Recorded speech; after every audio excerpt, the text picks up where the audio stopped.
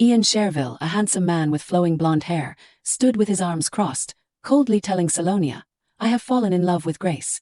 I hope you can call off the engagement as soon as possible." Salonia listened quietly, her round, sparkling eyes fixed on him without blinking.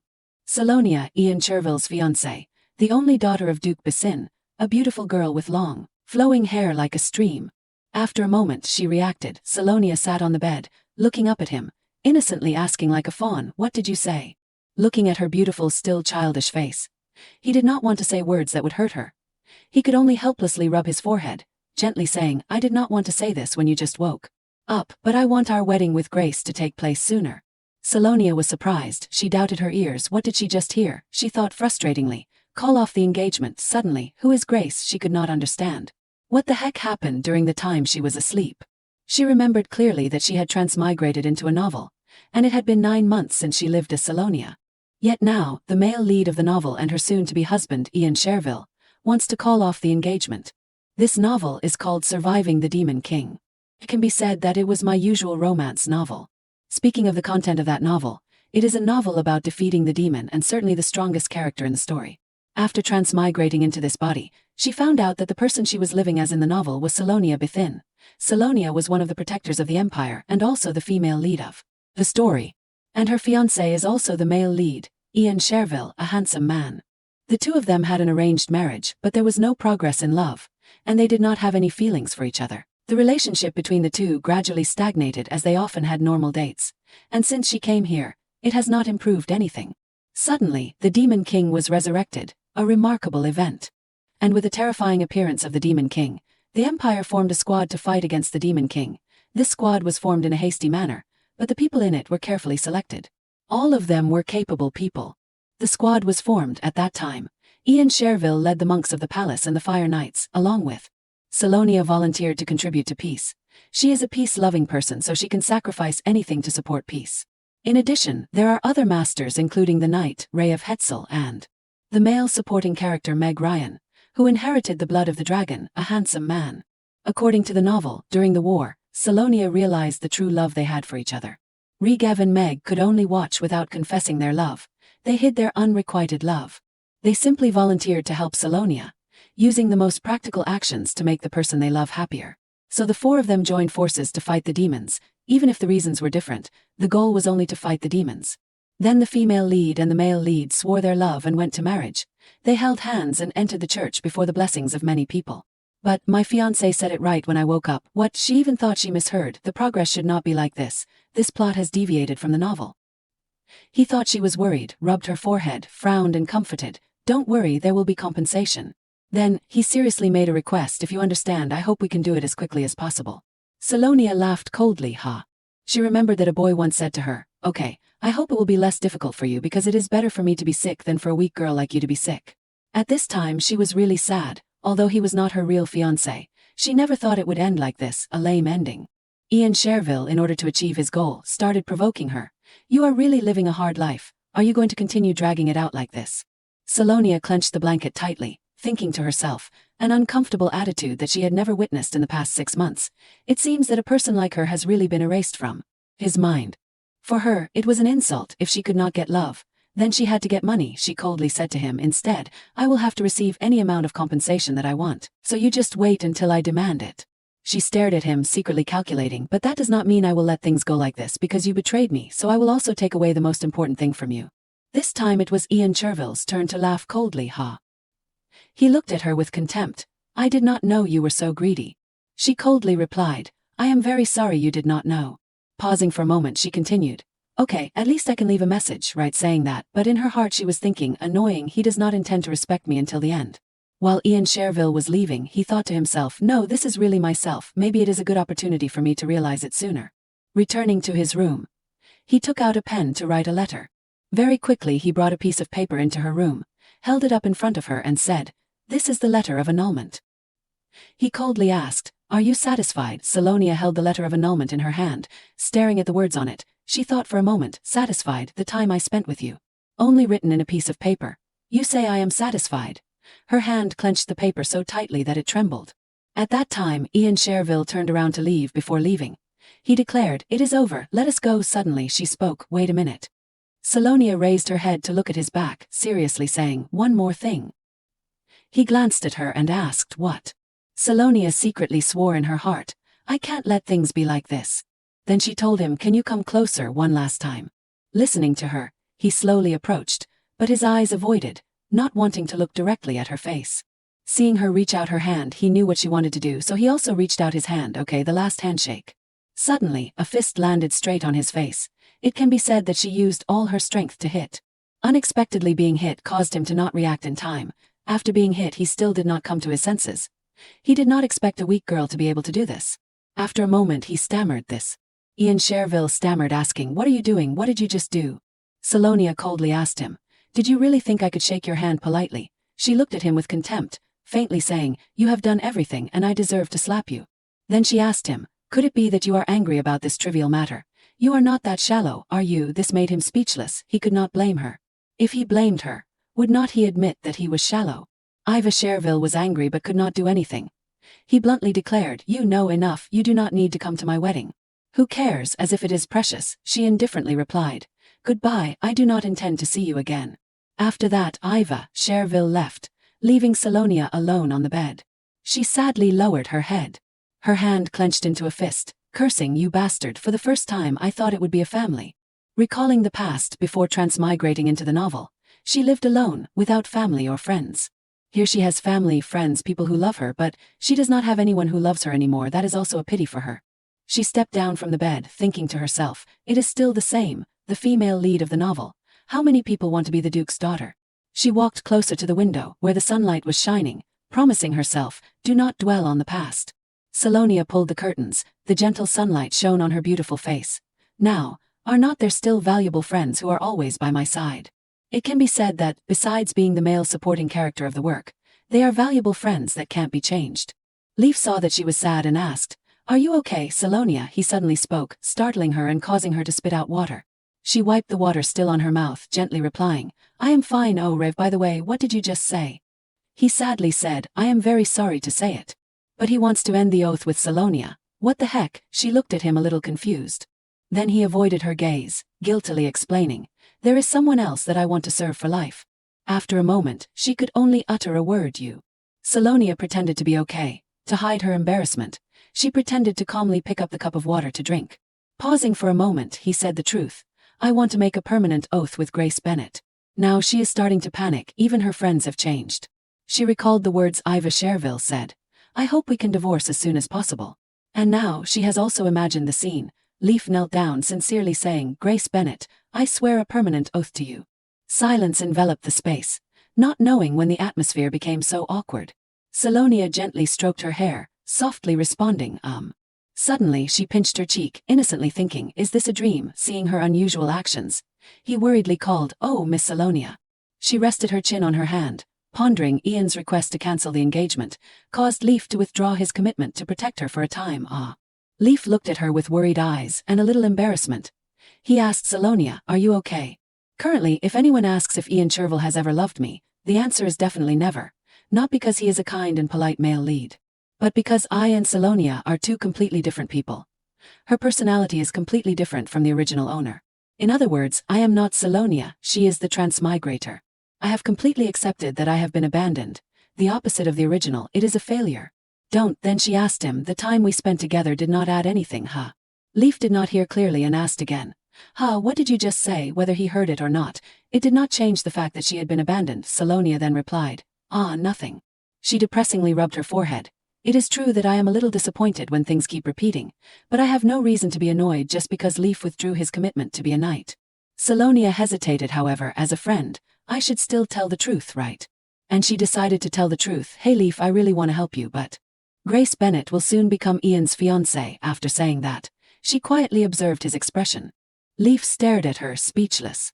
She speculated, it must be shocking. I have never received a reply even when he made a love vow to me. This is not even the first time being taken away by Ian. It must be disappointing after a long time. He spoke, I know. His eyes contained endless sadness. Hearing that, she wanted to vomit a mouthful of blood. Is there still this kind of dog licking? Thinking then, she asked him, "Oh really?" Leaf honestly replied, "Really." He stood up and said, "But I can't stop my love for Grace. If I just watch from behind then it will be okay." Hearing that, she was startled. Did I say too much? She awkwardly said to him, I just want this. These words are exactly what he once said to her. At least I still want to serve Miss Salonia. But now, the same person says, but the object has changed. I just want to serve Miss Grace. Her head was in a mess looking at him. There is no creativity at all. These are not the words he had said to me before. Salonia raised her arm. Moreover, unlike Ian, Leaf is a fickle person. She still wanted to say something more, but... And then, she decided not to say anymore. It was originally like that. I can't do anything but... Leaf avoided her gaze, continuing to apologize. I am sorry, Miss Salonia. She spoke. No, Leaf, you do not have to apologize at all. That is your feeling. Her eyes flashed, but thinking it over, this situation. Ian and Leaf, why do they both have feelings for Grace? Could it be just a coincidence? Asking Leaf probably won't get anything. Leaf, thinking, then she stood up. Then sincerely said to him, thank you for everything, the feelings you brought me, and the time we spent together. It was very meaningful. After that, she walked in front of Leaf, extended her hand to shake his hand, sincerely blessing him. I hope you will be happy. Leaf awkwardly looked at her, Miss Salonia. Getting these words from her. His face immediately lit up. A last handshake of two friends. Before leaving, he reminded her, then take care. Salonia smiled brightly, replying, thank you, you too. After that, she released Leaf's hand. The atmosphere fell into silence again. Leaf bowed to her and said goodbye. Then he turned around to leave. The sound of footsteps echoed in the space. She stood watching his back leave, thinking to herself, this situation, it seems that the connection between me and Leaf has completely ended. She sat down, lamenting, oh my God. Salonia wiped away her tears while wondering, what happened when I transmigrated here? It can be said that, from when I suddenly transmigrated until I defeated the Demon King and returned, I definitely stuck to the original plot. Why did this happen? That was after defeating the Demon King. I suddenly transmigrated into the novel. I wandered for 3 months without knowing what was happening. That time was terrible. Suddenly she stopped. Wait. If talking about the male leads, it seems that there is one more person. Only then did she remember. Suddenly a voice rang out, Selly. He loudly called, is Celia here? Ah, found you.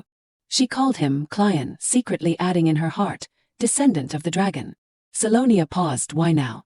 As soon as he came in, he stretched out his hand in front of her, and said, give it back, I want to give that to someone else rather than you. Salonia exclaimed in surprise.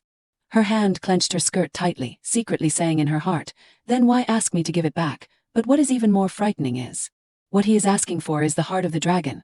He must know who its new owner is. That heart is extremely precious. She coldly asked, is it Grace Bennet? Hearing that, he was startled, terrified, exclaiming, what? How do you know? Do not tell me you went to investigate me. Salonia covered her face and screamed. After that, she covered her face and cried. The sounds of fut, cuck, cuck, cuck echoed in the quiet space. She cried very sadly, but Leaf just quietly stood and watched. But it is, with a character that is not mentioned in the novel, it is embarrassing. At that time I slipped on a cliff by the sea. She recalled, I will really die here in this way. So boring. Her face was full of despair. She was not willing. Clyan worriedly called, Sally. She felt her body gradually sinking.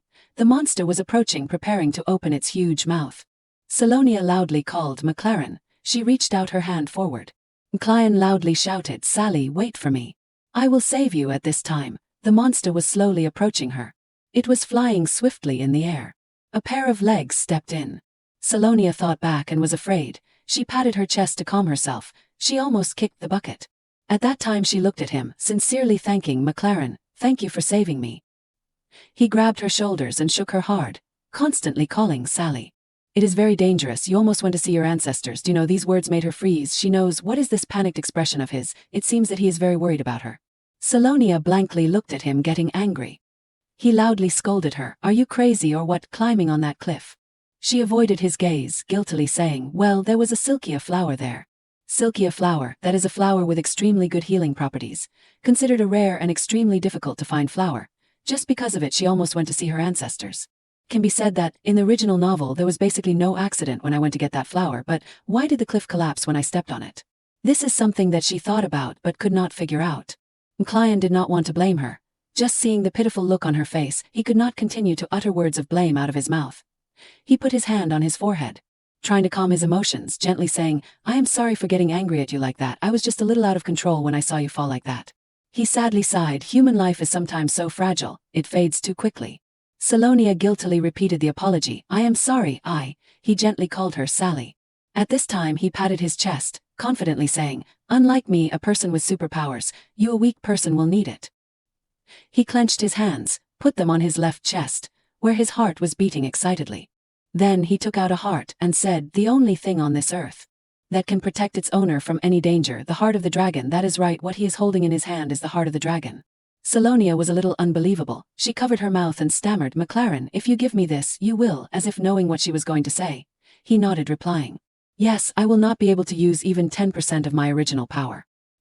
He looked at it indifferently, telling her, "Anyway, it is not very important. As long as you can live longer with me for a little longer, then this is not worth mentioning." Salonia was extremely touched, calling his name Mac. Back to reality. He is reaching out to ask for the heart of the dragon, impatiently urging her, "What are you fumbling for?" She put her hand on her forehead, sighed a breath. Now even McLaren has abandoned her. Suddenly he asked her, "But how do you know about Grace? Was you being sick for 3 months real or fake?" She looked at him with an uncomfortable gaze, coldly questioning, "Is that the way you usually talk to someone who just woke up?"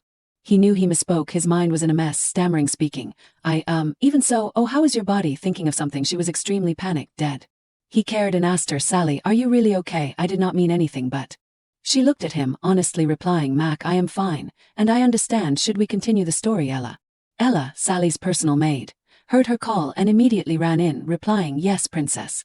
She instructed him, "I will go get it, sit still and wait." He looked at her, humming coldly. At this time he curiously asked her, "You do not intend to ask me why?" Salonia did not answer but asked him back, "But why do you need a reason here?" Her hand has clenched into a fist under the table, showing that she is suppressing her emotions. "No, actually I am very curious, but I am also afraid to see the truth revealed. When looking at his reflection, I am afraid that everything in the past is just a fragment that makes up the original story. Has been going on for half a year. Many times I am suspicious about the things I have really experienced. Is it real or is it just my imagination?" He asked her, "Is my heart still safe after so much time?" She replied, "Yeah, I can't lose it." She sincerely said, "It is too precious." He suspiciously asked her, "Precious?" At this time he found himself so ridiculous. His face darkened, coldly speaking, "Sally, so you are." Hearing the knock on the door, she spoke, "Come in." The maid brought in the dragon heart. Then she raised the box containing the dragon heart, the last dragon heart of the Empire, McLaren. She speculated, "The reason I could not wake up for 3 months, there must be a reason, but..." Suddenly she called him Mac. Hearing her voice he stiffened. His eyes blankly looked at her as if she was an alien creature. She brought the box in front of him, sincerely saying words of thanks. "Thank you for always protecting me. Thanks to Mac I have survived to this moment." After handing the box to McLaren, she softly said, "Take care, I won't see you off." He quietly looked at the box for a long time without speaking. When turning around to leave, she thought, "Okay." Haze. A long sigh came out from Salonia after McLaren left. Ella saw her collapse and was extremely sad. She sadly said, "You must be very upset, princess." Unexpectedly she spoke, "Do you know? One day you cook a dish with ingredients that you have to work very hard to get, even risking your life, and then someone eats it all." Saying this she asked her, You will be very angry, right?" Then she suddenly stood up, talking to herself, "Right, I am not just upset." She affirmed, "I am very angry. Is it that you have turned all my efforts into nothing after just one night?" Thinking then, she called her Ella. She stammered, "Yes." She ordered, "Ella, investigate from all sides to get me information about Grace Bennett." Her eyes were very determined. "I can't let this go. Is this really just a coincidence? There are too many suspicious things." When Ella was brushing her hair, she spoke, "Miss." Then caring and asking her, "How do you feel now?" Salonia turned around, asking her, What?" She seemed to have no energy at all. She replied, "Looking at myself in the mirror, even I almost could not recognize myself, with dark circles under my eyes, pale skin." Unable to deny what she said, she nodded, She recalled that on a rainy day and the steps became heavy, she, the one left behind, lost balance and fell on the muddy road. She tripped over a rock and fell on the ground, painfully cried, "Ouch." When she fell, all 3 of them. When she raised her face, all 3 of them reached out to help her. Leaf gently said, "Salonia, this road is slippery, take my hand." McLaren offered, "Sally, how about I carry you on my back?" And Iva Cherville looked like a gentleman, "Miss, this way." At that time she chose Iva. She naturally took the hand of her fiancé Ian. We held hands and walked all the way. When she happily held her fiancé's hand, looking back, she saw 2 lonely figures. She saw Lev and Kryan bitterly retracting their hands in the back, but she thought she could not reciprocate their feelings, so it is best not to give hope. Escaping from the past, she told Ella, "It is okay, I just dreamed about the old days. By the way, how is my father?" She bowed her head, a little embarrassed to say, "The Duke, of course." The imposing Duke held a handkerchief to wipe his tears, crying and saying, "My dear daughter, "Oh God, Salonia, why did you skip meals like that? Quickly prepare a lavish meal." The two of them were speechless with this tearful father. Father is really Duke Galloway Bethine, the father who loves his mother and daughter very much. Since entering this body, Salonia decided to join the Demon Subjugation Corps, but her father insisted on stopping her. That is right, what father wants his child to put themselves in danger? Especially this daughter-obsessed father. When his daughter returned, she lost consciousness and fell into a coma, which made him very sad. From what I heard from Ella, he invited many doctors and priests from all over the country to treat his daughter. He used every way to save his little daughter. Even if there was a glimmer of hope, he would try to the end. Even if trying every way, she still did not wake up. It seemed that she had fallen into a deep sleep. In the end, the Duke was very desperate when he saw his child forever unconscious. And finding himself in a completely strange world, where he was holding his healthy daughter in his arms. Salonia closed her eyes and thought, just because I skipped a meal I was scolded so loudly, just a moment ago. When she drowsily opened her eyes, Ella called her, "Miss, please wake up." Seeing her, she was surprised and exclaimed, "Huh." The Duke said that he had been fasting just because the young lady had skipped dinner. Hearing that, she immediately jumped up, panicking, saying, "What? I will go down immediately." Salonia let Ella brush her hair, while she sat sighing, as long as it is something related to his daughter, then he can do anything. Her eyes flashed, It is not surprising that father would react like that after hearing Ian's stupid actions. She knew her father too well. Fortunately, father calmed down after being stopped by everyone. He went crazy holding a knife wanting to slash him, making everyone scared to death. In one aspect, this marriage is the determination of Salonia's grandparents. On the other hand, it is also an arranged marriage arranged by the former Duke. With this combination, Bethine, a noble family with huge assets that even surpasses the royal treasury. So with this marriage, even the emperor has to be wary. That is not a good thing. In the end, it did not happen, and the emperor does not need to be wary anymore. Very quickly, Ella finished brushing. She said, "It is all done, miss." She looked at the beautiful face in the mirror, nodded and said, Thank you." She is very similar to her mother, who is always praised by society for her beauty, and her face is also praised for becoming more and more beautiful. Who would not be fascinated by this beautiful face? Salonia reached out to touch her cheek, thinking to herself, as expected, she looks like the female lead. After that, she picked up a bottle of medicine, thinking for a moment, thanks to my father giving me medicine every day, so even if I have been bedridden for months, I still look beautiful.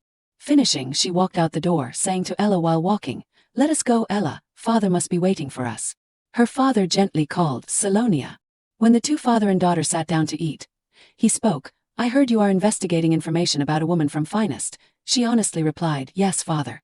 Then he seriously asked her, "Do you have any regrets about that guy, Galloway Bethine, Duke of Bethine? Then let me tell Duke Cherville." She firmly affirmed, "Absolutely not." As expected, they had contacted father. As one of the business points of the Bethine family, information is what brings power and wealth. It can be said that they are very fast. According to her understanding, this is an organization established during the first leader's reign, based on the beliefs of the Bethine family, and continuing to develop until now.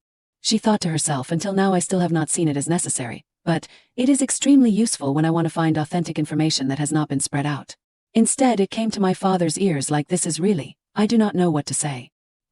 He put the plate down on the table, seriously talking to her, "Sally, if you are curious, but it is related to the family's reputation." She hurriedly denied, "No, father."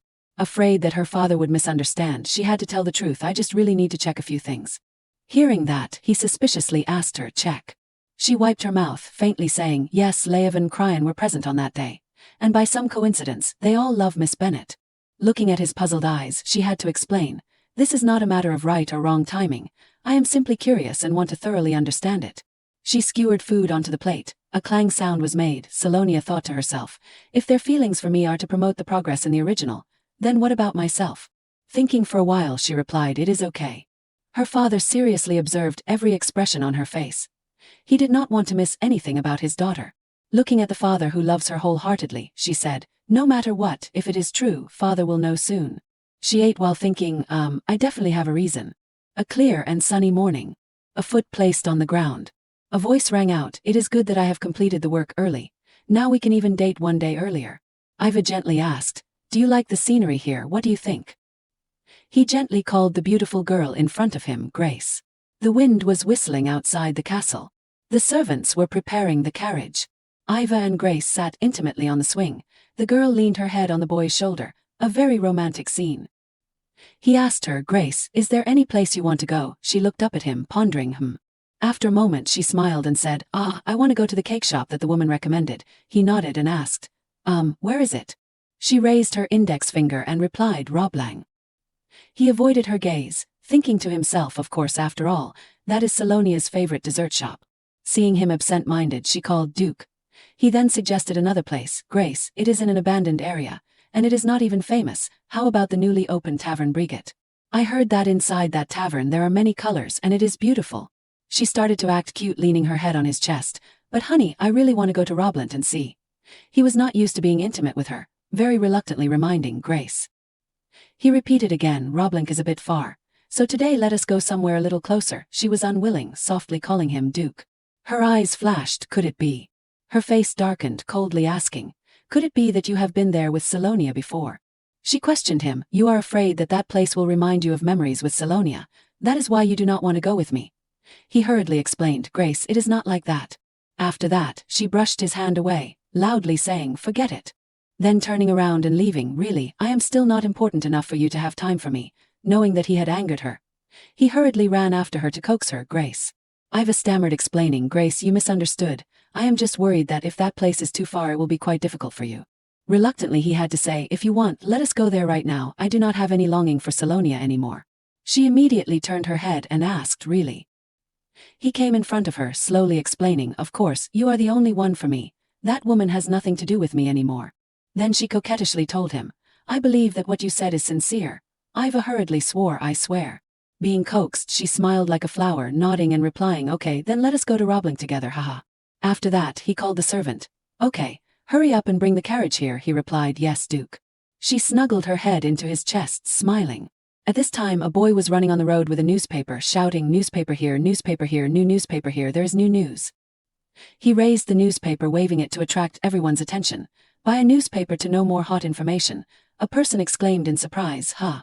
A couple bought a newspaper, the two of them told each other, look at this. Hot news with a bang, Princess Salonia Beth, who was originally in a beautiful love, is now a broken heart. Salonia read the newspaper, she sneered, how ridiculous. Then she threw the newspaper away, coldly saying, what is this nonsense newspaper writing crazily about? Lifting the teacup, she thought to herself, this is the first time I have lived like a princess. She happily thought, so happy. It is great, I really like it, this is the life of a princess, right, so happy. Recalling her past life, she was annoyed. She had to lie on a dirty floor, so miserable. At that time she had to bathe in a cold pond. Is this the normal temperature of water? It can freeze a person. Every day I had to eat dry bread, never getting to eat delicious food. She gritted her teeth thinking, if I have to live like this, I do not want to do it again. Her eyes lit up, it does not matter how miserable I have to be. This is the first time I have lived like a princess, why would I avoid it? She told herself, I will live smoothly from now on. Seeing her sometimes sad, sometimes happy, her complexion changing like a chameleon, Ella was a little worried. Miss, are you okay? Haha, what did she just say? But then there was some unexpected news. Ella clapped her hands. Oh miss, I have heard that you are going to have a congratulatory party, is that right? After defeating the Demon King, everyone is drinking alcohol and celebrating. A victory celebration ceremony was held for those who had contributed by the Emperor, and of course Ian, Meg Ryan and Leia all attended. They happily ate and drank to their fill. Only she can't participate, I can't participate because I have fallen into an unexplained sleep. She lifted the teacup, faintly saying, I guess I can't participate in the ceremony. It seems that you are worried about me. Ella nodded and replied, of course. What kind of person is our princess? Ella clenched the newspaper in her hand, coldly saying, you have read what is in the newspaper and still do not care. Those bastards have written as if they are real. In her heart she secretly calculated, should I use strong measures against them? Seeing her stand up, she spoke encouragingly. Don't listen to their nonsense, be strong, she faintly asked. Do you really think so? How lovely. A broadcast of the kingdom, evasion, and Ella has guessed the situation outside. A girl stealthily watching. About the people who contributed to defeating the Demon King. Among them, I am noticed because of my breakup event with Ian, so sad. She put her hand on her lips, starting to speculate. I think it will be exactly the same when talking about other people. After that, she asked Ella. Oh Ella, what happened to our request? She happily replied. I have sent the letter that you requested, but the recipient then. Hearing that, she remembered an event. That is right, it is almost time to receive alimony. Thinking of the letter, she guessed. He must have been very angry when he received the letter, because I asked for some very precious things from him. Unexpectedly, a servant came to announce, Miss, the leader is here. She surprised asked, what, so fast? She mumbled, not even a day has passed. This is thanks to Father's power. The information collected is really fast. That person gave her a stack of documents and said, Salonia, this is the information that you requested. Salonia read the documents. While she read, he summarized the information. This is the information that has been carefully investigated, including the personal information of the person that you requested, along with information about that person's relationships and family as well. She sincerely thanked him. Thank you, Jillian. Speaking of him, Jillian, who became a leader at the age of 24, a successful young man from a very young age. Since the information has been provided by such a capable person, it must be very trustworthy. Information about Grace Bennett is in this file. She stared at the document in front of her. Salonia opened the document, faintly saying, okay. When she opened it, she heard like thunder was striking. Then she raised her head and asked him, this information, is it true? Jillian spoke for sure. Salonia held a page of paper in her hand, wondering, a tiny piece of paper. She flipped the page back and forth, but that was all the information about Grace. Unreasonable. Salonia grumbled, looking at him. Is there some misunderstanding here? Is it because my price is not to your liking? What I need is everything about her, Jillian replied. It seems that there is nothing else. Salonia also helplessly put the paper down. It seems that he also does not know the full story. At least, this is the maximum amount of information I can have without relying on the church. Jillian spoke. The only thing worth paying attention to here is that she has had relationships with 3 men in the 3 months after the celebration, however. Salonia thought to herself, even so, every meeting was arranged by the men next to her. I also just saw that. The first meetings between Grace and those 3 people were right after the celebration. The one who did not contact or meet Grace happened to interrupt the conversation. On the last day, they mentioned not being separated from Grace. In the period after the celebration and a few weeks later, it seems that everyone has something to do with her. Jillian sighed, handing out a page of paper saying, here is a list of the people who attended the celebration. She picked up the paper to see and pondered. The emperor, the queen, the prince. People with high titles, including father. Could it be just because he changed his mind? The current me doing this is just to satisfy my curiosity with the life of another person. Now I am really not sure anymore. I do not know what I should do anymore. Ella was on the side watching her intently, miss. She pointed and laughed happily, saying, how about I redecorate the room, or you can go out for a while to relax? Salonia, like a lost soul, replied. Okay. Ella saw her like that, thinking to herself, it seems that she is no longer in the mood, poor thing. Salonia thought again, is it because I can't find anything to my liking? I still can't get out of it. I do not expect to find out the whole truth immediately. But it is so uncomfortable when I can't find even a little bit of a clue. Ella on the side gave a smile, trying to comfort. Then how about going out for a bit, like go to the center for a bit, for example? I heard that you like cakes. Why not go to Roblink and indulge yourself with some delicious food? Salonia stopped when she heard delicious food. Delicious food. Ella replied yes. She stomped her feet to wake up. That is right, it is not the time to think about nonsense like this. She turned back to look at Ella, saying, let us go, Elle, you will go prepare immediately, miss. A few hours later, she with an ignorant face thought to herself, I heard that today is a lucky day. When going to the shop, Salonia saw Leaf and was very surprised. Really, meeting again with a person who has always guaranteed not to cross the line with her in a few days is like a reversal of fate. She came closer to him and spoke, so I guess I have no choice but to face it. Why are you here? Leaf with a dignified stance replied, well, you see, miss. Salonia saw his complexion change, thinking to herself, why are you so surprised, as if you have met someone who should not have appeared at this time. Leaf looked at her and asked, did miss come to buy cakes? She also wondered, what about you? Leaf hesitated. He thought to himself, it is not that uncomfortable, but there seems to be something missing in me. Elle usually would not behave like that. Leaf stammered, saying, it is just, it is best not to go inside the store. It seems that there are a few bad people there. All the desserts on sale today have sold out. Salonia calmly said, is that so? I heard it is no different from a lie. He avoided her gaze. Salonia looked and observed him, thinking to herself, his habit when lying is not daring to look into my eyes. Even in this situation, you are still so firm. Leaf was trying to avoid Salonia's gaze. He thought to himself, I just want to protect Miss Grace. Salonia's face darkened, looking at him. Leaf spoke, saying, Miss Salonia. She interrupted him, saying, it seems she is here. Leaf startled. She looked at him, stammering, thinking to herself, guessed right, Grace is indeed inside. Ella on the side whispered, miss. I will wrap it up for you. Salonia turned to reply. Eat it all before leaving, she thought to herself. It seems that I am becoming an obstacle for Ella at this time. Salonia walked inside, ignoring Leaf. Be careful, Ella, Leaf spoke, Miss Salonia. Salonia still did not stop walking, creating the sound of footsteps.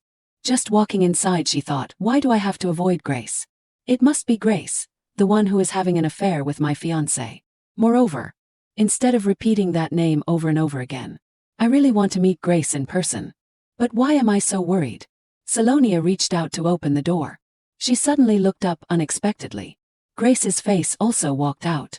Grace brightly said, "Oh, we meet again in a place like this. I really wanted to meet you. Nice to meet you, Salonia." Salonia stared at her, thinking to herself, "It is this woman, she is more shameless than I thought. The woman with the new main male lead, the new female lead." Salonia recalled the time before. Ian Cherville was swinging his sword. Then Salonia ran up. "Are you okay? Are you hurt anywhere?" He looked at her asking, "Are you okay? Are you all right?" Salonia smiled, replying, "I am still okay, you protected me." Ian Cherville put his hand on her shoulder, saying, "I am slightly injured." He gently touched her hair. Ian Cherville gently said, "If we return safely together, let us go to Roblink together. Order as many dishes as you like." She looked up at him with gentle eyes. "Things like that happened. And until now we still remember. That is it." Back to the present, Grace smiled, saying, "I guess Miss Salonia also came to buy things." Leaf, standing behind observing anxiously, thought to himself, "Why does she show as if she knows me? Or does she want to emphasize that she is going with her old fiancé? She is more inconsiderate than I thought." Salonia tilted her head and asked, "Who are you? It seems that Miss here does not know me. Would not it be more polite if you introduced yourself first?" She stood blankly. Grace, surprised, then said, "It is not too late to introduce myself now, right?" She lightly held her clothes up. "I am Grace Benet, daughter of Baron Bennett. I am sorry if I made you uncomfortable. Because Salonia is the heroine who defeated the Demon King, so I mistakenly thought that we all knew each other without having to introduce ourselves." Salonia heard the word heroine, thinking to herself, "Heroine? Probably from the original work. For heroes will trust and protect each other forever. Anyway, I am alone." Salonia then looked up, saying, "I did not become a heroine to pretend that everyone knows me." Grace heard that and paused, becoming silent. A hand reached out to shield Salonia. Leaf stepped forward and said, "In my opinion, you are saying too much. Even if Grace was a bit rude, you should not say such things." Salonia saw Leaf come over and thought to herself, "He knows how to show his attitude." Her eyes filled with sadness. "It is great that your attitude can change so quickly." At this time, the sound of other footsteps gradually approached Grace. Salonia looked up a little surprised. Ian Cherville looked at Grace and asked, "What is wrong? Why are you still here?" She startled, "Ah, Duke." He coldly looked up. Salonia thought to herself, "As I guessed, they both came here." Ian Cherville looked at her and said, "Salonia." Salonia was angry. "You actually brought her to Roblink. How could you?" Grace tremblingly hugged Ian Cherville. "Duke."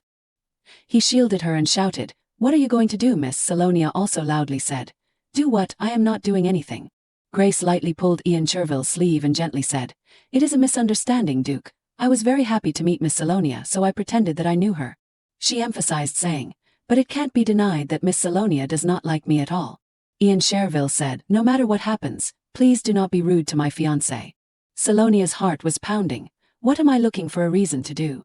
Our relationship has ended a long time ago. Like a fool, always reminiscing and unable to forget. What is different from the original, or has something affected us? I am the only one who is firm with that thought." Ian Cherville loudly said, "I hope that we do not meet, for the good of both parties." "I understand." Salonia stepped forward and said, "You are the ones who need to behave politely." Ian Cherville startled, "What?" "I am not doing anything," she continued. "How dare you go around here so shamelessly? Even if you are thick-skinned, it can't be to this extent." Ian Cherville shouted, "Miss, now." Salonia was silent. "I thought you had self-esteem, but there are so many people looking at us. Why do not you at least pretend to be kind? I am wondering if you let everyone know you are having an affair, then oh wow, that would be great." Ian Cherville heard that and stopped being embarrassed, turning his face away. Grace pulled his hand. "Let us go, Duke."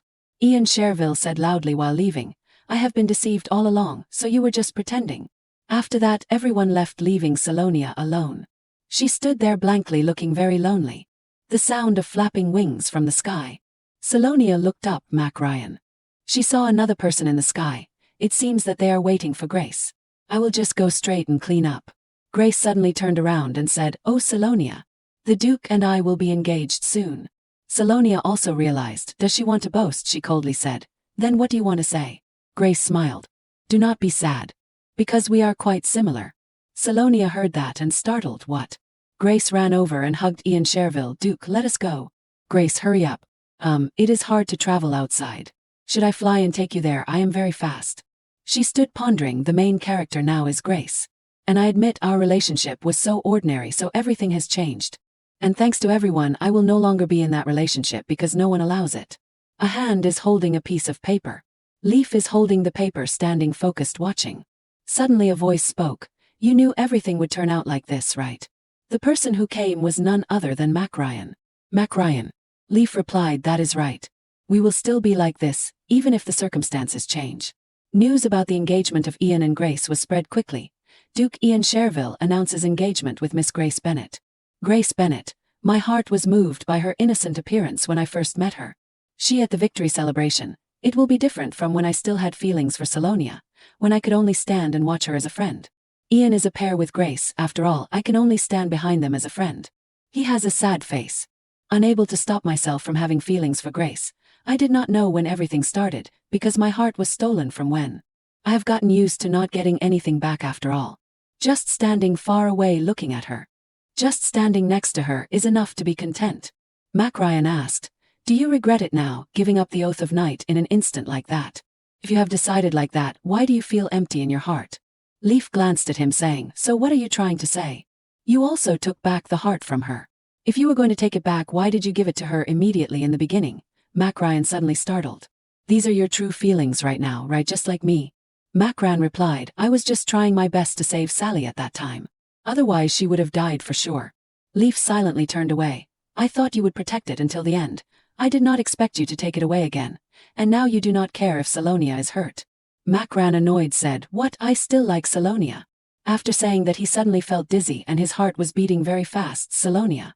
What is this feeling? It is like. At this time Grace went over, shouting, Mac Ryan. Come here and eat together. The two stood still looking at each other. Leaf looked at her and also hesitated. Mac Ryan also turned around. Grace, I am coming. Leaf thought to himself, just a moment ago. Mac Ryan had. Leaf frowned, rubbing his forehead. He hesitated. What was he hesitating about? Grace's voice continued to ring out, hurry up, Rev. Leaf saw Grace's sparkling eyes. He also put down the newspaper and walked over to her. Grace's sweet words, along with the radiant smile. Yes, the woman I love is Grace Bennet. A table of sweets is arranged very attractively. The scene switches to Salonia. The original story has completely ended from here. Whether it is a good ending or a tragic ending. In the novel, a month after defeating the demon, it ended right after the wedding of Ian and Salonia. It ended right after the wedding of Ian and Salonia. Salonia crumpled the piece of paper. The plot of the story has exceeded the ending point of the original story, meaning that there is no editing to continue the story. In other words, Ella saw her absent-minded and said, Miss, would you like to eat more cake? Salonia rested her chin on her hand, annoyedly replying, of course, bring it to me. The people there saw her and discussed, oh my God, Miss Beth is over there. How can the Baron treat Miss Beth like that? How did she win the inheritance from that family? Salonia rested her chin on her hand annoyedly. Here we go again. Ella heard that and angrily slammed the table, shouting, talking bad behind Mrs. back. Salonia panicked and quickly said, hey Ella, calm down. She scratched her face, thinking to herself, I am still okay. Just like Grace predicted, the announcement of the engagement ceremony has been corrected. And this is also normal when people pay attention to me. But I have thought carefully. I do not want to waste this life with meaningless emotions, Salonia happily said. I am busy eating delicious food. Ella spoke, by the way, Miss, when do you plan to return to the treatment center? Salonia slumped on the table dejectedly. I tried to forget it. Why are you bringing it up? In the original story, Salonia is one of the leading healers of the Empire and works at the treatment center. However, during the deployment of the campaign to defeat the Demon King, she contracted an unknown disease. Then Salonia said, there are still 6 months left of my vacation. I will definitely do everything and then go back to work. Ella also smiled happily. Great, Miss, during this time please enjoy yourself, Salonia continued. Definitely, I will do everything I like. And do not worry about anything. Somewhere there is a mysterious man walking away. Suddenly he stopped. His face gradually revealed. A cold face with sharp eyes is glancing at someone. On the side, a group of servants are also competing to discuss. These days Miss Salonia is like a different person. You also think so, right? It feels like being reborn. Miss rarely gets angry or loses her temper. A blonde servant girl tremblingly said. Not long ago, Miss smiled and greeted me. The person next to the girl also wondered, but why did she suddenly change? I think it started after the demon defeating team was formed. The blonde servant girl again said. Or is that really the case? Participating in the demon extermination war means putting your life on the dangerous table. And after the war ended, she was in a coma for 3 months. Salonia at this time was also standing behind the wall listening to them talking. They said that if someone is in a coma for a while, when they wake up, they will become a completely different person. Maybe it is because it has been too long, so she is bored, the person next to her continued. Maybe that is it. Salonia heard what they said and thought, this is a conversation that I should pay attention to. The scene switches to another place. Roanna folded her hands smiling saying, Miss Salonia, thank you for letting us sit here. You are becoming more and more beautiful. Salonia looked at them thinking to herself, everyone looks so awkward. Everyone present had a gloomy face. When I was talking to Ella and found out, there were no empty tables, so I told them to sit here. Exactly the same story that I overheard a few days ago. It seems that Salonia also had the same personality before I transmigrated here. So I have to build a good image. She picked up the teacup and said, it is nothing. Salonia looked at everyone with bright eyes. I am the one who should thank the young ladies for being with me. You know, I have been separated from society for a long time, and no girls are willing to be friends with me. Everyone looked at each other understanding. The impromptu meeting has made us chat for quite a long time just to know what kind of rights they have. That story has begun. Abel hesitated saying, I do not know if I should say this. Marquise Pentagon, Miss Abel. Pelaine replied, what is wrong? I can family Miss Pelaine. Roanna also spoke saying, it is okay. Just say it, Serde family Miss Roanna. She heard that and said, it may be a bit rude, but actually today I heard about the engagement of Duke Cherville and Miss Bennet. Seeing that you seem sad, so I am also worried. Salonia sipped the teacup replying, I am fine, it is okay. Hearing that, Abel blamed, it is good that you are okay. But how can such a person exist? How dare she seduce a man who has a fiancé? The Bennet Baron family really has no self-esteem. It is really embarrassing for the nobility. Salonia with a relaxed appearance sat enjoying her teacup. One side is having an affair. The other side is also a type of promiscuous woman. They are the same kind. Pelaine heard that and spoke, I agree, the Duke is too much. Does he really only know how to have an affair? Roanna also angrily turned, that is right. Was not that princess also a fiancé? But right around that time she fainted. Hearing everyone discuss, Salonia thought to herself, I am not too sad. If you think I will shut my mouth even when criticized, then you are wrong. If this is the case, then I should have left faster. Suddenly someone shouted, welcome. Abel looked up, what was that sound? That is right, I wonder who came. A footstep of a man walked in. Pelatin surprised, wait, that person is. Everyone present had a confused face. Salonia saw that and worried, what is this atmosphere? Who is that person? A man all in black walked in. Abel looked at him saying, why is that person now? Salonia confused asked, who is he? She replied, the monster of the night. His cold eyes looked towards her. Seeing that, she thought to herself, what is wrong? He looks familiar. I must have met him somewhere, how strange. This is a romance novel because it talks about a world. If that character is special, then his appearance must also be very special. And the main characters all have very beautiful appearances. But I can't believe that the person I have never met is as beautiful as a sculpture. And he is also the monster of the night. There is never a chance that a supporting character would have a nickname like that. That nickname goes along with his appearance. Looking at him, he does not seem like a gentle person, but will he have a different personality? Leonhard Kiel-Renus walked to a chef, making him worried. He received a strange black bag from the chef's hand. Salonia saw that and questioned, that looks really suspicious.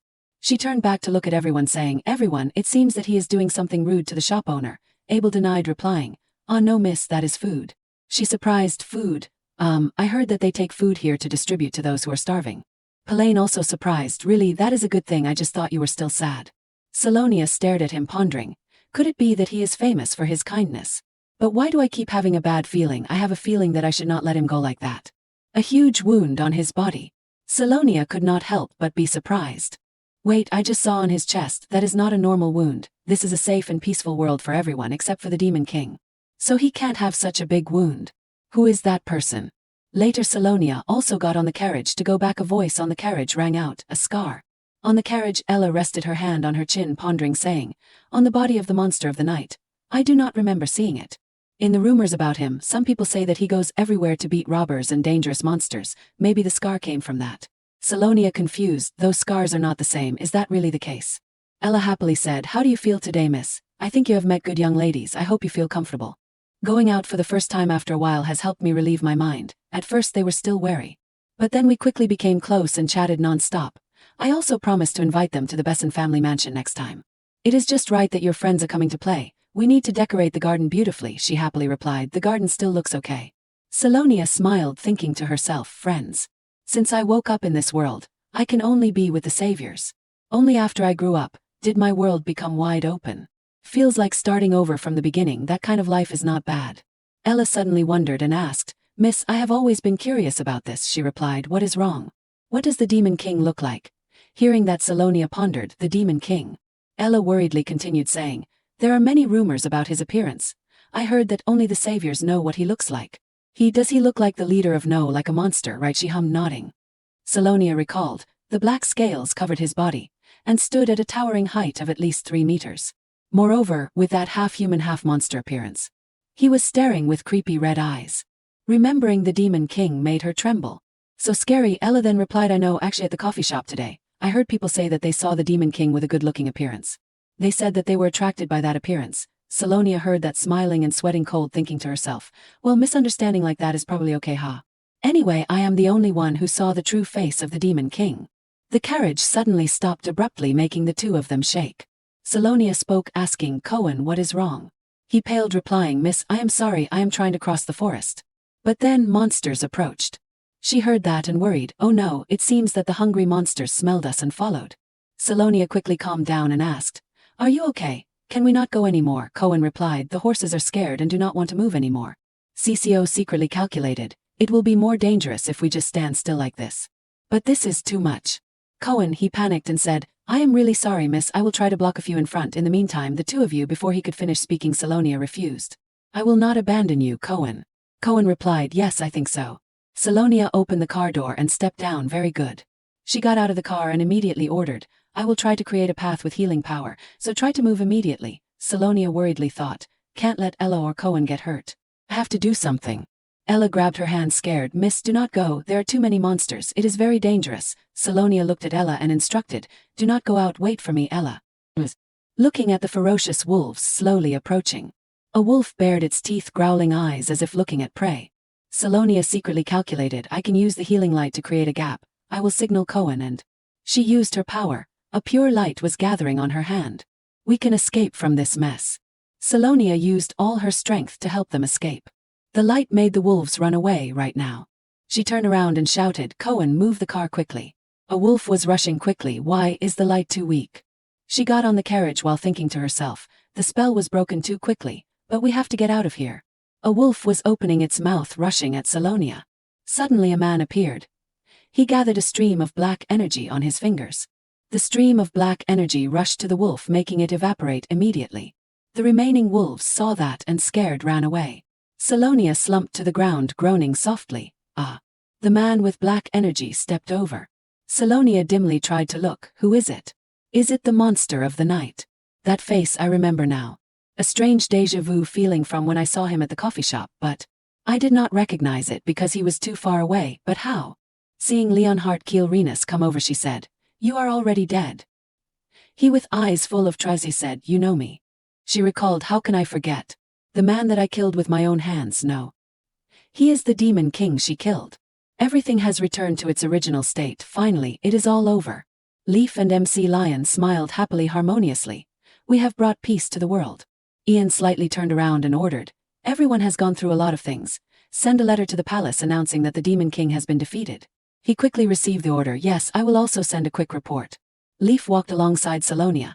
He politely said words of thanks. Thank you, thanks to the healing magic of Miss Salonia I feel better. I will go check around for a while. She gave a friendly smile, saying goodbye to him. Yes, please be careful, Sir Rave. Salonia walked in caution. She raised her hand to her head, looking extremely tired. The battle just now was really too fierce. Salonia leaned against a wall, resting. Her face bowed down, enduring. I have used all my remaining strength, so now I do not have enough strength to stand anymore. I do not know if I can hold on until I get back. She intended to touch her sword, but it was no longer on her. This made Salonia stunned for a moment. She searched everywhere in her cloak and clothes. Where is my sword? Salonia looked up at the dark, deep castle. I probably did not leave it in the castle, right? That castle was desolate, without a shadow of anyone. Quite scary. In the end, I still have to go inside. Salonia walked with light steps without making a sound. It is cold. I have to find the sword and leave quickly. Although I can throw it away, but that sword holds precious memories of this trip. She kept walking in the long hallway without seeing a way out. Salonia felt the air here was cold, gently put the cloak on her. I am probably dead, right? Finally she found the sword in the distance. Ah, here it is. She quickly picked up the sword, thinking to herself, now let us get out quickly. But Salonia felt something strange. She kept turning back and forth, observing in all directions. I can feel someone's presence. Salonia suddenly opened her eyes wide, a little frozen. Sinking into a 1,000-year sleep and never waking up, she vaguely guessed, though what, is not this the place where the Demon King was defeated? He wiggled his eyes. It seems that he is about to wake up, Salonia thought. No, is this really the true form of the Demon King? Indeed, Tan really woke up. She panicked, startled, slightly retreated behind. He is still alive. Tan's eyes were blood red, vaguely focused on the air. She panicked, thinking of many different situations. Or he has revived in this form. No, I can't let the Demon King revive. Salonia's hand holding the sword trembled. She wanted to do something. I have to. Salonia closed her eyes, scared to do what she did not want. I have to stab him. I have to kill him. She woke up on the comfortable bed, escaping from the terrible nightmare yesterday.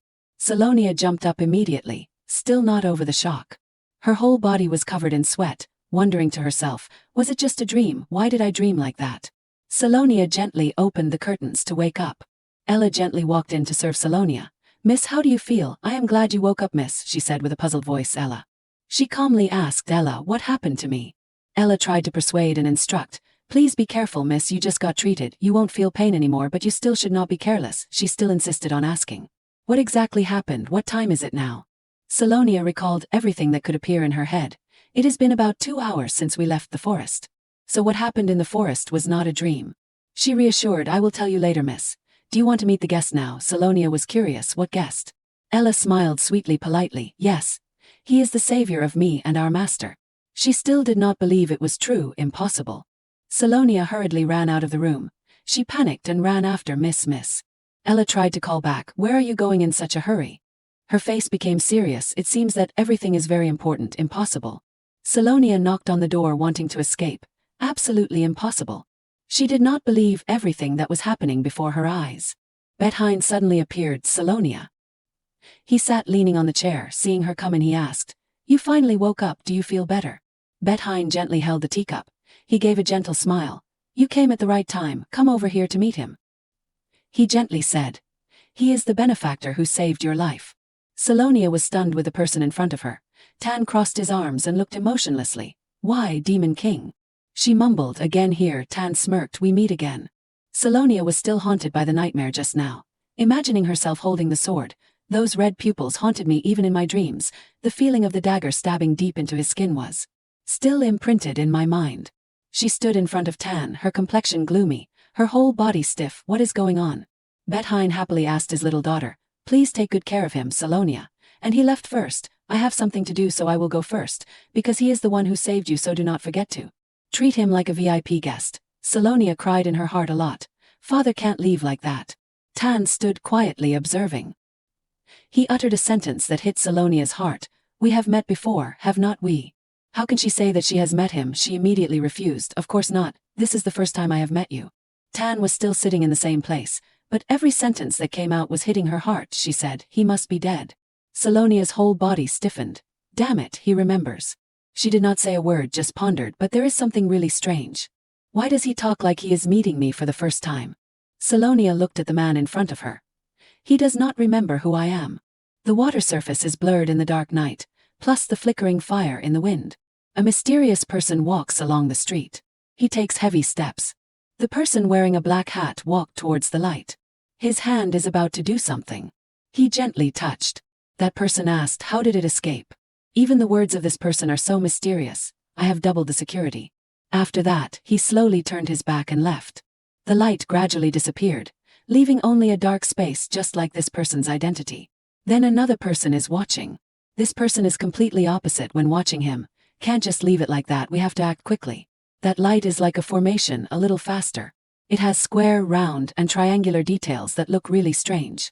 This person clicked his tongue. At this speed it will take a long time. The one standing ordered, we need to do it quickly. The subordinate knelt down. I am waiting for your order. This person closed his eyes with no expression on his face. Back to the conversation. Tan crossed his arms and stared. She knows. While Salonia was still pondering without saying a word. He really does not recognize me. Should I feel at ease? She has to protect her family. I can't let my father and the servants be in danger. Salonia kept the old answer. You mistook me for someone else. She has to think of a way. I will plan the next step later. Tan with an indifferent face, but his words refused to let go. So you decided to deny it to the end.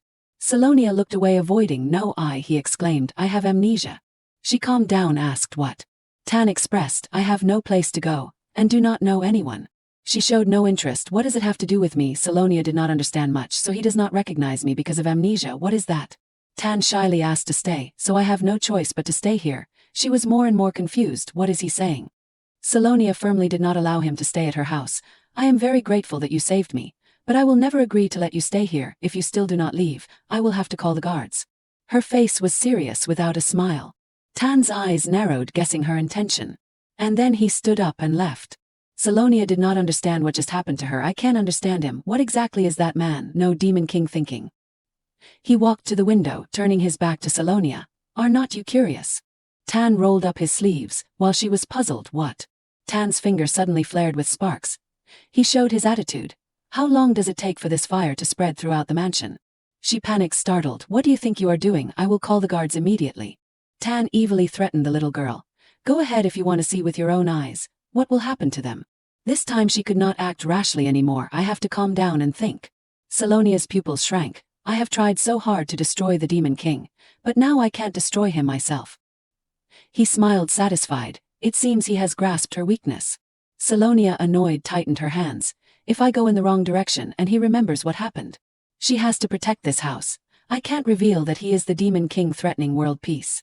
Salonia had to admit one thing, and I am the one who stabbed him. She this time was no longer shaking, resolutely replied, I repeat, I do not know who you are, so I can't give you the answer you want. Tan narrowed his eyes with deep meaning. I have no choice but to continue pretending not to know him. He finally let go of Salonia. Okay, I will wait, I have a lot of time. Tan crossed his legs to one side. And I guess you have not heard this. Your father has allowed me to stay at this mansion. Salonia cried in her heart a lot. Father, what do you think? Tan with a face as if wanting to tease. I dare not refuse that kind request. While she was devastated, actually you can. Tan returned with a cold face. It seems that you do not like me here. It is simple. If you want me to leave, tell me what you know about me. Then I will leave here immediately. Salonia turned her back. I do not know anything. He waved his leg, accepting. Okay. Tan leaned back. Just tell me if you change your mind. Salonia looked at him, getting more and more uncomfortable. Who knows, the Demon King is so childish. I can't adapt to this. He even does not move at all. She felt she was really unlucky. Why do things like this keep happening to me? Salonia clenched her hand, suppressed her anger in her heart. It seems that he does not intend to do anything. Take it slowly and then plan. If I can persuade him, then I will send him away without any obstacles. He changed the subject. By the way, is there no breakfast here? Tan coquettishly demanded food like a child. When will they come? If it keeps like this, then I will have to eat them instead of dinner. She felt he was so annoying. I will probably endure this, right? Salonia met her with expectant eyes. Miss, did you have a smooth conversation with the monster? She was immersed in romantic dreams, while Salonia walked like a ghost. You do not know how amazing he was when he saved us. She thought to herself, since when did he become Sir Monster? The servants started to discuss around last night after I talked to the Demon King. Ella told me what happened in the wood storage. A cold face appeared in Salonia's head. He quickly defeated the remaining monsters in an instant. Following Ella's eager story, Sir Monster sent the monsters to heaven in one go. I wish Miss could see that scene, she sighed. They flew away and I am not better. Ella is really a loyal servant. I do not know what we would do without him, but most importantly I am glad you are still safe. Salonia turned her head to inquire further. A person who is known as the monster of the night like him has no false rumors. She looked up at the sky, recalling, I am not sure, so I asked around, but everyone praised him. They said that the people in the slums worshipped him like a god. Salonia pondered. They believe in the unreasonable. She felt afraid of this man. Although Tan saved Salonia, that man is the Demon King who sowed fear for mankind. He can never become a hero. She still has many things that have not been answered. However, there are still a few unknowns. When he revived, a crack appeared in the forest. Monsters poured out from there and caused great damage. Salonia immersed herself in her own mind. In that case, when a new crack does not appear, can we really see that person as the Demon King? Outside suddenly there was a call. Miss, the Duke is back. The magnificent castle is covered by the mysterious night. Bettheim came to ask her at night. Sally, did you have a smooth conversation with our guest? Salonia stammered, not knowing what to say. Well, she said that, I heard that you have allowed him to stay at the mansion. He looked at the sky. That is right. He held the teacup, believing in Tan. He has protected my precious daughter, so I need to repay his kindness. Betthein smiled harmoniously and kindly with Salonia. He was moved by Tan's situation. Moreover, I also heard that this young man is called the hero of the slums. It is difficult to meet such a young person these days.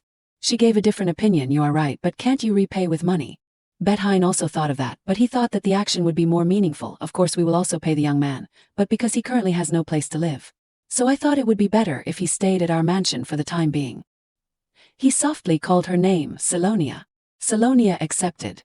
Betthein seriously reminded her of a few things. Never forget the duties of a noble. If you have too much, it will be very important to know how to share.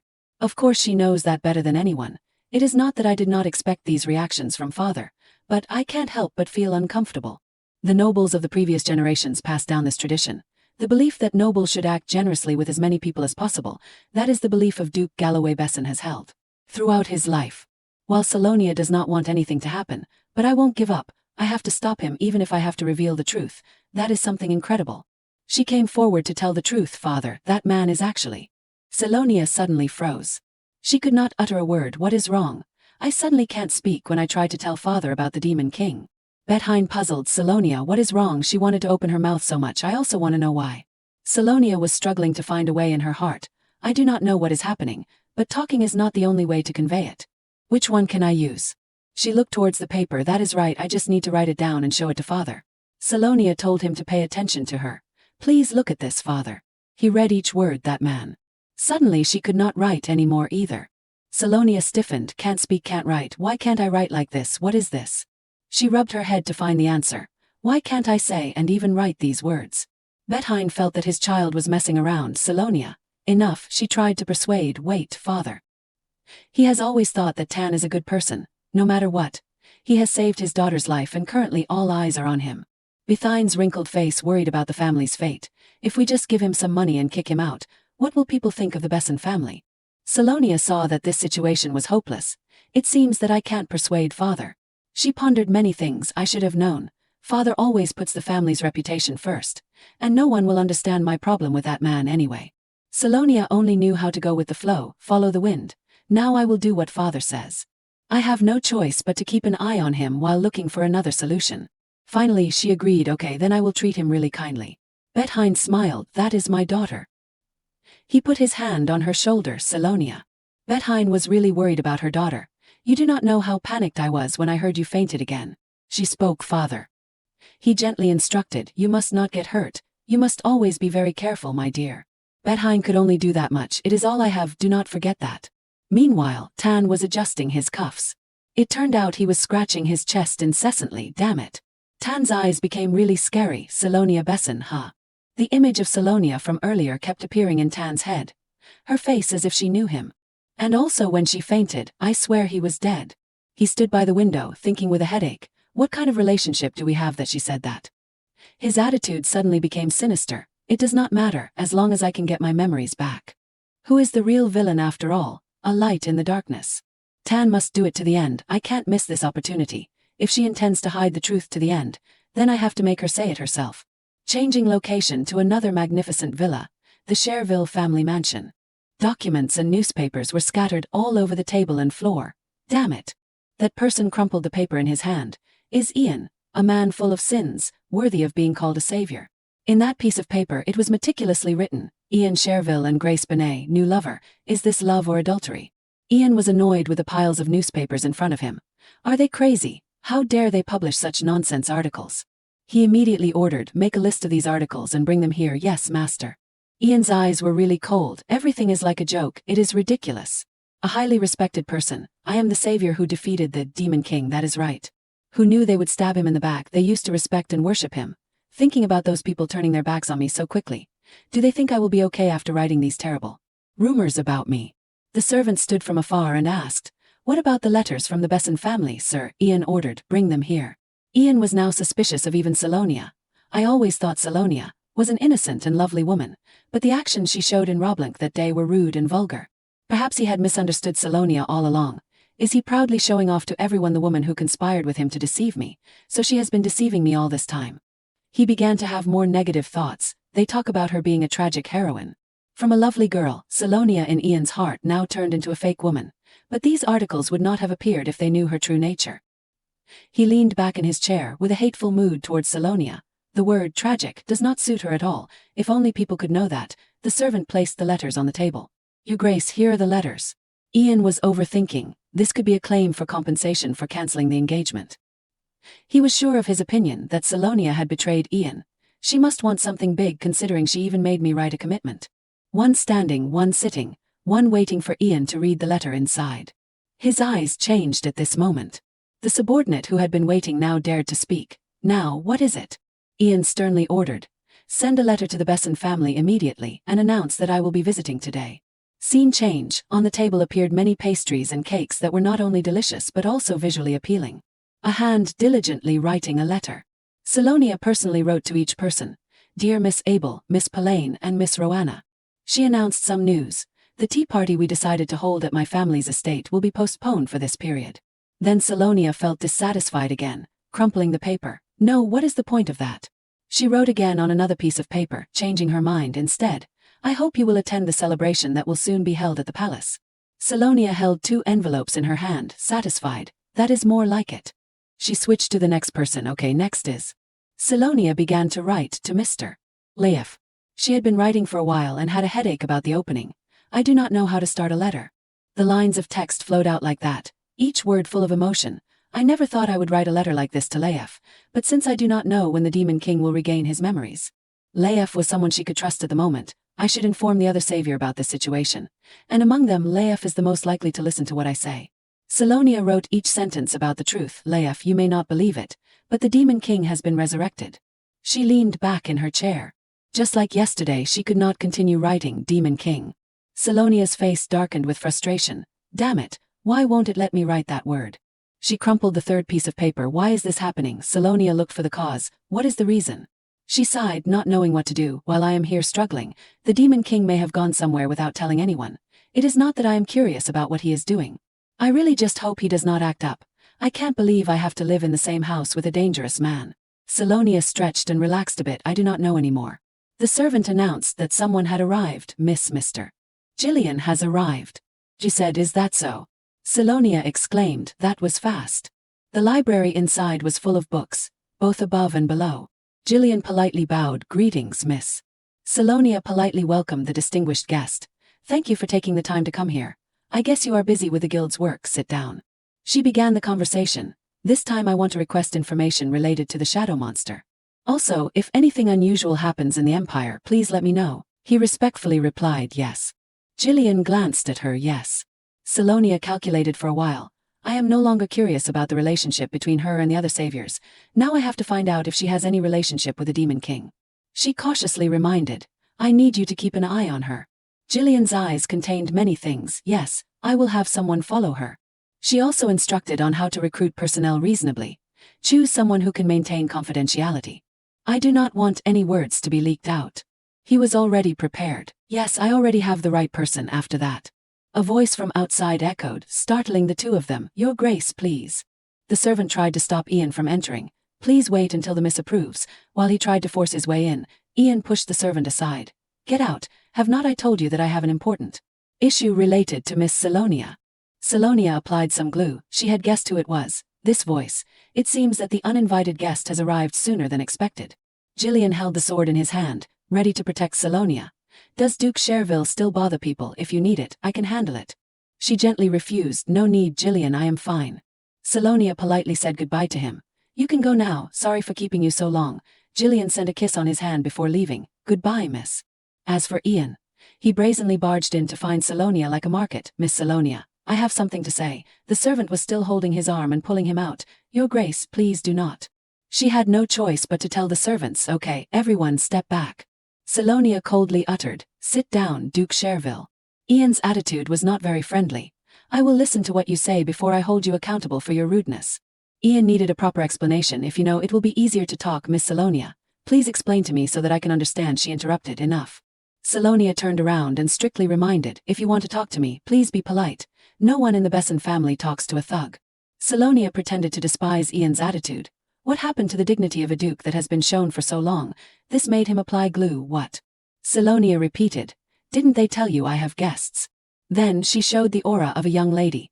My ears are about to explode from the Duke Cherville's screams. Is this all the elegance you have to show? Ian was not to be outdone, retorting, what about you? Have you forgotten who I am? Is this how the Besson family treats the Cherville family from now on? Salonia sternly said, why do you have to bring family matters into our personal issues? This is a matter between me and you, Ian.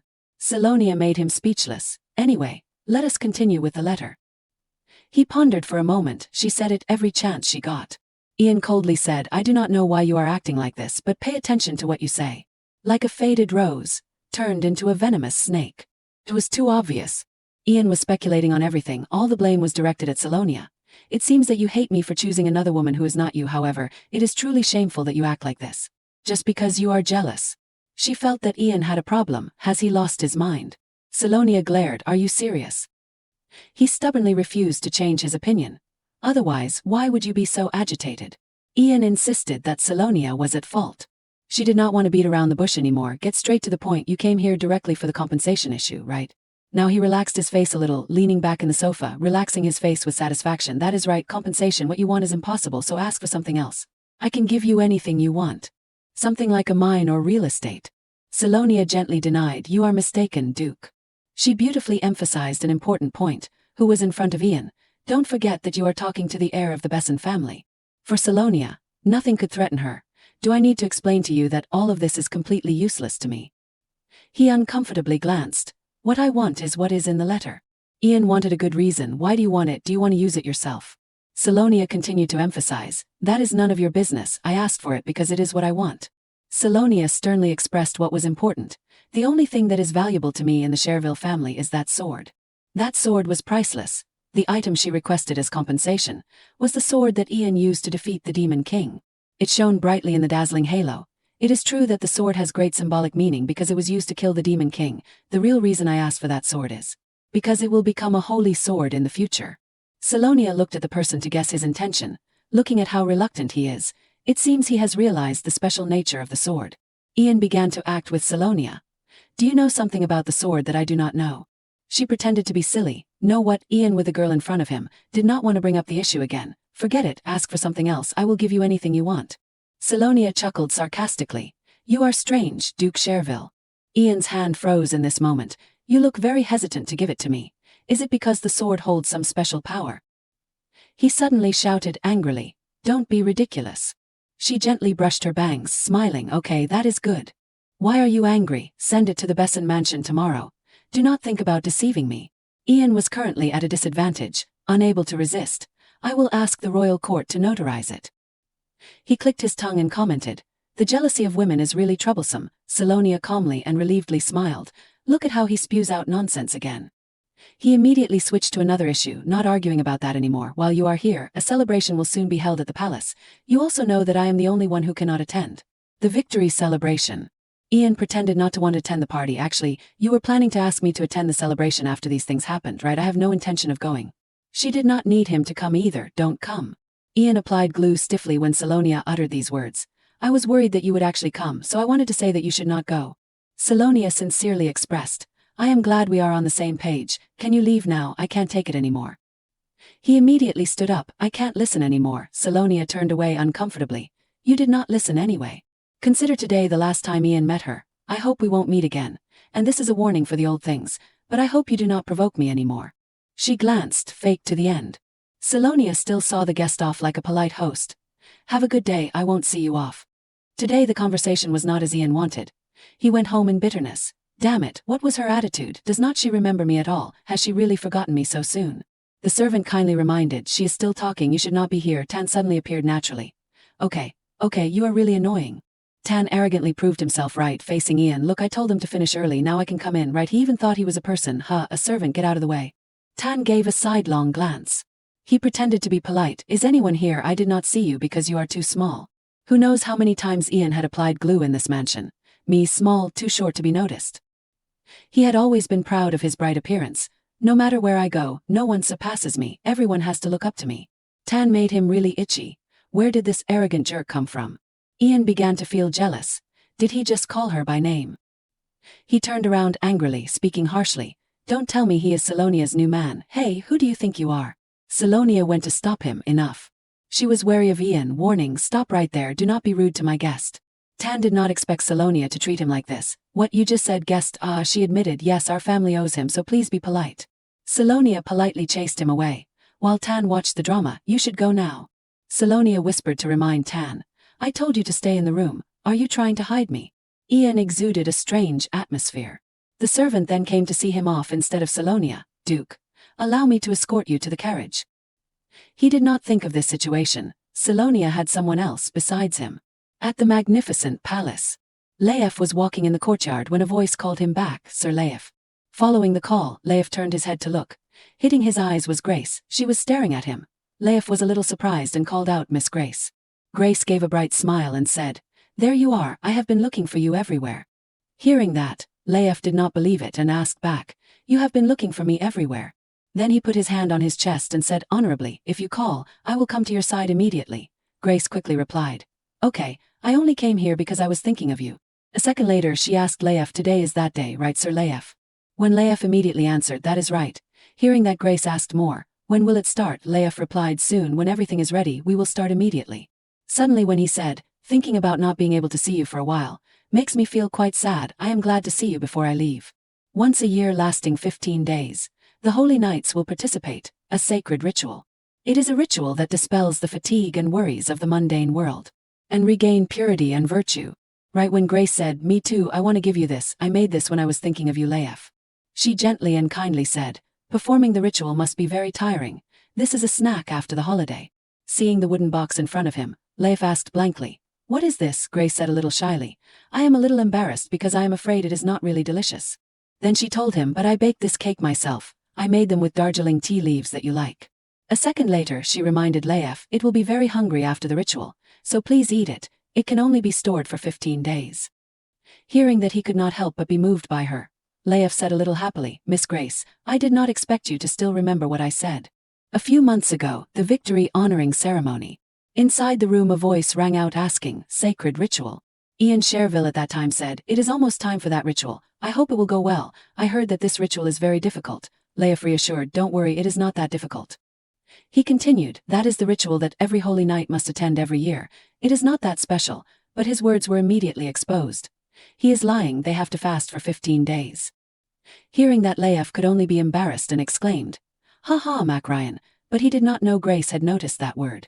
Back to this moment, Leif said to her, I am honored. I remember mentioning it to you at the victory honoring ceremony.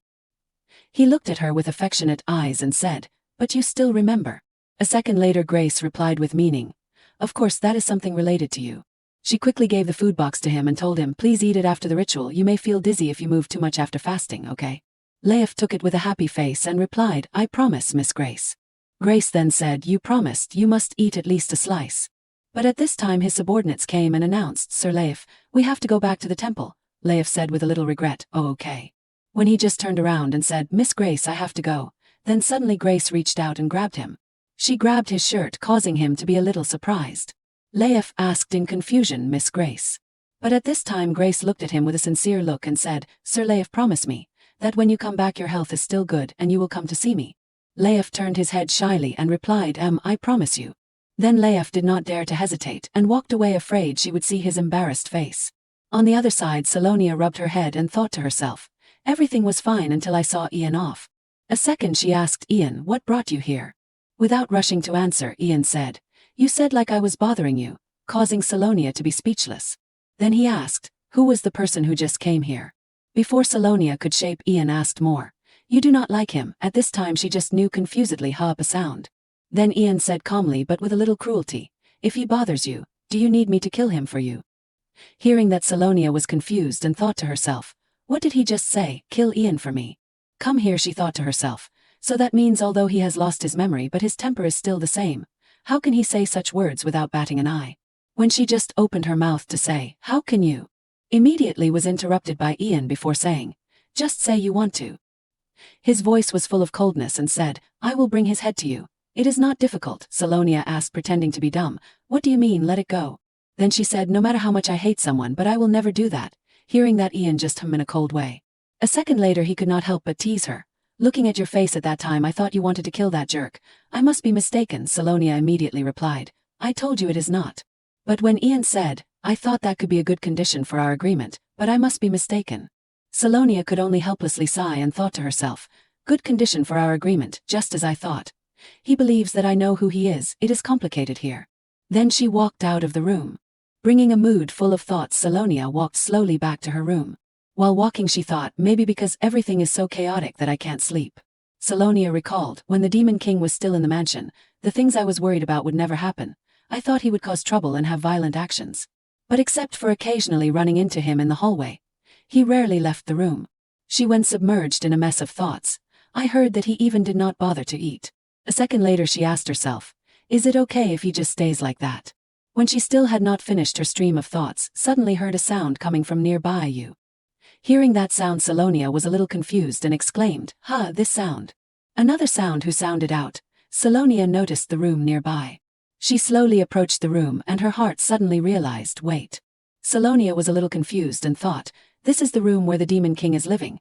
What the heck is he doing? She thought while secretly opening the door a crack.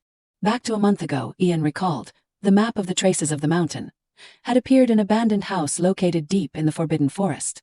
Ian remembered, this is where I woke up when I lost all my memories. Then he remembered himself during that time to know more about myself. And Ian remembered the hard days. I wandered aimlessly from place to place. At that time he seemed very helpless. For more than a month, I had absolutely no memories of anyone. Then Ian discovered something new, but I found out that I have strange abilities. And back to reality inside his room. Ian was in so much pain that his hand was bulging with veins. Ian was confused at this time. What the hell is this? With injuries on his body, Ian sat slumped on the ground thinking, every time midnight comes, a terrible pain comes. His whole body was shaking and sweating profusely. At this time Ian's eyes gradually blurred. He had to try to endure the pain that was tormenting him. It is so bad that I can't even put it into words. At this time in Ian's head he wondered, if I regain my memory, will this pain disappear? Suddenly when Salonia pushed the door open and said loudly, hey, what the hell are you doing inside? But after looking around there was no one. Salonia was a little confused, where is he? She rolled her eyes and glanced at everything and thought to herself, there was a sound just now. When she was still confused, there was suddenly a sound coming out. Following the place where the sound came from, Salonia thought to herself, in the bathroom. Then she approached the bathroom and knocked on the door cautiously and asked, hey, what are you doing in there? What happened? But no one replied. Seeing that, Salonia said, if you do not answer I will go in. She pushed the door lightly and went in. Immediately hitting Salonia's eyes was Ian sitting slumped on the ground looking very painful. Seeing this, she could not help but worry and came to ask what happened. When Salonia took a few steps forward to check again, are you okay? Are you injured? Then suddenly Ian got angry and ordered, get out of here quickly, I can take care of myself, so please leave. But Salonia did not care. She replied, now you are telling me to abandon you. You are injured, you idiot. Then she said, wait a minute, I will call a doctor right away. But Ian still insisted, don't bother about me. But at this time the pain came again, causing Ian to exclaim, triple. Seeing that, Salonia said, it seems like there is not enough time to call a doctor, I will use healing techniques right now. But then she suddenly stopped, wait a minute, what am I doing now? When Salonia thought to herself, I can barely defeat the Demon King and now I am saving him. But if I leave it like this it will cause misunderstanding. What if he realizes that I hesitated when treating him because I know he is the Demon King? Suddenly she felt worried. What will happen if he regains his memory after treatment? At this time the servants anxiously ran inside. Miss, are you okay? I heard a noise. When Salonia was still immersed in her thoughts, but leaving him like this will be okay. I am a therapist, so I can't abandon people who need help. A second later she looked at them and said, now I have to save him. You came at the right time. Please call a doctor for me. Immediately the servant replied, yes madam. Quickly Salonia started filling the tub with water. She took out the bottles of medicinal herbs that were filled in the box. Then she approached Ian and instructed, it will be painful but try to endure it. The doctor has arrived and gave me this. Ian at this time was still trying to say, quickly get out. But Salonia ignored it. She only said, at least first aid must be done first. When her hand was about to touch his body, then he firmly held her hand and said, I told you not to touch me. But then Ian suddenly felt something causing him to be a little surprised. Right when touching Salonia, Ian suddenly realized that there was something unusual about his body. He thought to himself, this feeling, the pain that tears my body apart, spreads every night. Immersed in thought he thought to himself again, but what drives me even crazier is the truth that. At this time Ian felt confused. The pain that tears my body apart will suddenly disappear when the sun rises, as if it was just an illusion. The first person to free me from this pain, when I felt this pain would last forever. He looked at Salonia in front of him and wondered, Is this woman? Who is this woman? Seeing Ian just blanking out, Salonia worriedly asked, what is going on? Are you okay now? Suddenly when Ian pulled her towards him. Being pulled suddenly caused her to not react in time and fall into his person. Ian at this time spoke up and asked, who are you? How the hell did you do this? Salonia slowly sat up and replied to him, what are you talking about? I am treating you, seeing you suffer like this, how can I leave it alone? At this time Ian thought to himself, when touching this woman, the pain completely disappears. But he suddenly realized, if I let go, the pain will come again. At this time Ian said, then you just hold my hand while treating me. Salonia was stunned on the spot after hearing that. Excuse me. Ian at this time spoke up and said, I will let you treat me if you hold my hand. Salonia said with a little embarrassment, what? Looking at Ian, she thought to herself, he looks quite desperate, unlike usual. Both of them were silent. A second later she had to compromise. Salonia took the vials of medicine and thought to herself, I should start with the treatment first. She came and applied medicine to the wound and said, okay, so hold on tight, let me see here. But then Salonia felt embarrassed and thought to herself, wait, I am too close to him. Suddenly at this time the servant came to announce, sir, I have brought you a doctor. All four people looked at each other and were stunned. Seeing the situation, the servant asked, should I go out now? Hearing that, Salonia was immediately embarrassed to the point of blushing. Her scream reverberated throughout the city, misunderstanding. The next day the sword was offered in front of Salonia. The man said respectfully, in the name of the royal family, I confirm that this sword is real. Looking at the sword, Salonia thought to herself, Ian's sword, something he thought was discarded and not even worth the alimony. I worry that I will have difficulty if I keep the sword. She carefully wiped the sword and thought to herself, fortunately, it seems like they did not mess with the sword. That man asked her again, I have received the alimony. You won't have to see Ian's face anymore, right? But she was busy fiddling with the sword as expected. Asking for a sword is a great choice, this shiny thing. Suddenly Ian came in with an ice-cold face and said, have you finished talking to that thing? Seeing him, Salonia said loudly, I told you to knock on the door. But then she thought to herself, it is not surprising because I have seen this action of his a few times, but she immediately asked, are you okay yesterday? Her face showed a little fear and said, the wound seemed serious. Looking behind Ian's shirt was a layer of bandage. Salonia thought to herself, although it is a wound from later, it does not seem life-threatening, because it is not treated properly, so it keeps healing. And healing again. Back to that night when the doctor was bandaging him. Looking at the wound, the doctor said, it must hurt a lot like that, it also feels a little fake. Realizing he had said something wrong, the doctor immediately put out the fire. Sorry sir, why did you become like this? Ian's face without any expression replied, I do not know. But a second later he said, the scar has been there since the first time I woke up about 3 months ago. Salonia was a little startled. She remembered 3 months ago. It coincided with the time I defeated the Demon King with the heroes. As expected, this wound was made by me. Back to this when Salonia thought to herself, it is true that I am worried, but that is not what I need to think about at this time. The priority at this time is to kick this guy out. Ian at this time said, not bad, thanks to someone that. His eyes were fixed on the sword on the table and asked, what is that holy sword? Salonia thought to herself, he does not recognize this into the sword, she said a little hesitantly. It is a holy sword, well, in her heart she suddenly thought. Or if he does not know this either. Then she came to talk to Ian, this is the sword that defeated the Demon King. Salonia thought to herself, I can't remember where it is, so all I do is think about it. At this time Ian only replied, oh, is that so? Salonia breathed a sigh of relief after hearing that. Phew, he really does not remember anything. But then Ian asked, is this the sword you used? She immediately replied, no, I saw it last time, this is the sword used by the blonde man last time. Ian's eyes showed a little strange. Then he said, is he still coming here? I will send it to you. But Salonia refused, oh no, I will just send the sword separately. Salonia at this time said, write a letter now, you must be too crazy to do nonsense, so you do not have the courage to come here, right? At this time on the side, Duke Cherville. Inside the Cherville room was venting, he threw everything on the table. Damn it, what kind of sword is that? Cherville was angry and thought to himself, what kind of sword is that? Something that even the Emperor covets has to give to a woman who does not know the value of it.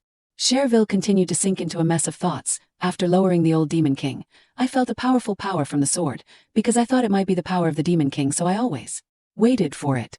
A second later, recalling Ian's face, Cherville was even more angry and thought to himself, moreover, that guy is like that but has such an arrogant attitude. The more he thought, he became more angry. He decided not to leave Ian in peace. That jerk did not even know his identity, did not even bow to a duke. I definitely won't let it go. Then he thought of Salonia. Salonia may be the one who pulled me in to make me jealous. No matter what, I can't believe she has such an attitude. What are you intending?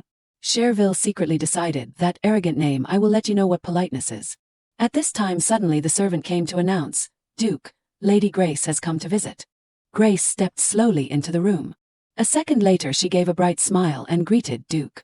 After looking around, Salonia exclaimed, Oh my God, why is it so messy? Cherville stood there helplessly, thought to himself, it can't be solved. Cherville turned to look at her with cold eyes and said, Do not you see that I am busy right now? Seeing his eyes, Salonia was a little surprised. Realizing he was a little too much, Cherville quickly explained, Grace, I do not mean that. Hearing that, Salonia replied, I understand. Then she turned her back and left and said, I think I should not come here. I should not bother you. Seeing her go, Cherville panicked and called back, Grace, wait. In his heart he thought to himself, damn it, why do these things happen to me? I can't organize my thoughts. Cherville clenched his bulging hand and thought, although things like this are not a big problem. Later at the Duke's dining room, Salonia. Inside at this time her father was very happy and laughed loudly, ha. He looked at Salonia, gave a smile and asked, meeting like this seems good. Well, it has been a long time since I've had a meal with everyone like this. A second later he asked more, Seely, it has been a long time since you met Mr. Rubeus, right? Salonia immediately replied, yes, that is right, father, but in her heart she thought, in fact, this is the first time I have seen him. The blonde man at this time said respectfully, how did you get it, princess? He is Rubeus Sod, commander of the Knights of the Basin Duke. Looking at him, Salonia secretly assessed, is the second son of Count Sid. He has superior skills and received scout invitations from all over the world. When Salonia spoke up and replied, I should have treated you to a meal a long time ago, but it is too late, I am busy leading the duchy, so please understand me. But suddenly Ian cut in and said, it is not really important. After hearing that, Salonia felt surprised and thought to herself, not important, I do not want to meet anyone else because I am afraid this will happen. Rubeus Sod looked at Ian with bullet eyes and asked, who is this rude name? At this time Salonia's father spoke up and explained, it is okay, Rubeus, this distinguished guest is Seely's benefactor. He has a private situation, so do not worry too much about this. After hearing that, Rubeus was also less wary and replied, is that so? Sorry, sir. Then he turned to her and asked solicitously, Princess, has your wound healed? She quickly replied, yes, it is much better, thank you for your concern, Mr. Rubeus Sod smiled after hearing that and said, then I am glad. I could not sleep every night because I was worried. Salonia could only smile awkwardly after hearing that, ahaha. Ian at this time added a shocking sentence. Looking at that face is also known to be hypocritical. Salonia was stunned. Rubeus Sod did not believe his ears and exclaimed, how one sound, and Salonia thought to herself, oh, I am dead. To defuse the situation, Salonia exclaimed, that is right, is it too late to eat now? Go for a walk, I have to go to digest. She secretly prayed, please, just one day. Looking at Ian, she sent a signal to him, let us quietly move for at least an hour, okay please. A second later Salonia felt awkward. The atmosphere was as silent as a sheet of paper. Luckily her father spoke up and said, speaking of which, I also heard that our distinguished guest was injured. Quite badly. He asked Ian, how is that wound of yours? At this time she secretly pinched Ian's leg. In her heart Salonia was secretly worried. Can he say anything good? Ian at this time spoke up and replied, it is probably okay. After hearing that she secretly cried in her heart, he should not have said anything. Hearing him say that, Rubeus thought to himself, this arrogant guy. Hearing the answer, Salonia's father smiled and said, I am glad you are still okay. I can also hear that you do not eat and drink properly. Either I do not intend to interfere in your personal matters later, but if possible please pay attention to eating and drinking for your health. But Ian still kept a cold attitude and replied, exactly what do I need to eat? When Galloway said, oh boy, it sounds like you have never been hungry before. He instructed Ian, if you do not eat enough, those wounds may be difficult to heal. You should pay special attention to this issue when your health is not good. Looking at the plate of food on the table, Ian was silent for a long time. Then he spoke up and asked, what is hunger? After hearing that, both Rubeus Sod and Galloway Bethine were stunned. Galloway Bethine at this time put the spoon down on the table, up a sound. Rubeus then spoke up and said, it is not strange because you have always talked like that from before until now. Looking at the way you lose awareness of hunger, it seems your head is injured. Salonia also continued to say, that is right, he was injured in the head, so he doesn't feel much. At this time her father spoke up and said, I understand, so you can't feel hunger like a normal person, Duke. A second later he stood up and said, it seems like it is time for him to go. Oh, time flies so fast, Salonia, I am sorry but I have to go. You too, young man, please understand me. Rubeus quickly said goodbye to her too. Miss, see you next time, goodbye, Salonia replied shyly, ah yes. Then everyone dispersed. At this time a boy scratched his head shyly and said, Thank you for saving me. You are really the savior of my life. The man opened his mouth and invited. I opened a cafe on the main street. If you have time, please stop by. He put out a basket full of bread and said, I will prepare the most delicious cake for my benefactor. Ian held it in his hand and thought to himself, who will need things like this? Suddenly a boy spoke up and asked what? Ian immediately used his sharp eyes to warn, get out. The red-haired girl with innocent eyes asked, are you going to eat all that bread alone? Hearing that, Ian gave it to the children. Both of them said excitedly, thank you, I will eat it, really delicious. After tasting it, the two children kept praising, it is so delicious. The red-haired girl said, that is right, that is right, that is good. The blonde boy said at this time, we can survive a few more days with it.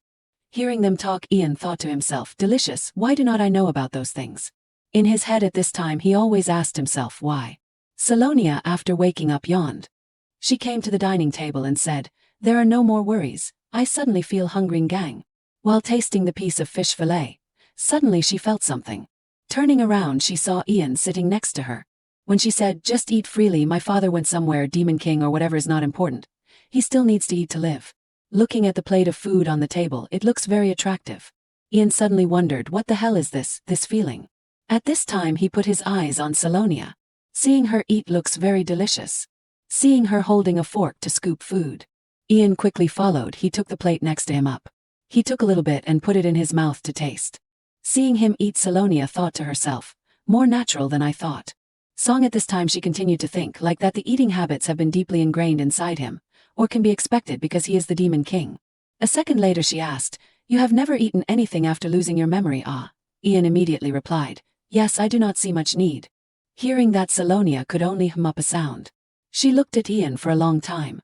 Then thought to herself, he does not need basic human needs such as eating or sleeping. This is proof that his nature is far from human. While eating, Salonia thought, but looking at him like this, it is no different from a normal person. At this time she told him, if you want to eat something, you can tell anyone in this house.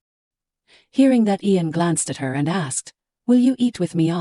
Salonia, after hearing that, was a little surprised but also immediately replied, no. Hearing the answer, Ian said, if you do not eat, then I also have no reason to do so either. After hearing that, Salonia was stunned and thought to herself, what? Salonia thought something. She was silent for a long time. Then she quickly asked, I want to ask, why did you give your food to other people? Ian replied, because it is necessary. Hearing that, she asked more, you mean because of the food? Ian immediately replied, no. At this time he said, they need me, the person who gives them food. After finishing the meal, Salonia returned to her room. In her head still lingering the words Ian said earlier, because they need me. When Ian had said, they needed me to share food at that moment, Salonia at this time thought to herself, is it that he is trying to find his memories by helping people who need him?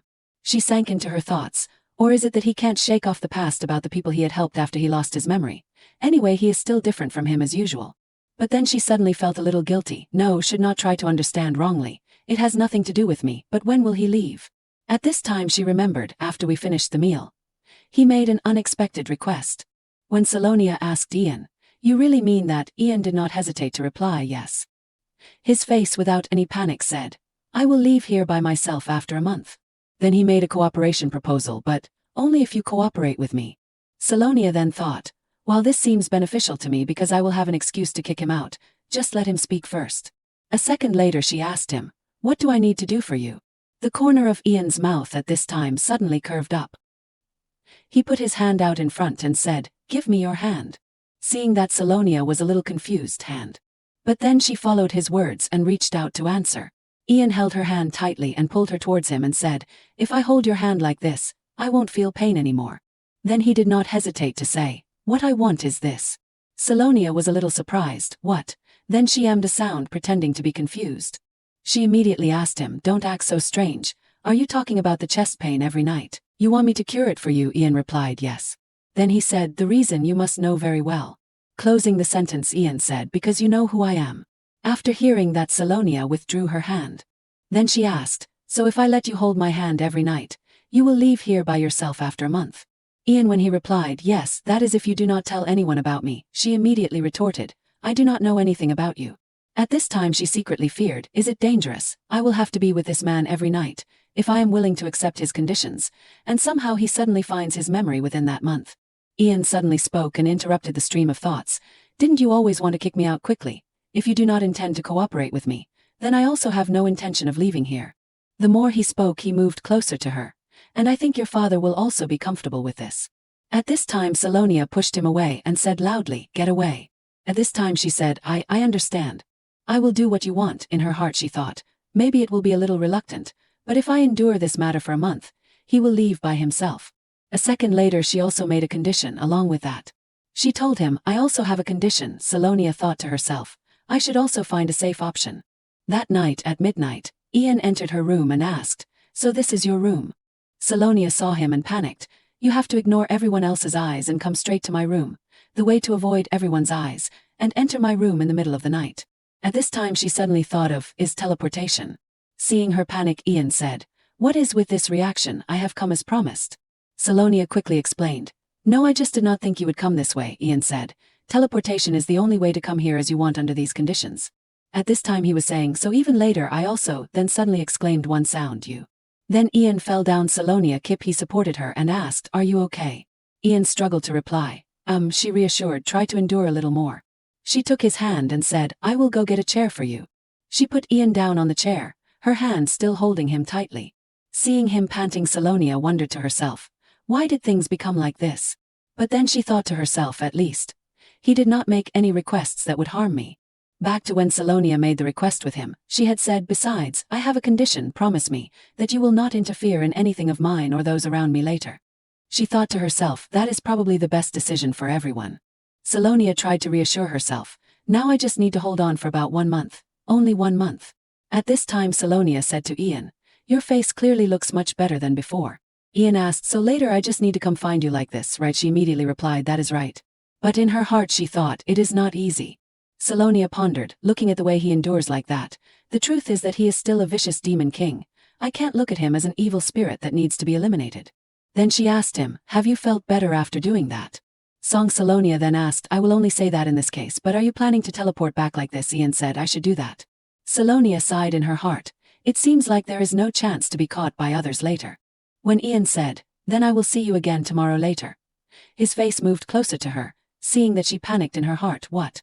After he left, Salonia said, "He seems to be in a good mood today." Ian quickly moved back to his room. In his head he thought, fresh vegetables and watery meat just right. He thought further, my first main meal. He reached out and touched his lips and thought, and the feeling that I have never experienced before, the feeling of hunger. At this time he pondered to himself, until now I still can't remember my own name. Although I have a status that is rejected by the world, I still live, the first person to recognize me. Ian's eyes suddenly changed, I become something. Thinking of Salonia, he thought to himself, if I just stay with that woman, the curse of this life will be like a barrier for me, it will change. Staring at his hand. At this time continued his train of thought. Her reaction shows me that things will probably be okay even if she gradually gets bored. 1 month passes. Could it be that she really thinks I will let her go? Then he said the sentence, "No way." He then said, "Even if I can't get back my memories, and even if she does not say anything about me." When Ian clenched his palm, silently determined, "I will also keep people staying by my side forever." Tan drowsily woke up and called, "Hey, wake up." In the spacious room the light shone through the door frames, reflecting on the luxurious carpet. Salonia did not want to wake up, wanting to pull the blanket over her head to escape, refusing. "Oh, come on, if you are hungry you can eat alone." Tan looked at her threateningly. "Stick your face out here before this door flies away." Hearing the warning of that man, although she did not want to, Salonia was forced to wake up. She said angrily, "Angry. A week has passed since I decided to approach the Demon King. Since then, he enters and exits my room every night like his own home. 2 hands hold each other, he takes my hand so the pain also subsides a little. Every time I see him in pain, my heart also skips a beat, but at least I only have to endure this for 1 month." Salonia at this time was neatly dressed and sat at the table. "I still do not understand why I have to have breakfast with you like this." Tan sat in the central chair looking at her and said, "You just need to wake up early. Is that so difficult?" Salonia was resentful but could not say who made her unable to sleep well, who knows. On the table there are beautifully decorated dishes. The reason that makes me unable to refuse his request even when I can't wake up early. On the table, in front of each person, are 2 plates of golden soup. One of the previous promises includes that both will often eat together.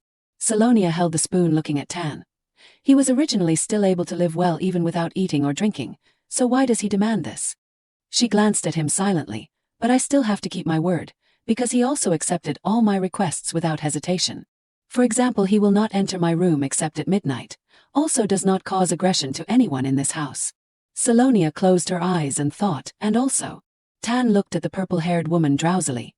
Is she planning to fall asleep instead of eating? He propped his chin looking at her. For the first time I met this kind of person. Looking at her is really funny. I think probably no one knows. Is how scary it is to compromise with a demon with amnesia. Outside the courtyard there are groups of people practicing. Tan asked, who are they? Salonia explained to him, they are a group of knights, in the process of training. He saw a bird and also asked, what is that? Salonia simply replied, a dove. Tan asked further when he saw a cluster of red flowers. What is that again? Salonia said, a cluster of roses. He pointed to an ant on the wall and that too. Salonia felt uncomfortable looking at Tan. Is he pretending not to know anything to turn me into a joke? She asked him, are not you going to the coffee shop today? I thought we needed to bring bread to them. Tan replied, I went already, when you were still sleeping soundly this morning. He wondered, I still can't understand why you sleep so much. Salonia could not believe her ears when she heard the words he just described. Sleeping soundly. When did I sleep like that? She looked at him intently, her hands clenched into fists. I did not want to hear these things from someone who is not human like him.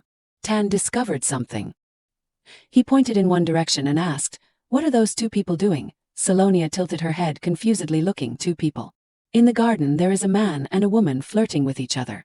The two are about to exchange a kiss. Two lips are almost pressed together. Salonia has a blank face, while Tan's face has no emotion at all. Salonia waved her hand. Those two people, if you two want to kiss and hug then go to a secluded place. The maid saw her and replied, miss, yes. The two of them left hand in hand. Tan looked at them wondering, what the heck are they trying to do? Salonia said casually, that is what we will do with the person we like. Ta like hearing a foreign word repeated, with the person I like. Salonia wanted to change the subject. That is right. Tan looked at her silently as if thinking about something. She remembered being in the room when she received a piece of paper from Jillian and heard him say, this is the information the person requested. She nodded. Thank you. Jillian returned with a lot of hot information. The fact that he requested to be asked about helped him accidentally escape the disaster from the curiosity of the beggar.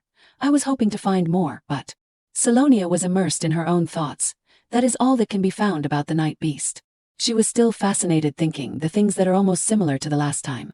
Remembering her conversation with Jillian, she read all the paper he gave and commented, there is almost no new news. Jillian bowed his head. I hope you will forgive me. According to what Jillian found out, that beast suddenly appeared 3 months ago and is currently lurking in the slums, and I also had to run rampant among the thieves and robbers that caused shock to the residents here. All are true but meaningless. Salonia rubbed the paper in her hand. If the Royal Professional Intelligence Team can only find this much, how can I hope to find more than that? Jillian looked at her and said, there has also been no movement from Miss Grace recently. Salonia organized the thoughts in her head, thinking and thinking without coming up with anything. There is no way these things are naturally coincidental. What did I miss? First, I still have to find another direction to investigate myself. She put the paper down on the table and said, thank you, that is enough for today. Jillian stood up and greeted her. I am really sorry for not being able to fulfill what you wanted. We will still investigate and contact you as soon as there is new news. Salonia nodded. Thank you, remember to pay attention. In her heart she had calculations. I have to find a new investigation team. Suddenly she saw something. On the seat where Jillian just left there is a piece of paper. A note. Is it Jillian's? She reached out wanting to pick it up and see. Salonia called him back. Jillian, I think you forgot. Jillian turned his head to look. What? His face was extremely startled. Hurriedly turned around and snatched the paper in Salonia's hand. Salonia glared at him. Jillian snatched back the piece of paper and quickly hid it in his coat pocket, coldly said, sorry, I did not mean to startle you. Salonia did not think much, even looked at him with hidden meanings, teasingly said, or that, a love letter. Jillian face without emotion, to pass. Yes, check some things like that, now I have to go. Salonia silently watched him leave. It turned out that the frivolity just now was that she was only pretending because she had seen the content in that paper. That, it may just be a misunderstanding, right? On the paper is a 5-pointed star symbol in a circle. I am sure I have seen black magic, and according to what is written. Salonia recognized that symbol. Jillian's note has a magic circle symbol and Grace's name on it. She remembered his aggressive attitude when he snatched the piece of paper back, although I am not clear about how those things are. But above all, Jillian's attitude is very strange. Salonia pondered. He is working for my father, so maybe he is trying to hide something from me. I better look into this matter separately. Outside the door of the room there was a call for her. Miss, I am Ella here. I think you need to come out here right now. Salonia was surprised when the person who came was her private maid. Ella. She heard her report. There is a big problem out here. Rubius is being attacked by evil people. The servants in the castle looked up at the top with extremely worried faces. Oh, what should I do? Should I stop them? Salonia went out to examine. She spoke up instructing, everyone please keep your distance. A maid bowed her head to greet her, miss. There is a hand holding the hilt of the sharp sword tightly. The sword holder is Tan. He stood towering there. Facing him is Ruby Assad kneeling in front of him. Salonia went out. I do not want any members of the mansion to be injured. I made this clear from the beginning, she spoke up, stop right now. Tan glanced over at her.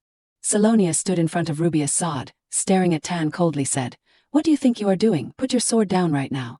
Ruby Assad, although kneeling but spoke up to stop her because he did not want the atmosphere to become tense. No need to miss.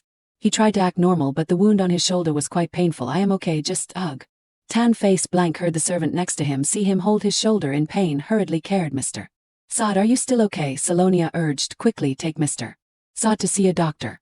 The servants bowed their heads to receive the command, yes miss. They cared and asked Ruby Assad, can you walk? He asked them, please help me. At this time Salonia turned to look at Tan. Did I ask you for such a difficult thing? Tan's face did not change the slightest bit of emotion. I only do the things that you want me to do. Salonia did not say anything. In her heart she admired, very arrogant, although this is my fault. Her eyes were as sharp as knives looking at him. Although I believe that the Demon King will keep his promise. Salonia held Tan's hand, but sometimes he has the appearance of a real human. I felt that he was in pain. Her hand drooped down, clenching the hem of her skirt in her hand, but she exclaimed, I can't continue to trust you anymore. The two stood facing each other. Salonia looked at him. Although I will still continue to help you. Throughout the time Tan did not change his expression. Hearing Salonia's words, because I need to protect what needs to be protected. She turned around before leaving said a few more words to Tan. I do not want to talk more about this. I hope you do not forget your promise to leave the villa within a month. He looked at the purple-haired girl turn her back and walk away. Tan slightly lowered his face, looking like there was something on his mind. His hand holding the sword was loose. Even there were streams of blood flowing down from his arm. The sword fell Kang on the ground. On it had soaked fresh red drops of blood from Tan. It turned out that he was also injured but no one knew. Ella saw him like that worriedly exclaimed, oh my god. Night fell. Salonia was in her room sitting by the window looking outside. It has been a while since dinner. Naturally I do not want to go down to the dining room anymore. She was thinking dinner is probably over and when night comes. The person she thought of was Tan. He will appear again with that brazen face, right? Should I expect something good to come or not? The sound of knocking on the door interrupted Salonia's thoughts. Miss, I have arrived. Ella carried the teapot in. This is the teapot that you requested. Salonia thanked her. She put the teapot on the table, spoke up telling about Mr. Saad, if he is willing to put a cast for a few days. He will quickly recover. Salonia received a cup of tea from her happily said. Oh, that is great. Salonia sipped a sip of tea looking at Ella talking. The Duke seems to be a little disappointed in Mr. Saad since seeing the army commander of the Duke injured. I was shocked by the power of that evil person. Salonia was a little tired wanting to chase her away. Okay, can you leave me alone? Ella slightly lowered her head. Ah miss, are you curious about the matter of that evil person? Salonia put the teacup on the table refusing. I feel a little tired. Ella was determined to say yes, but there is one thing that you do not know. Salonia hearing that was curious. What? She began to tell. I was with the evil person on your orders. I know it is not my business, but I think it will be useful. She recounted the event she had seen this afternoon when everyone had left. Mr. Saad was not the only one affected by the previous battle. The evil person also had to suffer a cut from the sword. I clearly saw blood flowing from that person's arm. Salonia did not believe it. Absurd. That person was cut by Rubius's sword. Ella added, Miss, besides the previous event was not a battle. She remembered when she was standing next to Tan.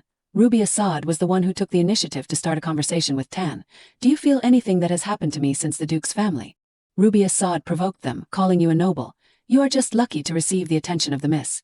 And you look no different from a homeless wanderer who does not know anything. Salonia was shocked. What? Ella affirmed, and Mr. Saad was the one who took the initiative to go to the evil person. Salonia stood up. Ella. She propped her chin, ordering, bring all the knights and servants who were present at the training room to me. Salonia said, I have questions for them. She remembered the moment Tan stood there. Returning to the time Salonia met Jillian. Someone called Ella. Hey. The caller was Tan. Have you seen the princess? Ella replied, the princess is entertaining guests. Someone else came to the place of the two people. You are here. That was Ruby Assad. Long time no see, princess's guest.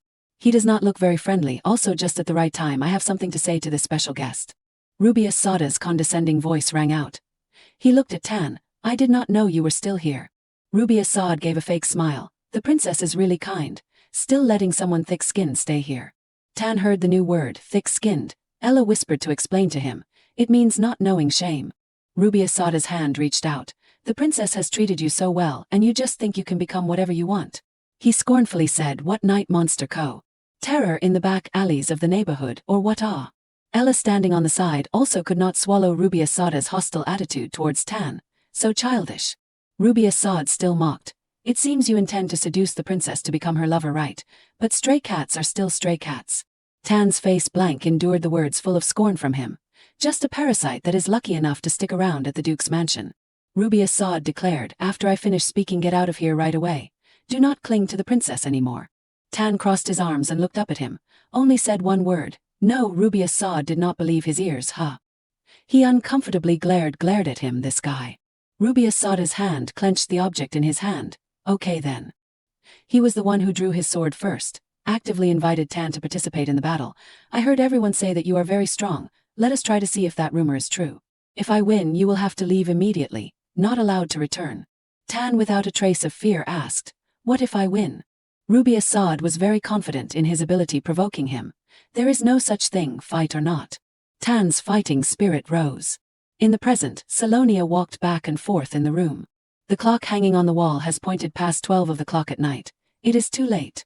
Salonia looked at it worriedly and thought, just coming late or not wanting to come. It has been so long. She remembered the conversation at that time. It is just a normal match. The servants in the house recounted. I have been watching from the beginning of the match, although he was holding a sword but completely did not use it at all. The maid who braids her hair on both sides told. Then, the chief knight threw dirt and then continued to attack. Salonia blamed herself. I thought I understood him the best, but I still could not see the truth. Maybe the wound is still not completely healed. She clenched the piece of cloth on her skirt. I have to go find those two people myself. Suddenly someone appeared in front of her who. Tan had arrived in Salonia's room. He was kneeling on the ground. Salonia carried her skirt and ran over you. Tan held his chest, only knew how to call out one sound, pain. Salonia sat next to him. Her hand touched his hand, caringly asked, it hurts this much ah? Tan did not answer. He closed his eyes tightly, sweat beaded on his cheek. Salonia looked at his face, thinking to herself, looking at him in so much pain. Tan's shirt was unbuttoned, revealing the wound on his upper arm. Salonia's eyes widened when she saw his wound. She asked Tan, you said you have never been injured. Tan did not look at her. He sweated out more, said casually, who knows? Salonia showed a clear understanding. Knew it, you have been smeared by others, right? She held his hand, blaming herself. It is because of me. I should not have misunderstood. Tan looked at her when she said, I am sorry. He did not understand. Salonia bowed her head. I am sorry, I was wrong. Tan told her, say it again. Salonia followed and repeated the words just now. I am really sorry. Tan did not let go again. Salonia repeated again, I am very sorry. Tan's face was very serious, also very calm, although it was dotted with sweat. Not bad, I think so too. Salonia stared at his face. She gave a very bright smile. The wound on Tan's upper arm has been bandaged. Tan called her, hey. Salonia put away the medical kit and asked what.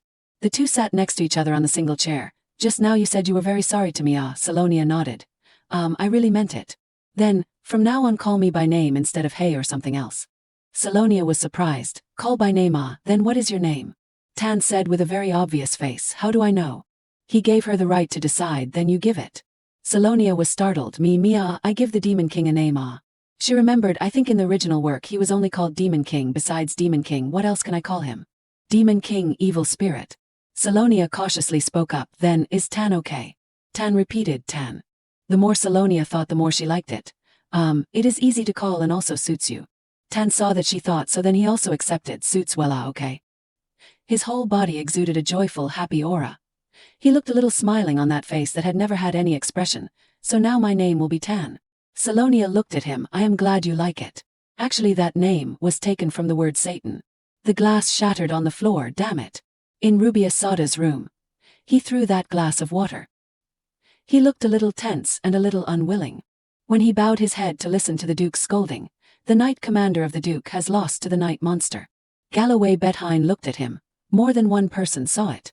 It is only a matter of time before Basin's situation becomes more miserable. Ruby Asad fearfully begged, Honorable Duke, just this once. Galloway Bethine did not want to see him. Chase him away immediately. Get out quickly. You will be placed under supervision during this time. until you become the knight commander of the Duke. All of my position is almost overshadowed. If the Duke can solve this problem, then there will be no rumors. I could have kept my position as knight commander, but Ruby Assad remembered Salonia's words. I have heard about that. You were very rude to my distinguished guest. She looked at him warningly. I remind you not to do this again. Ruby Assad hurriedly wanted to salvage the situation. Wait, princess. But Salonia went straight without looking back. Ruby Assad resented. Why is she on the side of that madman? When discussing the marriage with Duke Ian, I had admitted that and tried to withdraw, but I am not the kind of person who will hand her over to a scoundrel in the slums. Ruby Assad's eyes became dangerous. Unless he is better than me, I will not let anyone stand on her side. At Montera District, the largest city center in the Flanagan Empire. At the Fountain of Angels in the center. On the north side is the Roblink Food District. On the table there are many delicious-looking cakes. The aura of luxury and extravagance radiates everywhere. On the south side is the area with many clothing and jewelry stores. The east is divided into a mixed area, and the west is divided into the magic area. Salonia and Ella are here. Ella asked her, Miss, today you will go to the magic area in the west and the store area in the south, right? She nodded. That is right. Learn about Jillian's parchment in the western district. Today I have to go find a dress for the ceremony in the southern district. Ella asked her, by the way, have you solved the matter with the beast yet? Salonia was a little confused. Why? Ella looked at her. This morning you two had breakfast together. Could it be that I remembered wrong? Salonia avoided that look. She happily smiled brightly. Ah, well, it is solved, huh? As Ella said, I had breakfast with the devil. On Noah's tan, when I told him to eat lunch alone because I had plans to go out. He looked at me in a scary way. The two walked on the street. Salonia took the initiative to gossip. Ella, you seem to like him, huh? Ella replied. He is also a benefactor who saved me, but through this event I feel that he is really very good. Ella naively and honestly said, although a little hot-tempered, but he is a fair and honest person. Salonia was surprised. Is there really that case? At Western District Montera Street, in a store a voice rang out, a magic circle on parchment, huh? It is not used anymore. The two are here, the store owner answered her. I am not sure if it is still there. He looked at Salonia. I have abandoned it for a long time because no one buys it. Well, nowadays they no longer handle outdated items like parchment. Salonia accepted the truth. Okay. She looked a little sad. After all, I still can't use this method. It is really bad. But the store owner suggested her to go to another store. That is right.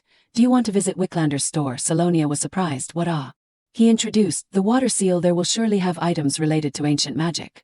The two girls happily looked at each other like seeing a ray of hope. The two stood in front of Wicklander's store. The doorbell outside rang. Sorry.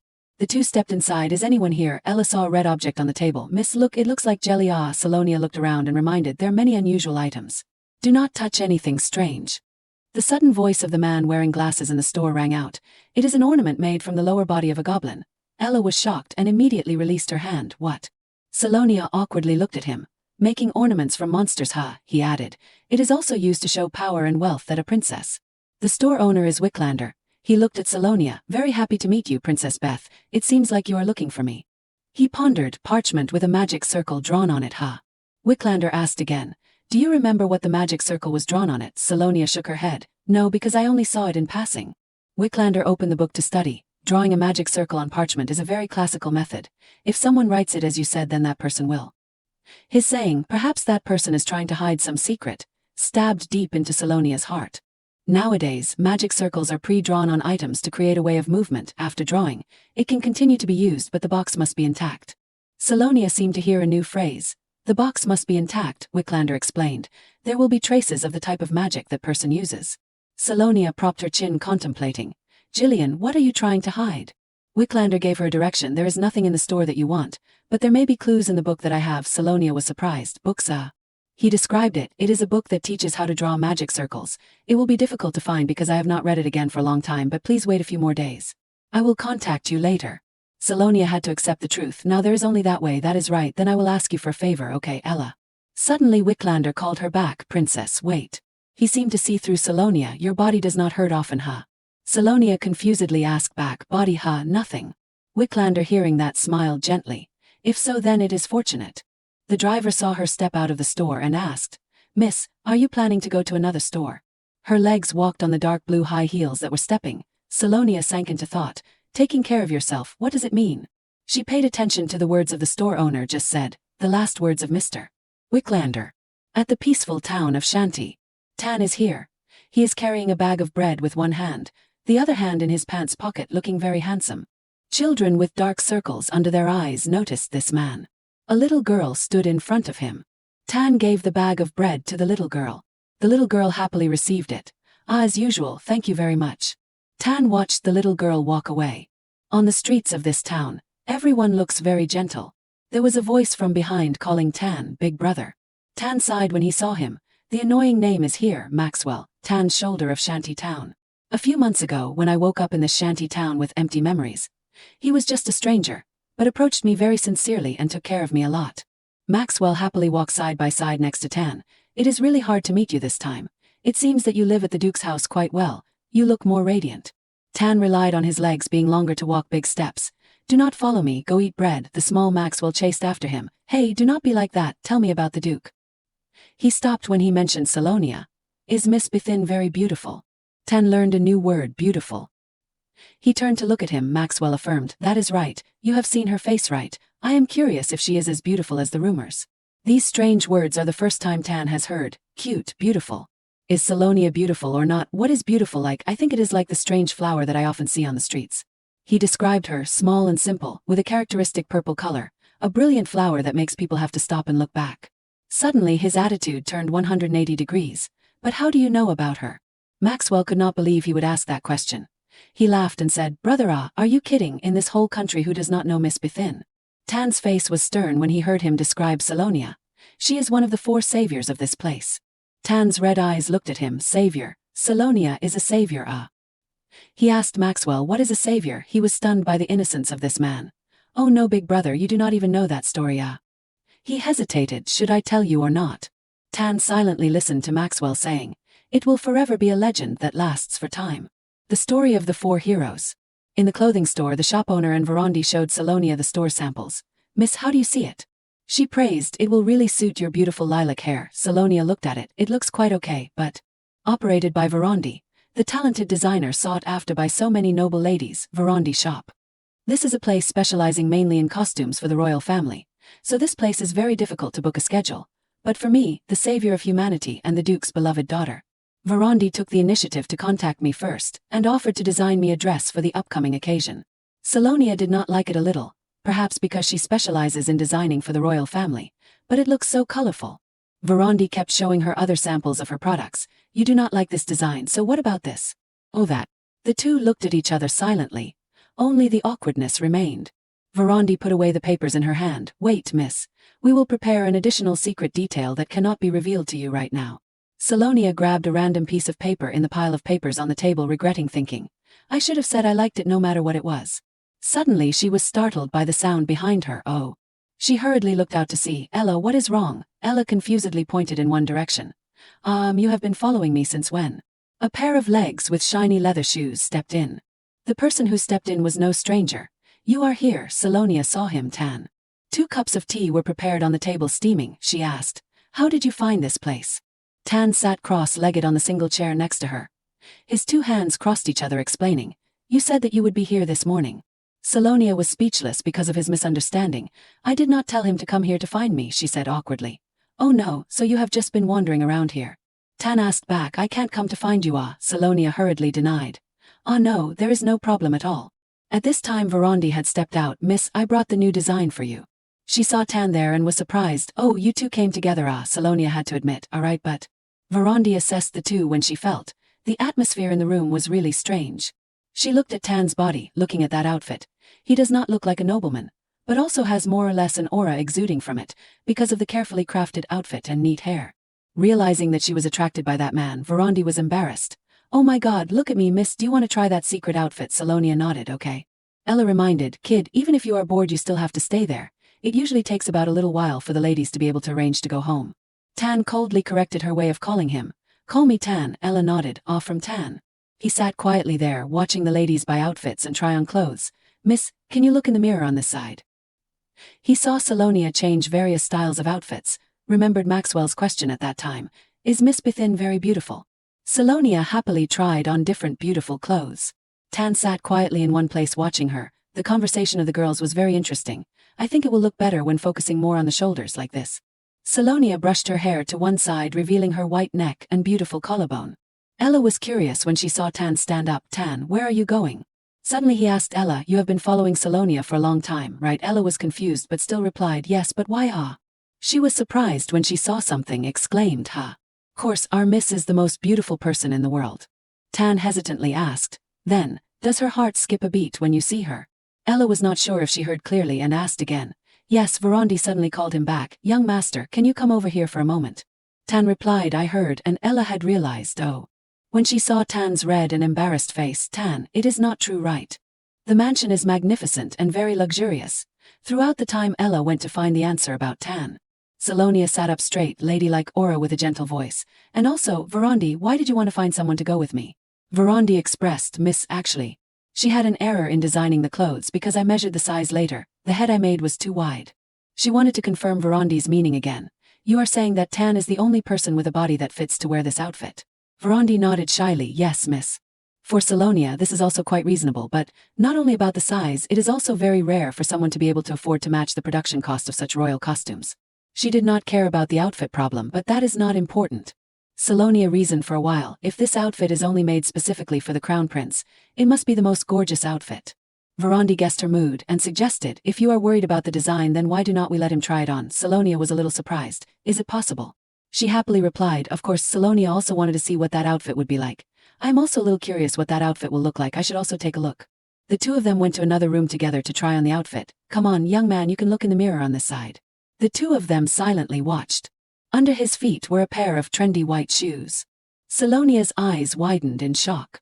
The gloves were carefully and meticulously put on. Tan wearing this outfit is no different from a Prince Charming. He really is like a character in a fairy tale that so many girls have been longing for. Even Varandi saw it and had to praise. Her eyes full of admiration, Tan, you look very cool. He heard it and found it hard to understand. Very cool, she replied, yes. Tan wanted to hear Salonia's opinion. What do you think? She did not know what words to use to describe it. I have heard that it is an outfit designed specifically for the crown prince, so I did not think it would suit Tan, but like this then. Salonia casually said a few words, looks okay. He applied glue with the two words just now, okay. Tan counted through the men that the maid had met. Ella has met all including Ian, Rayev and Meg Ryan. Those are the people who have always been considered the most beautiful of the century. She once said that, but she said Tan is much more beautiful than those people. Salonia caressed her fingers on her skirt. I do not think he is that beautiful, but she really had to admit it really suits him as if it was born to be just for him. Varandi asked her again what her plan was. When will you start going? Salonia made a request. Please combine the bill for this outfit with the bill for my dress. Then left with Ella. Now then let us go. Ella, she obeyed. Yes, miss. Varandi very happily replied, thank you, miss. A clear voice rang out, excuse me. A girl with blonde hair came, isn't Varandi here? She suddenly met Salonia and Tan here. Grace gracefully like early morning dew came to greet. It is an honor for me to meet you here, miss. You also came to get your custom-made clothes. The person behind Grace muttered, Sally. Salonia did not feel much goodwill towards these two people, Grace and Meg. Oh, finally I have to meet these faces that I do not want to meet again. She lifted her skirt to salute according to the rules, politely asked, have you chosen the outfit you like? But actually no matter what you wear, you will always shine with your inherent beauty. Salonia did not answer and asked her, I guess you also came to get the custom-made dress, right? Grace smiled cunningly, yes, madam. She looked so beautiful and arrogant. I am also about to wear a dress. Salonia recognized the hidden meaning in her words.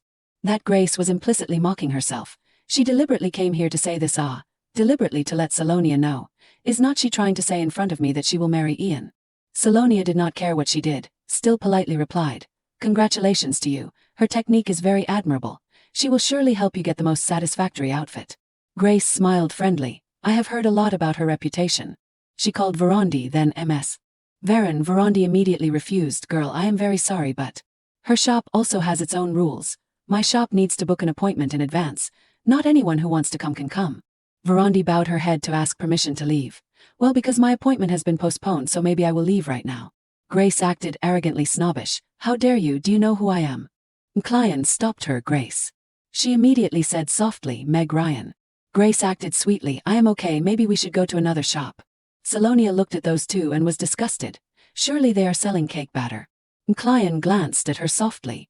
He pleaded for Salonia. Sally, can you try asking Varandi to help us? Please help Grace order a set. Her face darkened. What? Grace did not blink and turned to look back. He is not asking for help now but is pressing on her more.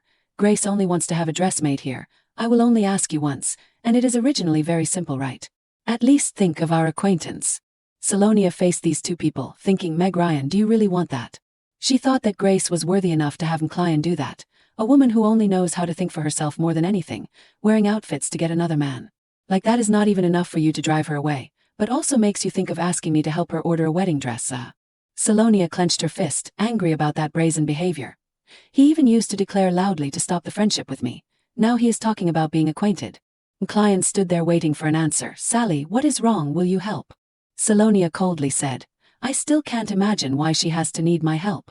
She did not hesitate to question them bluntly. She can originally have everything she wants, right? Salonia could not stand them, so this time too. She said with a stern voice, just let everything be as usual. Salonia raised her voice to Grace. She was too uncomfortable with that hypocrisy. You already have everything you want, right? Try again like what has happened until today. Grace was a little surprised. Why is she like that? M'Clyan angrily scolded. Is it so difficult to say one more word? She is causing trouble for no reason. A voice stopped this tense conversation. That is enough. Tan stepped out and M'Clyan also stepped out to block in front of Grace. He spoke up to protect Salonia. She has made it clear that she does not want to do it. M'Clyan raised his voice arrogantly. What? Who are you? He did not care about Tan anymore, kept asking questions to Salonia. Can't you see that I am talking to Salonia? Get out of here quickly. Salonia, you just need to say one word. Why is it so difficult to? Tan was uncomfortably wanting to use force with him. Salonia shouted to stop Tan. He grabbed M'Clyan by the collar. What the hell are you? Tan said with a stern voice, threatening. Do you want to die? In an instant M'Clyan's attitude was not clear on his face. He used a punch to fight back. Do not make me laugh. Tan glared, looking at him. He emotionlessly dodged M'Clyan's attack. M'Clyan was stunned. How? Salonia approached, glaring and ordering Tan, stop now. Luckily Tan listened, dropped him to the ground with a thud. M'Clyan sat slumped down, panting. His pupils shrunk, roaring, how dare you? Do you know who I am? M'Clyan burst into anger. Do you want to try? She glanced over and recognized the blue energy of the dragon.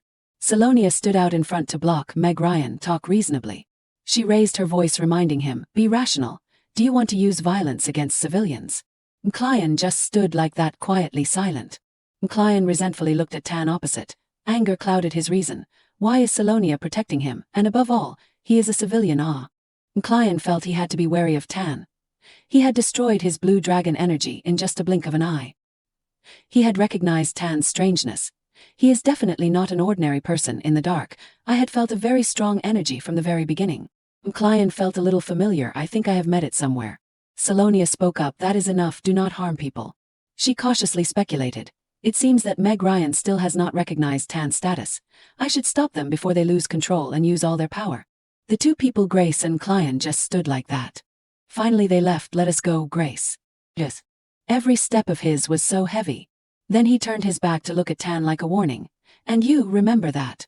Salonia. Tan did not argue anymore. Grace said goodbye to M'Clyan. I should also leave. See you next time. Salonia held her back. Wait a minute, girl. She seriously reminded Grace, if you expect fair treatment, just because you used to have merit, then you will be disappointed. Salonia was serious in front of Grace. She has a strong enough intuition to see through her. If a girl is trying to achieve something, do not you think that others will recognize it first? I am sorry for not being able to help the miss make that dress. She smiled and mocked. Is not it also the same as the miss? Grace criticized Salonia just because she had a vain family name. If it were not for the Bethin family, you would be nothing. It is also a little funny because you gave me this advice. Salonia cleverly retorted. Instead, the family is not the place that I will choose anyway. She is really a high EQ person, and even her thinking is much higher than Grace. Even if I do not have the blood of this family, I can still prove myself. I have another name the saviors placed after many efforts and proving myself. She was speechless, unable to refute. Grace angrily turned her back and left. Salonia calmly observed everything and still shone. She returned home. Ella asked permission to walk ahead. My miss, I will go ahead and get some warm water for you to bathe. Walk slowly with Mr. Okay. Ho ho. Salonia suddenly asked him. Tan, I have a question. She has always been wondering one thing. Why did you want to help me? You did not need to see me off. Tan answered a sentence with many meanings. He is the savior who has betrayed her. Tan told her as if telling a story. A boy in Shanty Town that he knew told about that savior. Everyone in the mansion knows this. Salonia looked up, saying, I understand. She thought to herself. It is surprising that he has regained his memory. He then asked Salonia's opinion. Do you need me to keep an eye on that person? Tan is like a love-struck person. I will do everything you want. Salonia suddenly could not say a word. Tan had a murderous intent. Should I kill him? He acts all because of the person he loves. If you need it, just say it. I will bring that jerk's head to you. In her head flashed an idea, as if he had changed. Anyway, it is like he never had. Salonia calmed Tan. Everything is okay now. She gently said, everything is over, and maybe I have also changed a lot. Salonia went ahead, urging him, come on, let us have dinner together. Tan suddenly noticed an unusual movement in the canopy. She turned her head to ask, what is wrong? A shadow lingered around the mansion. Tan indifferently let the matter pass. Nothing. Scene change at Baron Bennett's house. Grace worriedly. Why has not he come yet? She kept walking back and forth in the room, restless. A meticulous magic vortex appeared. A person wearing a black cloak appeared. He knelt down to ask for an audience. You called me, miss.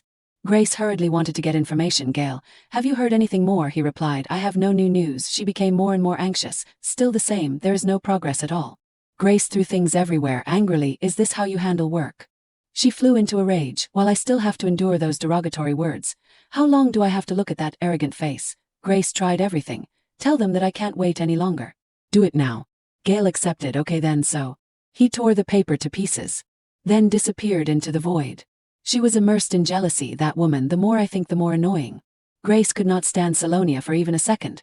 How can she still be so high and mighty when she has almost lost everything? She bitterly remembered Salonia's words. Even if I do not have the fame of the family, I can still prove myself. Grace clenched her hand, envying Salonia in every aspect. That defeated savior. She would never be able to achieve that title if it were not for the foundation of her family. The servant laboriously swept away the debris that Grace had caused. She paid attention to every aspect of Grace's life. More importantly, who is the man next to her? What does Grace intend to do with Tan, who is more handsome than Ian and much stronger than Meg Ryan? As expected, whatever Salonia has, Grace also has to get it. Only that much has made me interested. Just thinking of Ian, the servant announced, Miss Duke Cherville wants to meet. Grace immediately cheered up. What now? Why do not you let him in quickly? Grace stamped her foot annoyedly. Originally not a day or two. What should I do if he just suddenly appears like this? Actually, for anyone, Grace also felt that the other party was nothing special, even if it is my fiancé. He should have informed me before coming here. Really an arrogant and rude person. She then vented her jealousy on the servant. Why are you still standing there? Did not you hear what I said? Prepare everything to meet the Duke for me. The servant trembled listening to the order. Yes, miss. Later, Ian came calmly holding a cup of tea. Uttered sweet words. I really wanted to meet you as soon as possible. He gently put the teacup down on the table, sincerely expressed. However, it is difficult for me to have any free time recently, because there are many missing reports from the patrol station that have kept me constantly busy. The story between Salonia and Grace has been passed to Ian's ears. I heard that yesterday you had a face-to-face meeting with a miss from the Bethin house. She smiled friendly. Yes, but nothing special much. He immediately advised Grace, no matter what that woman says, you should not be concerned. Even if she is the miss of the Bethin house, she has no right to insult my fiancé. She obediently listened. Okay, I will pay attention to this. Grace smiled smugly. The savior of the empire, the person that the Duke loves, can only be me. Ian felt really hard to understand. He observed the room, noticing something new. Now I am thinking, it seems that your room changes every time I come. She answered very falsely to hide that she had destroyed the room. Did you notice? I changed a few curtains and added some decorations to change the atmosphere a bit. Grace asked softly, do you like it? Ian looked around, very magnificent, but his sharp eyes had discovered something. Ian thought that it was not suitable for the current situation. The financial problems of the Bennett family recently have not been good. He skillfully expressed, it looks more wasteful than it needs to be. Ian glanced at Grace. He needs a prudent wife. I should teach her a little about financial control when the two progress to marriage. And she expressed her intention. Do you want some more tea? He extended an invitation to her. Grace, should we have a date together? She was naturally shy. Strangely, why did you suddenly mention this? Ian's face expressed a firm attitude, wanting to turn Grace into a proper duchess. All are about our wedding ceremony. Do not you want? I hope you can become my wife as soon as possible. I hope you can learn a little about housekeeping when you come to live at the Duke's mansion, and spend some time with the servants in the house. Grace now only knew how to pour tea for him. Duke, have some more tea. She expressed her feelings that Grace loves him so much. The time I spend with you is invaluable. No need to rush so much. She showed a smile that made people feel fake. You like Darjeeling tea, right? Night fell at the Bethin family mansion. Salonia was next to Tan. He suddenly sighed. She diligently asked, are you okay? Tan was silent. Salonia took his hand. Tan softly replied, "Not really." He turned his head to look elsewhere and Salonia was curious. "It will hurt a lot." "Not okay at all. What are you looking at?" She then changed the subject. "I heard that you have been spending time reading a few books with Ella recently." Salonia asked tentatively, "What is today's book?" Tan began to tell the content of the book he read today. It talks about the story of a boy and a girl, overcoming all barriers of social status and coming to each other. Salonia suspected. Is she suggesting Tan romance novels? Tan had not finished telling high status, then he wondered, how do people get that? Salonia calmly replied, by rushing into war and making great achievements. She gave an example by herself, like me for example. If someone also made an achievement eliminating the Demon King like me, they might also be given a title by the Emperor. Salonia embarrassedly continued, but currently, it has been a long time since the war ended and the Demon King has also disappeared, so this way is very difficult. Tan confidently said emotionlessly, if there is still a Demon King here, I will skewer him again. Salonia looked at him and applied glue. Who is that Demon King besides you? Salonia then announced the schedule for the next day. Tomorrow is Marquis Tenroha's birthday party. I will have to go early, so I will also eat first. Tan offered to go along. I will also go with you. Salonia then said, only people who have been invited can attend noble parties like that. So it is hard for you to get in. Tan blankly still did not understand. Hard to get in. He then changed his attitude. But how old do you know I am? Why are you raising your voice like that? Salonia tried to explain. It is just a habit, because you look older than me. Tan asked, how old are you? She instinctively replied, 24. Salonia then corrected. No, is 21. I almost revealed my Korean age. Salonia yawned up and down. I have been tired these days. I still eat and sleep normally. Why is that? She waited for Tan's agreement. If you feel okay, then let us go. Tan used an expression that was difficult to refuse. No, the wound still hurts, Salonia replied. Is that so? She looked down then. Salonia was too tired, falling asleep on his shoulder. She had fallen into a dream. He silently admired Salonia. Tan could not help but restrain himself because of this girl. Every time she leans on my hand, that gentle scent lingers around my nose. I always unconsciously take her hand and kiss it. Tan placed a deep kiss on her soft hand. For the first time in so long. He had a wish. I wish time would stop. Changing location to Hers Haybrook Fortress in the north. Here the harsh weather is cold, fog covers blocking the view. Still have not seen any unusual changes in the Demon King's fortress. Lewis was worried about something. How should I accept this after all? A new character has appeared. Lewis Hershybrook, Grand Duke Hershybrook. Kelvin Fainager, Knight Commander of the Grand Duke. He felt every bit. I feel like the energy of the devil is still here and mixed in this place, Kelvin speculated. If so, then is not your energy getting stronger? They implicitly thought that they inherited God-given power. That is right, no one else but our master, the energy of the Demon King. Those two are hiding many schemes that need to be clarified. The current situation is difficult to answer, can't be understood. The fortress is still the same even in a state of abandonment. More than that. They still think that the Demon King has really died a long time ago. If the master is still alive, there is no reason why we can't find him. Tan had secretly instructed his subordinates, carry out the underground plan, 3 months ago, when the last group of soldiers had pulled into the fortress. The master ordered all demons to leave the fortress. He instructed every step. He told us to go together or be chased and abandoned. The story forever stopped here. That is the last thing of the master that I know. The demons may have another Demon King dividing the power into the magical objects.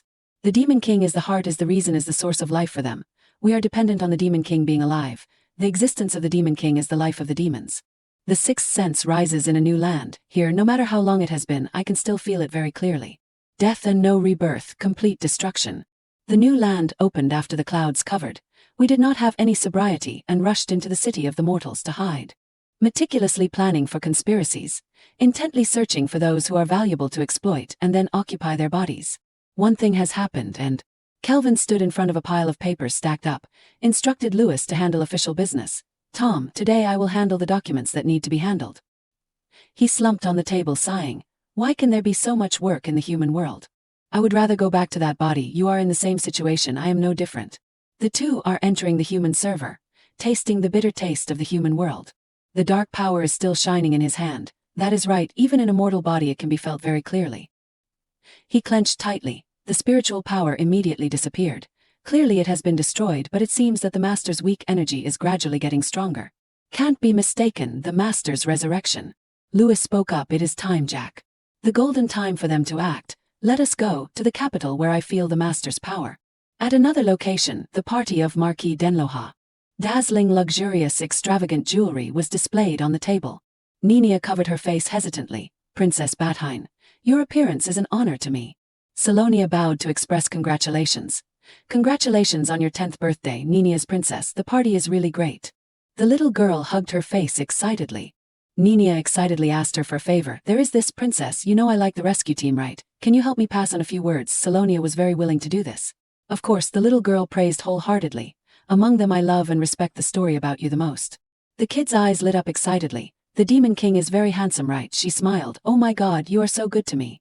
To avoid talking about that, she had people bring gifts over. Before that then, I have prepared a gift already. I do not know if you will like it. Something sparkling in the box. This is a necklace with healing light. Salonia smiled friendly. Although the energy is not large. That gift is her heart. But in important moments it will protect you. Ninia received it, very grateful. Thank you very much, princess. The little girl had something to say, just princess, but... Salonia leaned her ear to listen. What? The little girl whispered as if not wanting others to hear. I do not know who that person is. He has been staring at you in a scary way since just now. Tan used soulless eyes like glaring all the time. Even Salonia saw it and had to be startled, scared. Salonia explained to the little girl that person is the bodyguard escorting me here. He is working too hard, so it is like that. 3 people representing the Bettheim family attended the party. Today the banquet was held at Denloha Mansion. The Bettheim side attended but without Tan, because with her father's permission her bodyguard could attend. Salonia looked up at the sky contemplating. That is why my father is so generous with Tan. No matter what he intends to let me go alone.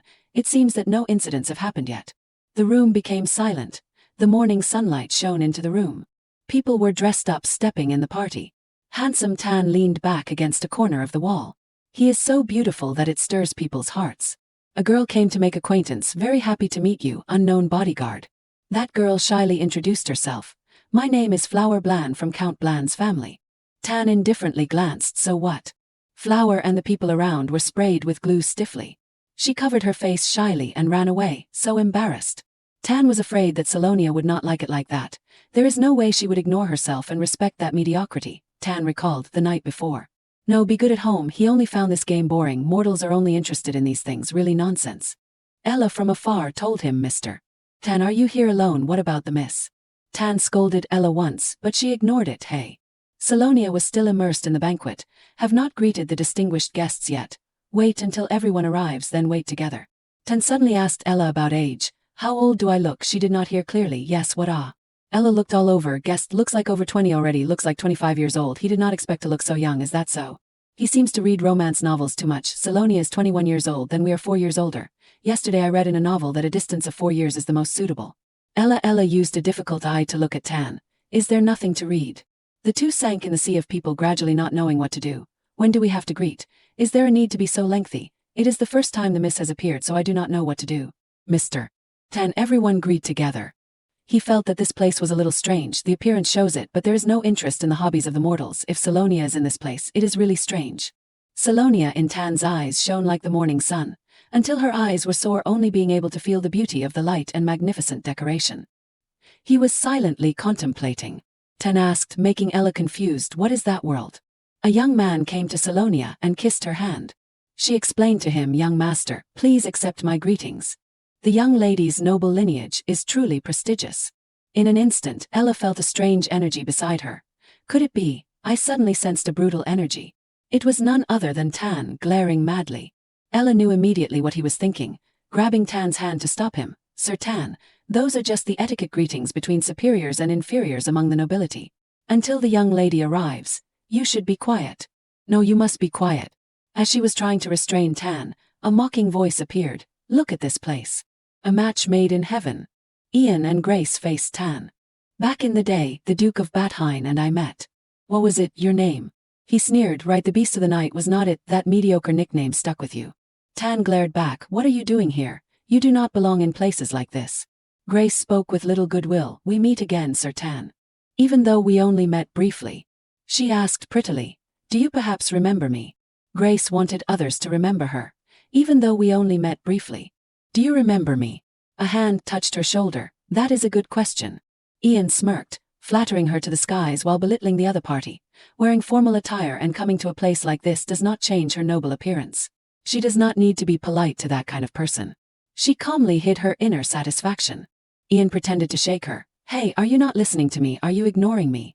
He suddenly paused for a moment, facing Tan in front of him. Tan's eyes held no goodwill. Ian could also feel it. What? Impossible? He burst with such discomfort that his heart twisted.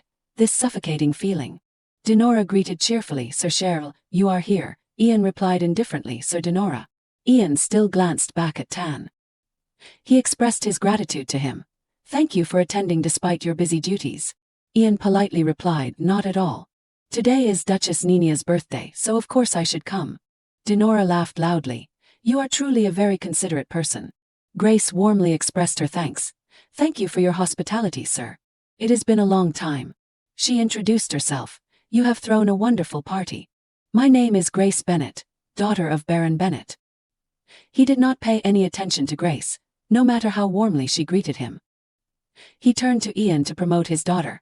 My daughter is always curious about news of heroes. She will be very happy to see the ball.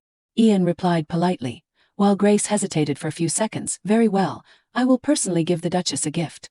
The two of them left, ignoring Grace. Come, let us go this way together. Salonia felt a little unaccustomed to attending these parties. It seems like all the nobles from all over the country are gathered here. Well, I feel more comfortable now. Ella and Tan arrived. She even brought her a glass of water. Duchess, have a drink to cool down. As Ella handed her the water, Tan inquired, where is he? Salonia was confused. Who are you talking about? Tan's attitude was a little dangerous. The person who kissed her hand. Isn't he by her side? Salonia was stunned that. She felt it was very normal, so she explained, it is just a greeting among the nobility.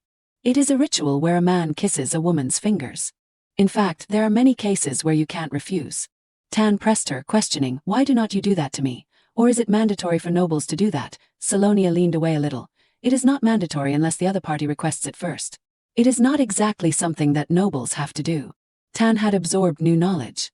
Is that so? She looked at him with a strange gaze. What the heck is going on? I have a bad feeling. The fountain flowed beautifully. Ian and Dinora continued their conversation, laughing heartily. Grace glared at the two men. She uncomfortably crossed her arms, leaning against the wall, only able to watch. Then Grace looked away. Tan had caught her eye.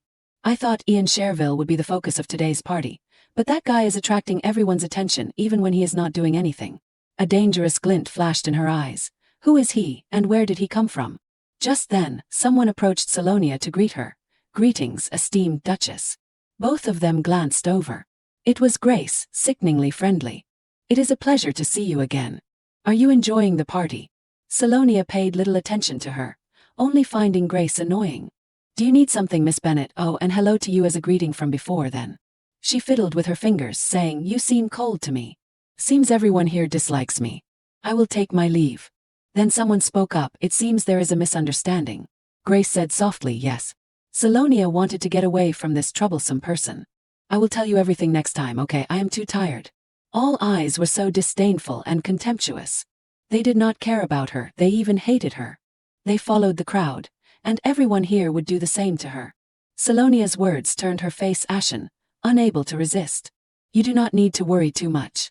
If you need to discuss anything, go find Sir Cherville, Miss Grace. People around were chattering non-stop. Oh my, did you hear that? The rumor is true. Thousands of eyes turned to Grace. How could she talk so confidently to Miss Bethin? She is so arrogant that she has no friends. Salonia stopped her in time, all right. Grace was waiting for what she would do next. She wondered, what is it that I have been longing for all this time? Is it friendship, right? In fact, even Grace herself was not sure. The servant called out, young lady. Gale whispered in her ear, the Duchess wants to meet you at the mansion. The two of them turned and left. Salonia noticed Gale, the man walking beside Grace. She looked back, questioning, who is that? It is so strange. The sound of clinking announced. The host of the banquet announced, the party is ready.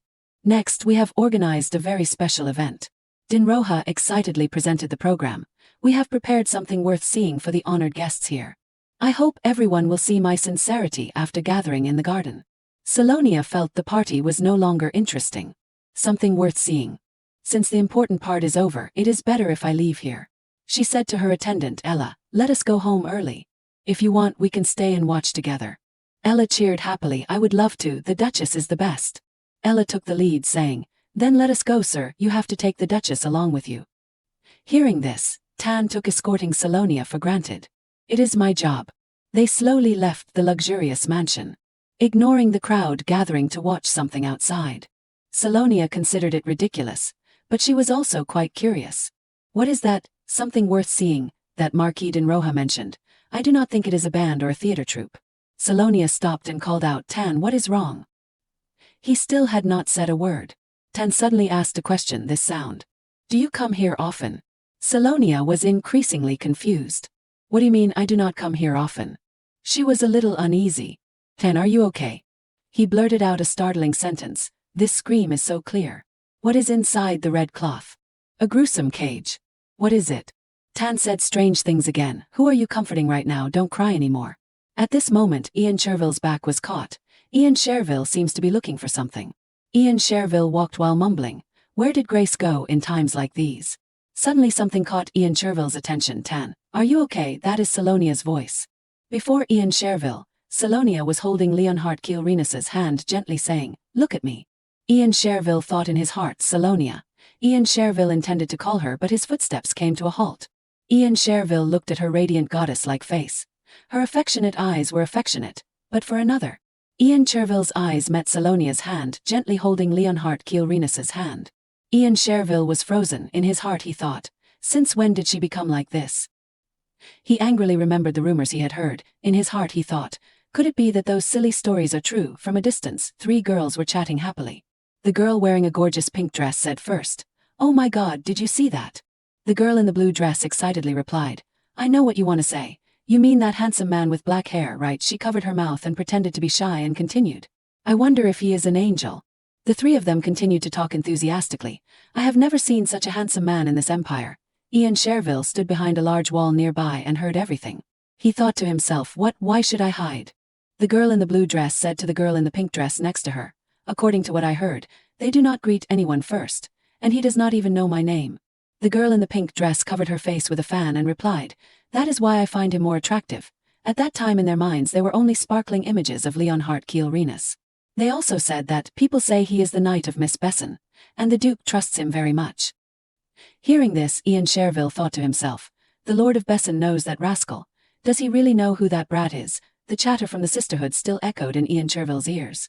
Oh my God, exactly, it sounds a bit bold. Suddenly someone said that, but do not they look very compatible? These words reached Ian Cherville's ears.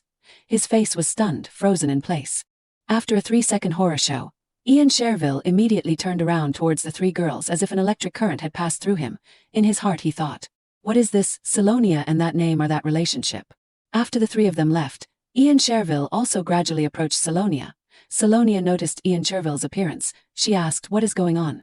Ian Cherville was silent, his eyes fixed on Salonia. Realizing something dangerous, Salonia put her arm across in front of Leonhard Kielrenus. She showed a vigilant attitude. It is not important to you, Duke. Please continue with your work. The words and actions of his fiancée in front of him made Ian Cherville very angry. He asked sternly, what are you doing? Ian Cherville regained his calm. He said in a high voice, his eyebrows slightly furrowed, I only came because it seemed like you were in trouble. What a waste of my kindness. Salonia explained to reassure Ian Cherville, you do not have to worry. Having said that, Salonia seemed to avoid Ian Cherville's eyes. She glanced at the boy behind her back. Salonia thought to herself, no. I do not like getting involved in this, but her train of thought drifted. Leonhard Kielrenus's state gradually became gloomy and silent. Salonia glanced at Leonhard Kielrenus. She thought again, I have never seen Tan like this before.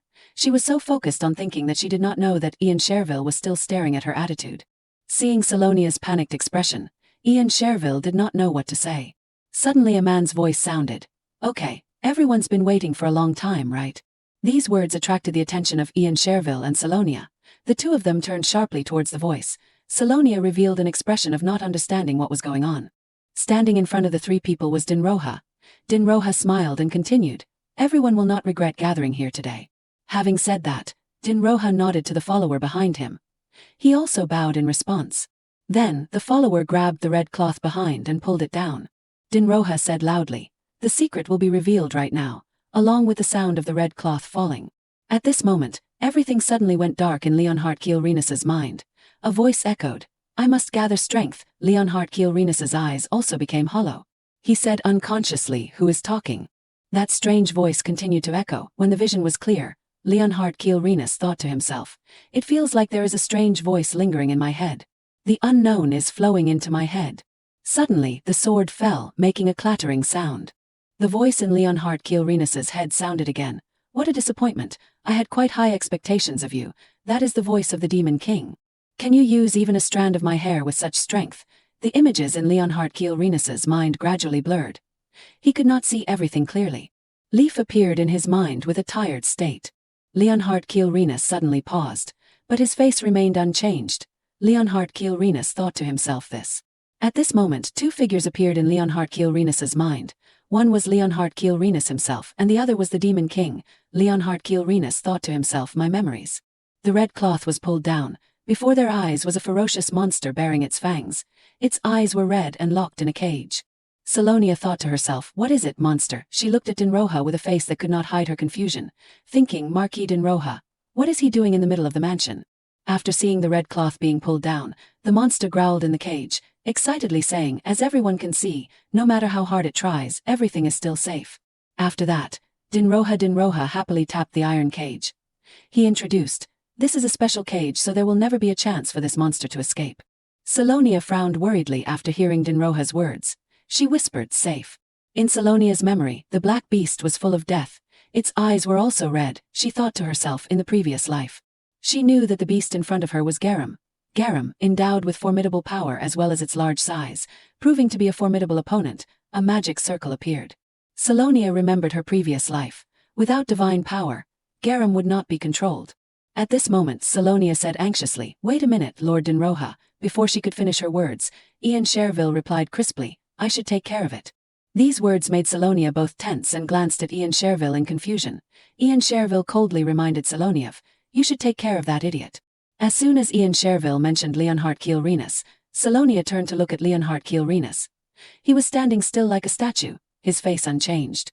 Salonia held her head tense, she did not understand anything. In her heart she screamed, I do not want to get involved in this. It is too troublesome. As for Ian Cherville, he stepped forward and sneered in his heart.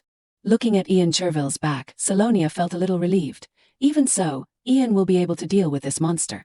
Then she could examine the situation. Salonia calculated and signaled. Okay, first I have to find a carriage. Leonhard Kielrenus had no reaction at this time. He seemed to have become a soulless person. Realizing Leonhard Kielrenus's strangeness, Salonia looked at him with a worried expression. In her mind, the image of Garam reappeared. Now she only had one question in her head. I did not know before seeing Garam, but now I wonder. She hesitated a little. If the monster's energy affects Tan. Then, she unconsciously reached out to Leonhard Kielrenus. Everything around the two seemed to be darkness. Salonia seemed to have realized that, the existence of this monster. On the other side, Ian Cherville had arrived at Garam's cage. Dinroha laughed happily when he saw his appearance. Lord Dinroha, what do you think? He pointed at Garam and the iron cage he was proud of. Is not this the monster we saw in the conquest? At this moment, Ian Cherville was standing in front of Garam. This monster had jet black fur. It was extremely large. Seeing him, it snarled fiercely. Ian Cherville face to face with Garam. He observed it. Then Ian Cherville slowly said, Garam is quite familiar to me. I will keep an eye on it in case it is needed. Saying this, Ian Cherville signaled to the follower. He said, hey, give me the sword. The follower then handed Ian Cherville the sword he needed. Ian Cherville held the sword with a confident attitude and looked at Garam.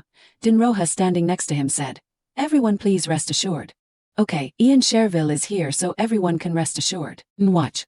At that moment, the surrounding nobles also began to pay attention and discuss excitedly. The woman said, then that is great, with the Duke here we will be fine. Right, another person continued, I heard it is very difficult to catch a large monster like that. You are great to catch it. Dinroha narrowed his lips and smiled with satisfaction after hearing the words praising himself. His face darkened, that sneer still on his lips. In Dinroha's mind at this moment was full of calculations. He thought, yes, even the Emperor has never seen a monster of this size. Dinroha knew that, when Ian Cherville was there, Dinroha received the protection of the Savior. Garam inside the cage was still baring its sharp teeth, growling at the person standing outside. Suddenly someone called out, young lady, are you still here? I suddenly heard the noise, so I came to see what was going on. Salonia turned to the call. It was Ella, she whispered. Ella. Ella looked at Salonia worriedly. Then Salonia instructed, you came at the right time, go back into the car with Tan. Hearing Salonia say that, Ella asked, yes, what about the young lady? Salonia said again, I will explain later. Now quickly take Tan away with you. Leonhard Kielrenus, until now his body has not had the slightest reaction. He has been standing motionless in place since just now. In Leonhard Kielrenus's mind at that time, That voice was still echoing right now. Monster, suddenly someone shouted loudly. Garam at this time had escaped from the iron cage, growling and waiting to attack everyone around. Everyone around gradually became panicked. That monster has escaped. Ian Cherville observed the situation was not good, anxiously calling out, "Everyone, stand behind me," saying this. He immediately turned to the follower and ordered, "Protect, evacuate the guests quickly." Without hesitation, the follower replied, "Yes, sir." After assigning the task, Ian Cherville turned back to the situation in front of him. He thought to himself, "Damn it, things have become complicated." Ian Cherville shouted loudly, "Hey, over here." Garam received the provocation and came before Ian Cherville in a towering manner. Its size was taller than an adult. Its red eyes stared at Ian Cherville. A few rays of doubt and scrutiny flashed in Ian Cherville's eyes. This monster, there is something very strange about it. Ian Cherville thought to himself, "I have a very strange, uncomfortable feeling." Garam's eyes looking at Ian Cherville were still red, accompanied by a dangerous growl. Suddenly Garam raised its sharp claws into the air. Immediately, it rushed straight at Ian Cherville's sword-wielding arm. Ian Cherville's eyes twitched slightly. He thought to himself, why is it paying attention to the sword? After dodging Garam's bite, it landed on the ground and growled. Ian Cherville's hand tightened on the hilt of the sword. Ian Cherville looked at his sword. His face was a little worried. He thought to himself, is the outer layer of this monster's skin always so hard? Garam did not give Ian Cherville time to think more. It swung its powerful sharp claws forward. Ian Cherville did not understand anything at this time. Garam was heading not towards him, but towards the blonde young lady standing in the distance. That young lady was Princess Nina. She felt the danger and unconsciously turned her head. Nina was startled by the situation before her. Ian Cherville tried to shout loudly, "Young Lady Nina." Suddenly a bright blue energy ball hit Garam. It screamed in pain. The person who just took action was Salonia. Salonia, while using the Garam control method, called out loudly, "Quickly get out of here." Suddenly there was a loud shout, attracting Salonia's attention. At this moment, Salonia stood frozen. Garam was standing in front of her panting. Garam was no longer baring its sharp teeth. Salonia began to panic. What is it? Garam at this time seemed to be out of control. Saliva from its mouth flowed out continuously. Salonia was suspicious and scared. This monster, something is not normal. Ian Cherville saw that the situation in front of him was really bad. He shouted her name, Salonia, in a dangerous situation. Ian Cherville was very worried, so he angrily scolded Salonia. "Why are you just standing there blankly like an idiot?" A call, Salonia gently rang. A steady arm took hold of Salonia's waist. Leonhard Kielrenus swung his sword strongly, quickly, like a gust of wind passing before his eyes. One hand still held Salonia in his arms. Salonia was startled. Her body was held tightly by Leonhard Kielrenus, as if glued to his body. Leonhard Kielrenus's face was still cold at this time, without any reaction, but his actions with Salonia were still very gentle. Garam, after receiving Leonhard Kielrenus's slash, had fallen to the ground. Leonhard Kielrenus at this time looked at Salonia with affectionate eyes. He still held her, gently asking, "Are you okay?" "Ah yes," Salonia replied. She seemed a little confused. Her legs were a little unsteady because Leonhard Kielrenus had lifted her up. Salonia said shyly, "Let me down, Tan." These words made Leonhard Kielrenus realize where her embarrassment came from. Suddenly, Leonhard Kielrenus dropped the sword in his hand. Both of his hands lifted Salonia's entire body high. Leonhard Kielrenus's face did not change color. "It is strange, your face is all red, do you feel unwell?" These words turned Leonhard Kielrenus's actions from romantic to ridiculous. He just wanted to pick her up to see clearly, right? These words of Leonhard Kielrenus made Salonia's pupils contract. She seemed to have realized something. Leonhard Kielrenus's red eyes were still looking at Salonia. He said again, "Your heart is beating very fast." The more Leonhard Kielrenus said, the more Salonia's face turned red. Her heart beat faster and faster. Her heart was filled with excitement. In a situation as embarrassing as this, just a shout, "I told you to put me down quickly." Leonhard Kielrenus remained indifferent and replied, "Okay." Salonia turned away quickly. Her face was hot. Her heart was pounding. In her heart she thought, he really lost his mind. As for Leonhard Kielrenus, he also looked intently at the hand that had just carried Salonia so soft. "Miss Besson," someone called Salonia. She immediately turned her head to look. The follower stepped forward in front of Leonhard Kielrenus and Salonia. He put his hand on his chest and bowed slightly. "Are you okay? Thank you for protecting Miss Nina." This follower seemed a bit old. He continued to introduce himself. "I am the butler, Magnus. The Duke has taken the young lady to a safe place, so I came to send my greetings to you." Then Magnus also said, "And of course with this knight," mentioning Leonhard Kielrenus. His eyes turned to Magnus. Salonia looked at him again. She said softly. He is my escort knight, Mr. Magnus bowed to Leonhard Kielrenus, expressing praise. You have really great martial arts skills, Mr. Thank you again. Leonhard Kielrenus turned away, not caring about Magnus' words. He continued, you are my savior.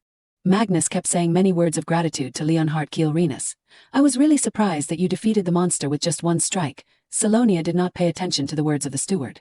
She just secretly observed Leonhard Kielrenus and thought, Tan seems very different from his usual self. Salonia hesitated a little. Is that normal? Ian Cherville at that time just stood silently in one place. It seems that from the honored one. Now Ian Cherville lost to a sword swing of Leonhard Kielrenus. Ian Cherville frowned. His face revealed clear discomfort. The carriage wheels rolled. Salonia sat in the carriage, tiredly sighing. She remembered the garum incident again, thinking about Marquis Dinroha. Recalling what happened earlier, Dinroha was happy to introduce the garum, saying, I wanted to exhibit the monster in this way. As he said this, Dinroha tapped the iron bars of the cage. Fortunately, there were no merchants, but it could have been a major disaster. He did not seem to regret what had happened. Sitting opposite Salonia, Leonhard Kielrenus was still absent-minded. He did not look at her, his eyes listlessly looking in one direction. Salonia thought, the fact that Tan defeated the monster. Salonia was a little worried. It will soon be known to everyone. Thinking of this, Salonia became tired, her hair messy. She thought, I really do not want Tan to attract too much attention, but there is nothing I can do. Anyway, it is a good thing, so never mind. Suddenly Leonhard Kielrenus spoke, attracting Salonia's gaze earlier. Leonhard Kielrenus hesitated for a moment and then continued. That monster's thoughts appeared in my head. These words surprised Salonia greatly. She suddenly exclaimed. Leonhard Kielrenus remained the same, still slowly explaining, as if others could not hear, not even her. Why am I different from everyone else? Leonhard Kielrenus wondered. At the same time, the carriage arrived at the gate of the mansion. Leonhard Kielrenus spoke again. His voice lowered, I want to be like you. Tell me everything you know. Salonia heard these words from him, and the surrounding space seemed to freeze for a few seconds. Returning to her room in the mansion, Salonia quietly sat at the table reading the newspaper. Salonia's eyes suddenly fell on the words in the newspaper. Salonia read silently. The hero who protected everyone from the monster. Here Salonia sighed, leaning back in her chair. What she had worried about had come true. Salonia thought, as expected, they posted an article about Tan's feat. Salonia slowly put the newspaper down on the table. In her heart she reassured herself, anyway, I had already guessed this. I do not need to worry too much about this anymore. Should I go to Wicklander's shop today? Thinking this, Salonia stood up. Salonia recalled what happened yesterday. A letter was sent to the mansion. Salonia guessed that the letter that appeared at the villa yesterday seems to have been sent by Wicklander. It contains a short message requesting a visit. The letter said that he had found an old spellbook. However, Salonia still felt uneasy after receiving this letter. Her eyebrows were somewhat lowered, thinking without much hope, but maybe it is a misunderstanding, because there are some unclear parts in the letter.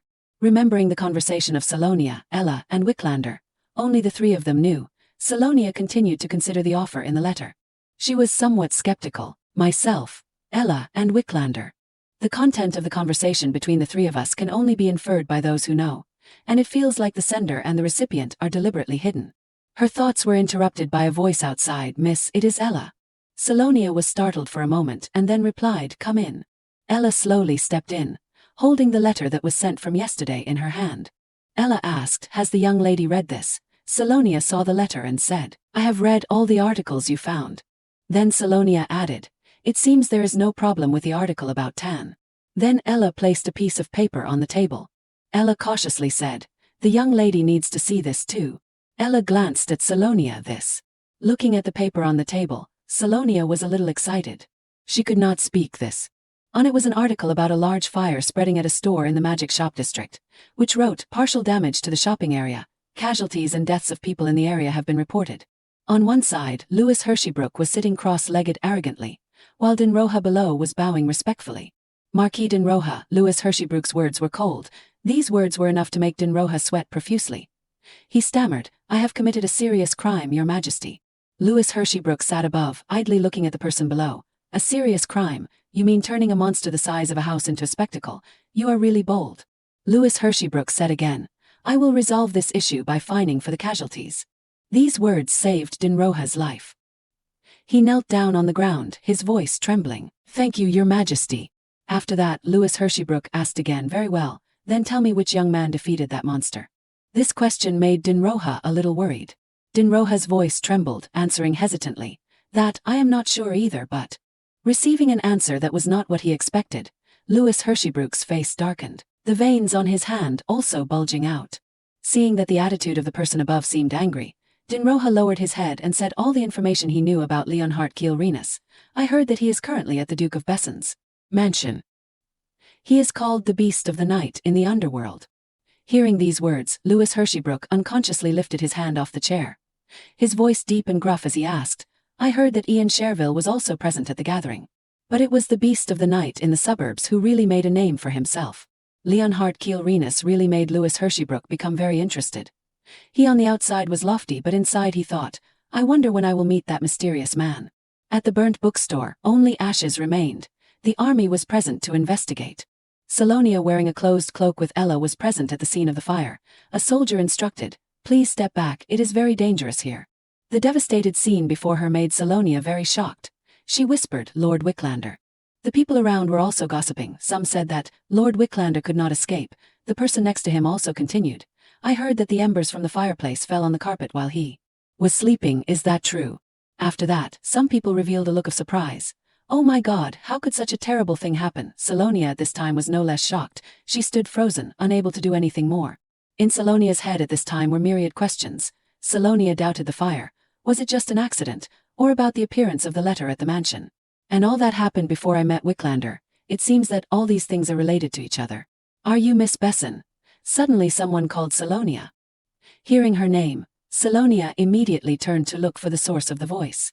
The person in front of Salonia was a young man with long black hair. He kept his head low, wearing a closed cloak. Ethan, the guard, immediately raised his hand in front of Salonia, asking sternly, step back and reveal your identity. Salonia immediately stopped him. All right, Ethan. Salonia slowly asked, who are you? The eyes of the young man before her did not have any fluctuations. A moment later, in an empty room, dark brown coffee rippled on the surface.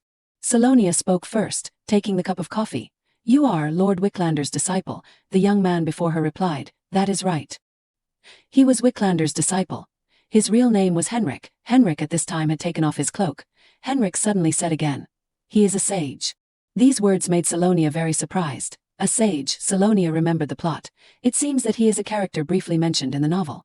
Salonia remembered that, in the original work, sages are described as people with deep insight who can read people's minds, and can even foresee the future. Salonia fell into a train of thought. She rubbed her chin, thinking in her heart, Lord Wicklander's appearance was quite extraordinary. Henrik interrupted her thoughts. He continued, the reason I wanted to meet you is because I need to convey what the Lord entrusted to me. Henrik continued. These words surprised Salonia greatly, she exclaimed. After that, Henrik took out a red notebook, with a star symbol on the cover. Henrik slowly explained. He told me that Miss Besson is about to visit. Henrik brought it before Salonia and continued. So he entrusted me to give this book to you. Both Ethan and Ella were also very surprised, huh?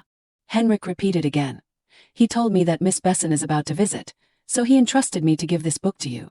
Suddenly Salonia seemed to have understood something. She paused. Wait, does that mean? Seeing Salonia's expression, Henrik said, you guessed it right, as if he knew this would happen and gave it to me.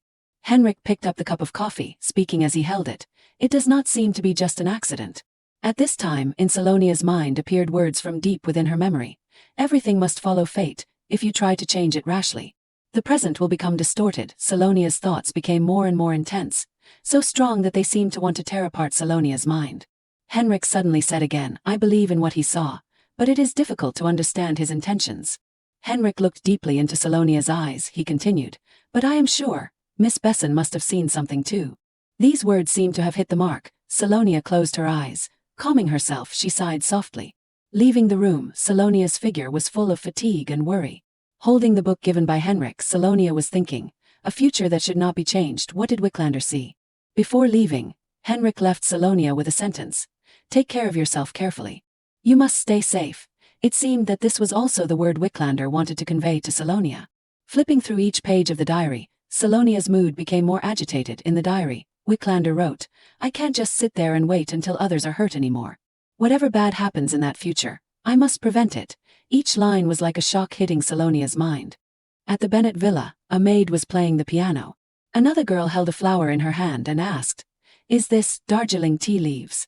The maid opposite asked, Jamie, do not try to trick me. The girl named Jamie was the one who held the flower. Jamie replied, No, I really do not think they are Darjeeling tea leaves. On the table were countless Darjeeling tea leaves. All 3 Darjeeling containers were very beautiful. The 2 of them continued to talk. I need to send these to Duke Cherville, Earl Ford and Lord Rye by the end of today, a maid said worriedly, if we delay any longer. At a damp basement, someone said loudly, Are you okay pulling him down to that basement? Another person whispered, Can't you be quiet? They carried down a sealed container, a person said, Hurry, we need to finish before the young lady comes looking for it. The basement door once again closed tightly. Light could not enter. At this time, at Salonia's mansion, dazzling light shone through the window into the room. On the table were books, some of which were flipped open. Salonia carefully read each line in Wicklander's diary. She thought, the architecture about the magic circle that I recorded, its content is difficult to find in ordinary books. In the book that Henrik gave to Salonia, some important information was recorded. Parchment was once mainly used as a medium for magic before the development of artifacts. It seems to record how to use the magic circle. The book also wrote, writing the magic circle and the person's name together is divided into 3 main types. These 3 types are divided as follows: spatial teleportation, object teleportation, and communication used to exchange information. The book also noted, all 3 types require a destination and a recipient, so the location and the person's name should be written below the magic circle. Reading this, Salonia was a little suspicious. She thought, if so then, the magic circle with Grace of Gillen's name. Thinking of this, Salonia could not help but suspect that, whether these meaningless details about Grace is evidence that Gillian belongs to Grace. Salonia's eyes gradually became sharper. At this time Salonia seemed to have reached a final conclusion. Is that really possible? Salonia continued her line of reasoning. She believed that, even if he is the vice president of Firest and because the Bethin family is running it, so what Gillian can do is very limited. How can he deceive his father? Salonia clenched her hand. She thought, like the male leads who are charmed by Grace, do not tell me. Suddenly, Salonia stood up. She had made her decision. I must prepare soon, because he will come here for the daily report. Salonia just left while thinking. Her eyes flashed with a few sharp glints. I will set a trap to catch Gillian, so I can witness it with my own eyes. Along the mansion hallway, yellow chrysanthemums were blooming.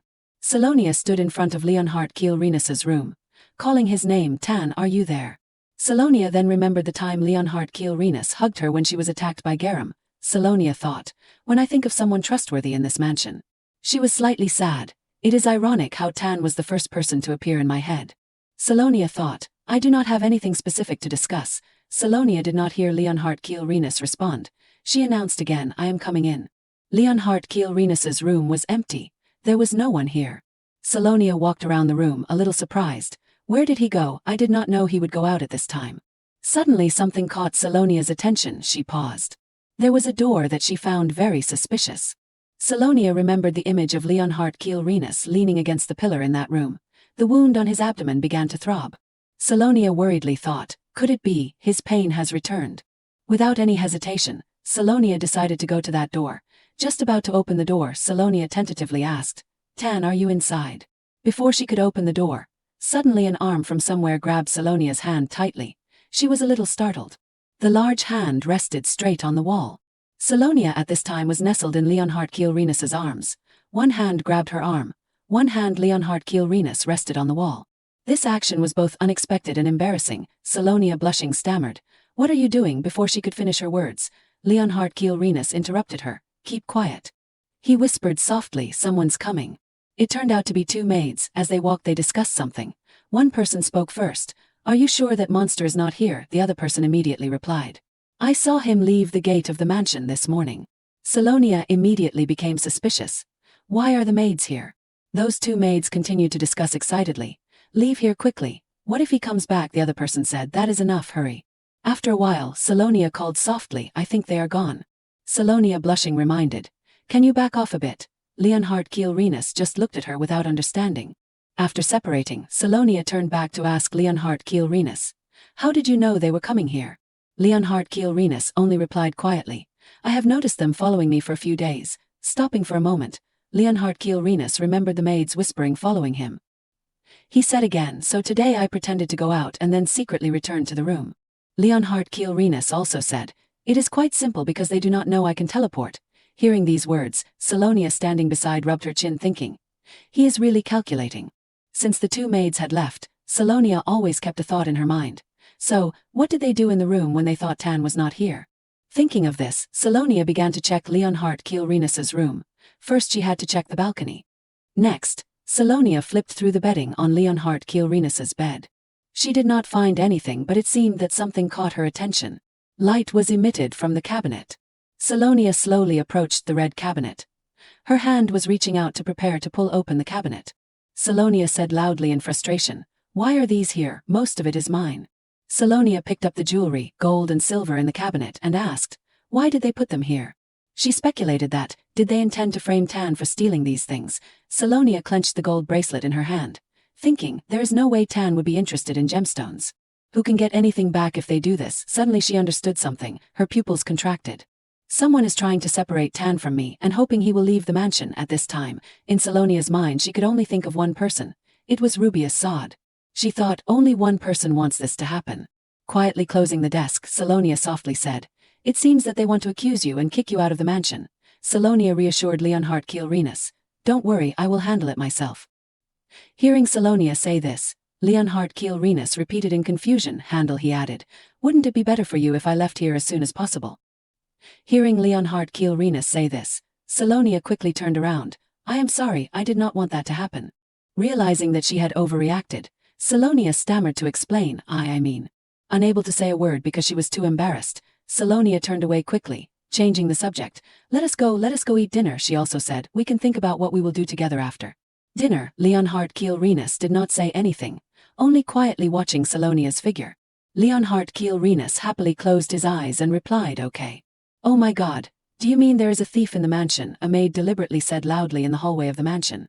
The other person replied loudly, yes, I am sure. As they planned, Salonia had heard everything. She went over and asked, what is wrong? The two maids clasped their hands and bowed to her, young lady. One person spoke first. This maid said that some gemstones that she cherished were lost. From behind came a man's voice. Here they are, young lady. What is all this chaos? In front of Salonia was Rubius Sod. He used his blazing golden eyes to shine straight at Salonia. Rubius Sod's appearance surprised Salonia greatly. She was slightly startled and thought, Rubius. He appeared just in time, as if he had been waiting for this moment. Salonia pretended to return to their story. Salonia then said, she said that this maid's things were lost. Rubius Sod did not pay attention to Salonia's words. The person he was paying attention to was only Leonhard Kielrenus. Rubius Sod used a contemptuous face and mocking voice to look at Leonhard Kielrenus. Oh my, it looks like a petty thief has entered the mansion. The space of the mansion fell into silence. The sunlight was still shining brightly. On the table were two sets of jewelry, red crystal and blue crystal. Grace was trying on each set of jewelry. She blushed and asked softly, Duke, how do I look? Does it suit me? It seemed that Ian Cherville did not hear her words. Grace called several times, Duke, Lord Duke. Ian Cherville lazily turned to look at Grace. His voice had no emotion, answering concisely, it looks good. Having said that, Ian Cherville turned to leave. This action made Grace involuntarily freeze, not knowing what to say. In Ian Cherville's head at this time, he did not seem to pay attention to Grace's jewelry. He was thinking about something else. Ian Cherville realized that something was really strange after he met Grace. He hesitated a little. I never had any other thoughts about Salonia. But Ian Cherville's eyes shone with suspicion. Ever since I saw her with him, thoughts about her kept swirling in my head. Everything in Ian Cherville's mind seemed to have been turned upside down. Ian Cherville, while thinking about Salonia, intended to pick up the jewelry on the table. Only Salonia lingered in Ian Cherville's mind at this time. He thought, Salonia would never be with that kind of man if I go back to her. This absent-minded action of Ian Cherville had all been captured in Grace's eyes. Her face darkened. Thoughts were also swirling in her heart. Ian has been acting strange lately. Before he would become worried when I just frowned and got angry. Why is he like this now? Ian Cherville has gradually become more indifferent to Grace than before. He is indifferent to everything. Grace thought, is it because I keep avoiding marriage? In Grace's heart she complained, how annoying. Thinking of this, Grace pretended to smile brightly and looked at Ian Cherville and said, Ian, can I visit the Duke's mansion tomorrow? Ian Cherville replied, why do you suddenly want to visit the Duke's mansion? Grace looked for an excuse to defend. I just want to go with the Grand Duke and his friend. Because we will be meeting each other often from now on. Hearing these words, Ian Cherville only replied softly, "Okay, if that is what you want." Ian Cherville's reaction was contrary to Grace's expectations. She was stunned, forcing a benevolent smile, thinking that is it. Grace's hand clenched her clothes, making them wrinkled. In her heart she cursed. Is that the end? Does he expect me to feel disappointed? In Grace's eyes, she was the one who controlled this game. The one who controlled men could only be her. This man was only keeping her as a trophy. On the other side, Salonia's father at this time sternly came over to ask, "What is wrong, Salonia?" Seeing him come over, Salonia was also startled and turned around. "Father." Then in front of many people, Salonia's face was somewhat worried as she said, "I think there is a thief in the mansion."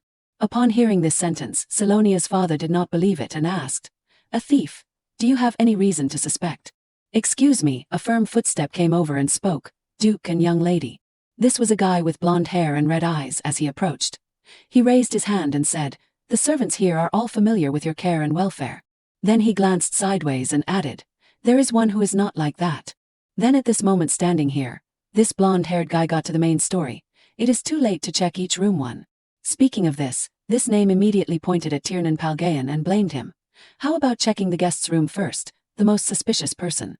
Just as he was mentioned, Tiernan Palgayan immediately turned his head and gave a disdainful smile. Still glancing at Tiernan Palgayan, this blonde-haired name added, "I will also participate in the investigation." Speaking of this, he thought, "You arrogant bastard. Let us see how comfortable you can be." And just like that, those maids followed the order and ran to check. Right at this moment, the blonde-haired name slightly looked from behind Salonia and gave a strange smile. But at this moment, a maid came out and said loudly, I have found the culprit."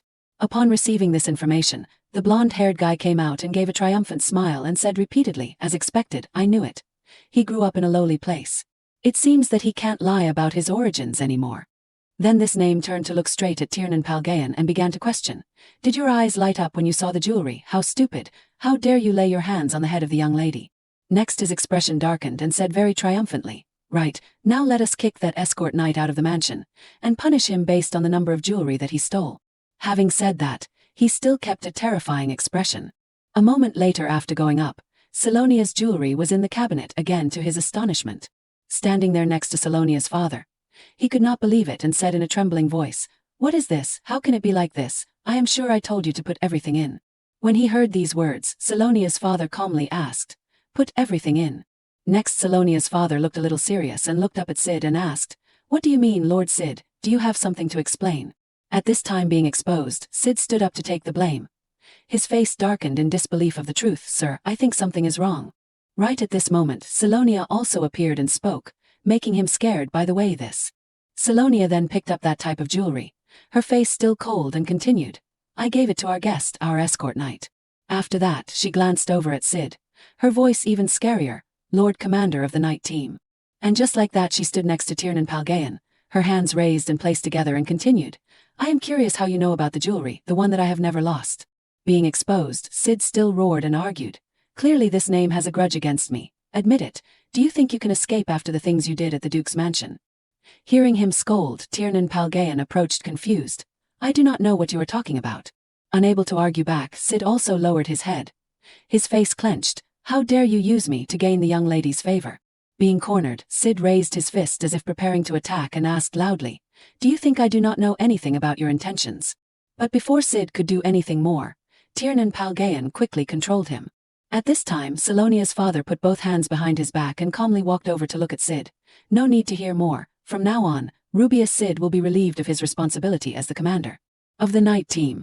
Then on this side, Salonia turned her back to prepare to leave, her eyes still glancing back as a warning, "Find out which servants participated in this case. I will deal with them myself." Seeing her intend to deal with those servants, Sid felt guilty and knelt behind her begging, "This is too much, young lady. How can you only be lenient with this escort knight?" Hearing Sid say these words, Salonia was somewhat angry. "Control your words." After that, she also turned her back, her face unhappily looking at Sid, and continued, "I have never been lenient with anyone. I gave you a chance based on your loyalty, but..." Speaking of this, she was silent for a moment and then continued, "Remember, you yourself are responsible for this." After hearing these words of Salonia, on Sid's face a look of fear was revealed. "Young lady." At this time, walking in the hallway, Tiernan Palgayan followed Salonia and spoke, "Everything is as you said." Hearing him greet like that, she also replied yes. I am glad we could solve it easily. After that he asked again, what am I doing now? Upon hearing that, Salonia stopped. Her cheeks reddened as she turned back and said with a shy look, it is almost midnight. Can we meet again later? Hearing that, on Tiernan Palgayan's face there was some agitation, and he agreed, of course. And just like that, in the middle of the night, Salonia's voice rang out once again, reminding, remember to avoid other people's eyes. Following that, he also obeyed. I know. Late at night, at the mansion, Salonia was fast asleep, leaning on Leonhard Kielhinus's shoulder.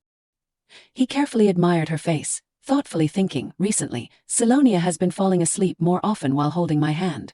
Leonhard was both happy and worried.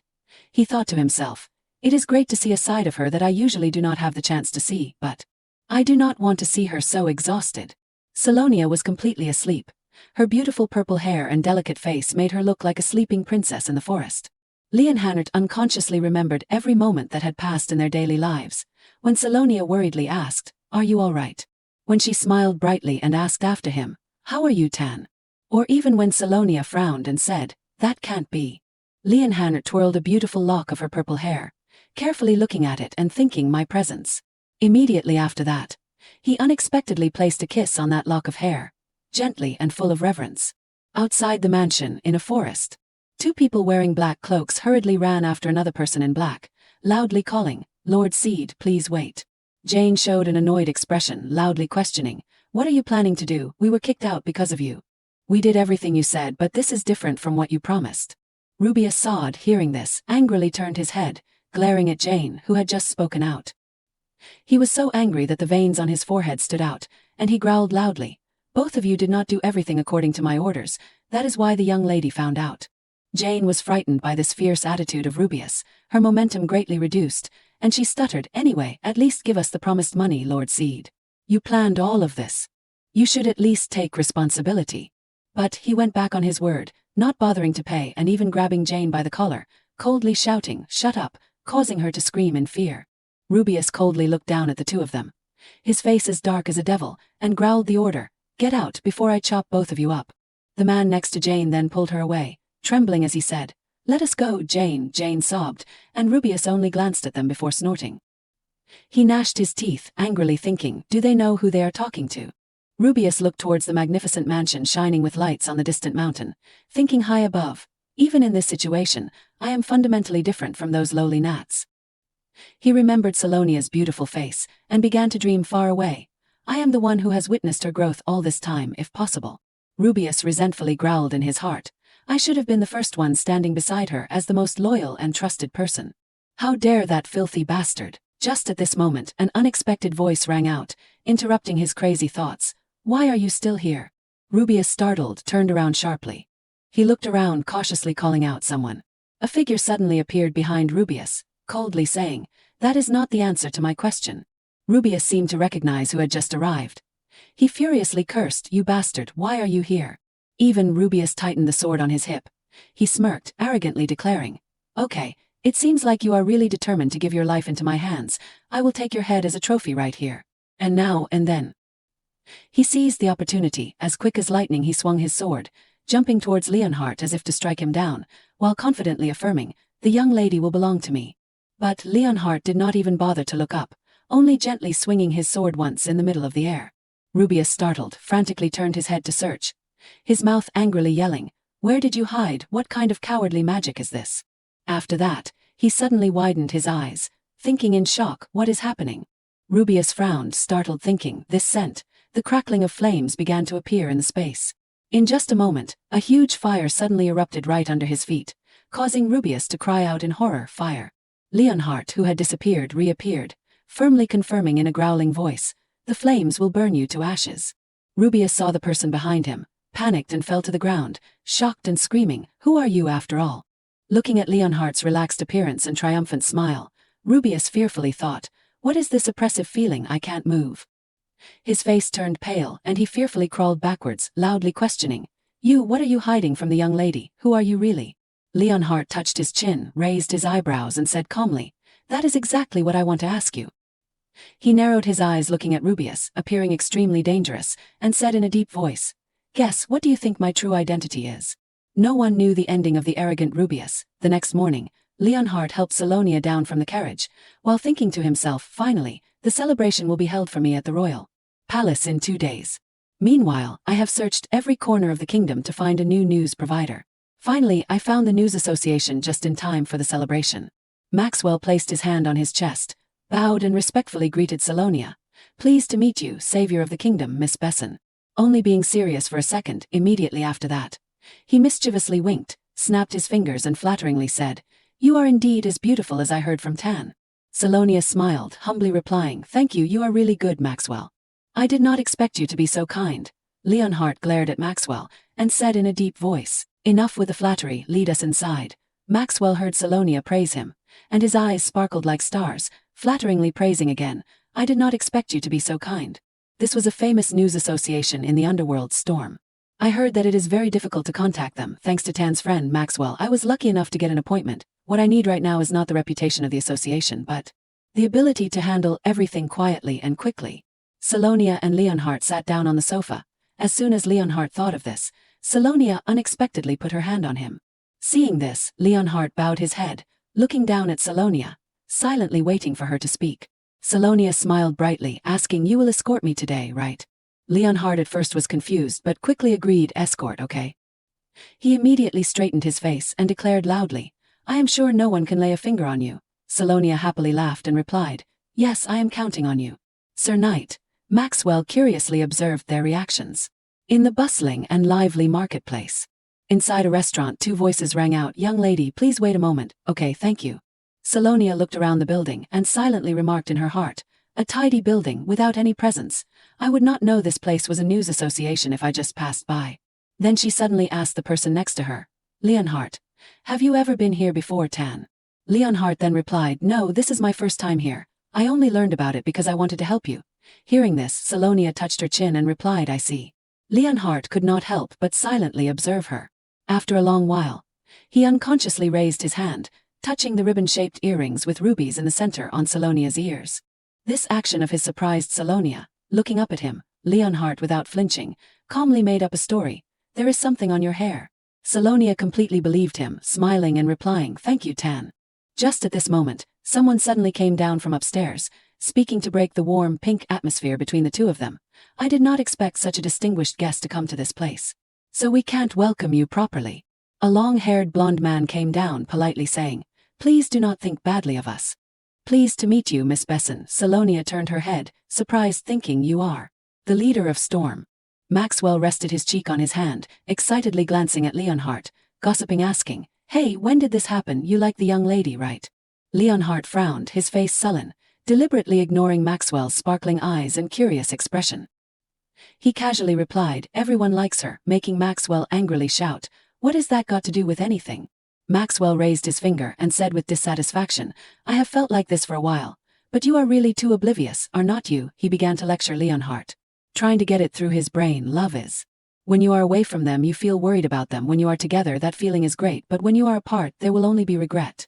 When you are together, you will want to get closer to them. Leonhardt silently remembered Salonia's face, immersed in his own world.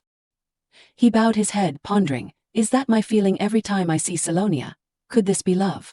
At the same time, inside a private office, Salonia had passed by the piano with the sheet music placed on the stand. As Salonia was absent-mindedly looking at the room, the blonde man suddenly spoke, Does the young lady like this room? He smiled brightly, silently waiting for her reply.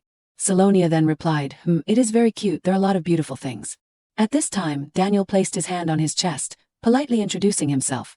Sorry for the late introduction, Miss Besson. I am Daniel Jackson, the leader of Storm, Daniel Jackson. Salonia also politely replied, Thank you for your hospitality. I hope you are not surprised by my sudden contact. Daniel politely continued, Not at all, young lady, do not worry. Everyone knows that the Finest Association belongs to the Besson family. He took the initiative. If Miss Salonia chose Storm, you must have something you want to do without letting your family know. Daniel clasped his hands together and said, I am curious. Seeing this attitude of his, Salonia did not beat around the bush anymore, but went straight to the point. If that is what you think, I will also be frank. Currently, I need help from someone outside the family. She raised her teacup and seriously continued, I am looking for someone who can act independently in necessary situations, someone smart and capable. Salonia looked straight at Daniel, her eyes deep and sharp, and calmly asked, What do you think? Is my request too difficult? Daniel, hearing this, raised his eyebrows, not answering immediately. The big bell rang loudly. A voice rang out, "Oh, I see, it is today." An old man, leaning on his hand, looked up at the big bell and said, "What is today?" "The ritual of the holy nights. They ring the bell like that at the end of the ceremony. I heard they fast for 2 weeks." Contrary to his excitement, the old friend next to him did not care much, and only said, "Let us not talk about that anymore, let us go." The long, holy ritual finally came to an end. Another bell rang. Leaf happily smiled, standing outside the shrine. He remembered Grace's figure and happily thought to himself, maybe it is because I met Miss Grace before the ceremony. So this ceremony felt particularly longer than others. Leaf carried the toolbox and continued to think about Grace's reaction. If I tell her that I did not get a chance to try the dessert that she prepared, she would probably be disappointed. Just at this moment, a loud scream suddenly rang out, causing Leaf to startle and turn around. "Someone help me." The old man with the blonde beard just now was trembling, pointing forward in fear and shouting, "The wheels of the carriage, it is too dangerous, get out of the way." A large carriage wheel was out of control and speeding along the road. The wheel was heading straight for the 2 young priests in front. However, luckily, Leaf appeared in time, skillfully using his sword to chop the wheel into pieces. The female priest, who was both shocked and scared, collapsed to the ground. The old man with the blonde beard ran over, looking dejected, lowered his head and stuttered an apology. I am sorry, Sir Knight." The wheel of the carriage suddenly fell off. Leaf did not scold him, only gently reminding, "It is okay, please be careful next time." As soon as he finished speaking, a childish voice, full of excitement, rang out, "It smells so good," immediately followed by a hasty reminder, "Emily, you can't eat this," making Leaf turn his head. As Emily was drooling looking at Leaf's box, the smaller girl tightly frowned, cautiously saying, "Sir Leif, I am sorry, the box is broken." Leaf smiled. He bent down and harmoniously replied, "Luckily the cookies are still intact, they were given by a friend of mine, can you two help me eat them?" The female priest, hearing this, happily exclaimed, "Wow, really?" Leaf once again confirmed, "Of course, I have already eaten enough for lunch anyway." The short-haired female priest lowered her head, reverently replying, "Thank you," while the childish Emily raised her hands high, happily cheering, "Sir Leif is number one." Looking at the happy expressions of the 2 girls, Leaf also unconsciously smiled, thinking to himself, "Those young priests must be very hungry, I think she will understand." He turned around and walked away, unable to resist continuing to think in his heart, thinking about it, I was going to see her again. Thinking of this, Leaf stopped. He frowned, pondering, why did I act like that? My vows to her were all my true feelings. But the truth is that my vows to Salonia have changed. That has always haunted me. I deeply regretted it during the holy ceremony. I also understand clearly that doing so will not soothe Salonia's wounds. Leaf tightened his hand and placed it on his chest, softly calling out in his heart, "Salonia." Just at this moment, Leaf suddenly frowned. His head suddenly ached like a hammer. He clenched his hand and supported his forehead. A familiar voice echoed in his mind, "Leif, it is poppies." Salonia's image appeared again. She smiled at him, giving Leaf a stick of medicine, gently reassuring him, "You won't feel pain anymore." Leaf frowned, looking bewildered, and thought, this memory." Just at this moment, an unexpected voice rang out, "Sir Leif." Grace, clutching her skirt, ran quickly. Her face was pale, and she fearfully stared at Leaf. Grace rushed towards Leaf, panicking, asking, "Are you all right? What is wrong?" Leaf's eyes suddenly became dull, his face pale, and he unexpectedly blurted out a sound, "Ah." Leaf blankly called, "Miss Salonia," making Grace's face darken, her eyes widening, extremely tense. She deliberately ignored those words, hurriedly took a cake from the box she brought, and loudly exclaimed as if forcing, "Here, eat quickly, it is made from herbs so it will help your headache." Leaf suddenly grabbed her hand and coldly said, "Miss Grace, wait a moment." Grace pulled her hand out of Leaf's hand and glared at him with a dark face. Immediately after that, she changed her voice and concernedly asked, "Sir Leif, are you all right? How do you feel? You suddenly got a headache." Leaf then replied, "I'm all right, but what is Miss Grace doing here?" Grace, hearing this, immediately hid the box of cakes behind her back. She gave a forced smile and pretended to be innocent and blurted out, "Oh me, I was just worried that the cakes I gave you last time might have spoiled because they have been sitting for so long." Then Grace hesitantly asked, "Although I made it to last a long time, have you tried it?" Leaf also did not hide anything, frankly recounting, that I gave it to the young priests that I met earlier." He gently continued, "I hoped that she would understand, they needed it more than me, so I let them take those cakes." But as soon as she heard this, Grace's face darkened. Ice cold, she did not say anything, but that ice-cold expression showed Grace's upset and uncomfortable mood. She was silent for a few seconds, quickly correcting her expression, and said, "Let us leave that for the way back." Leaf immediately agreed, "Okay." Grace placed her hand on Leaf. When Leaf turned away, she widened her eyes, glancing back with cold eyes. At the same time, in another place, Salonia walked downstairs, suddenly asking, "Is everything done, Tan?" Leonhardt only looked up at her, his expression emotionless, not saying a word. This made Salonia feel strange, wondering in her heart, why does he look so gloomy? Then she hesitantly asked, did I make you wait too long?" Leonhardt blankly replied, "I was about to go upstairs," making Salonia think that he really was dissatisfied because he had waited too long. So she generously praised, "You have been very patient." Salonia raised her head to look at him, and happily said, "My conversation with the group leader went quite smoothly. I will tell you about it on the way back in the carriage." Leonhardt looked down at her, and replied, "Okay." After placating Leonhardt, Salonia frowned, contemplating the Storm News Association. "I do not know how capable they are. But one thing is certain, they are more trustworthy to me than finessed right now." She walked while thinking, even Daniel, the group leader. He observed me but still treated me with respect.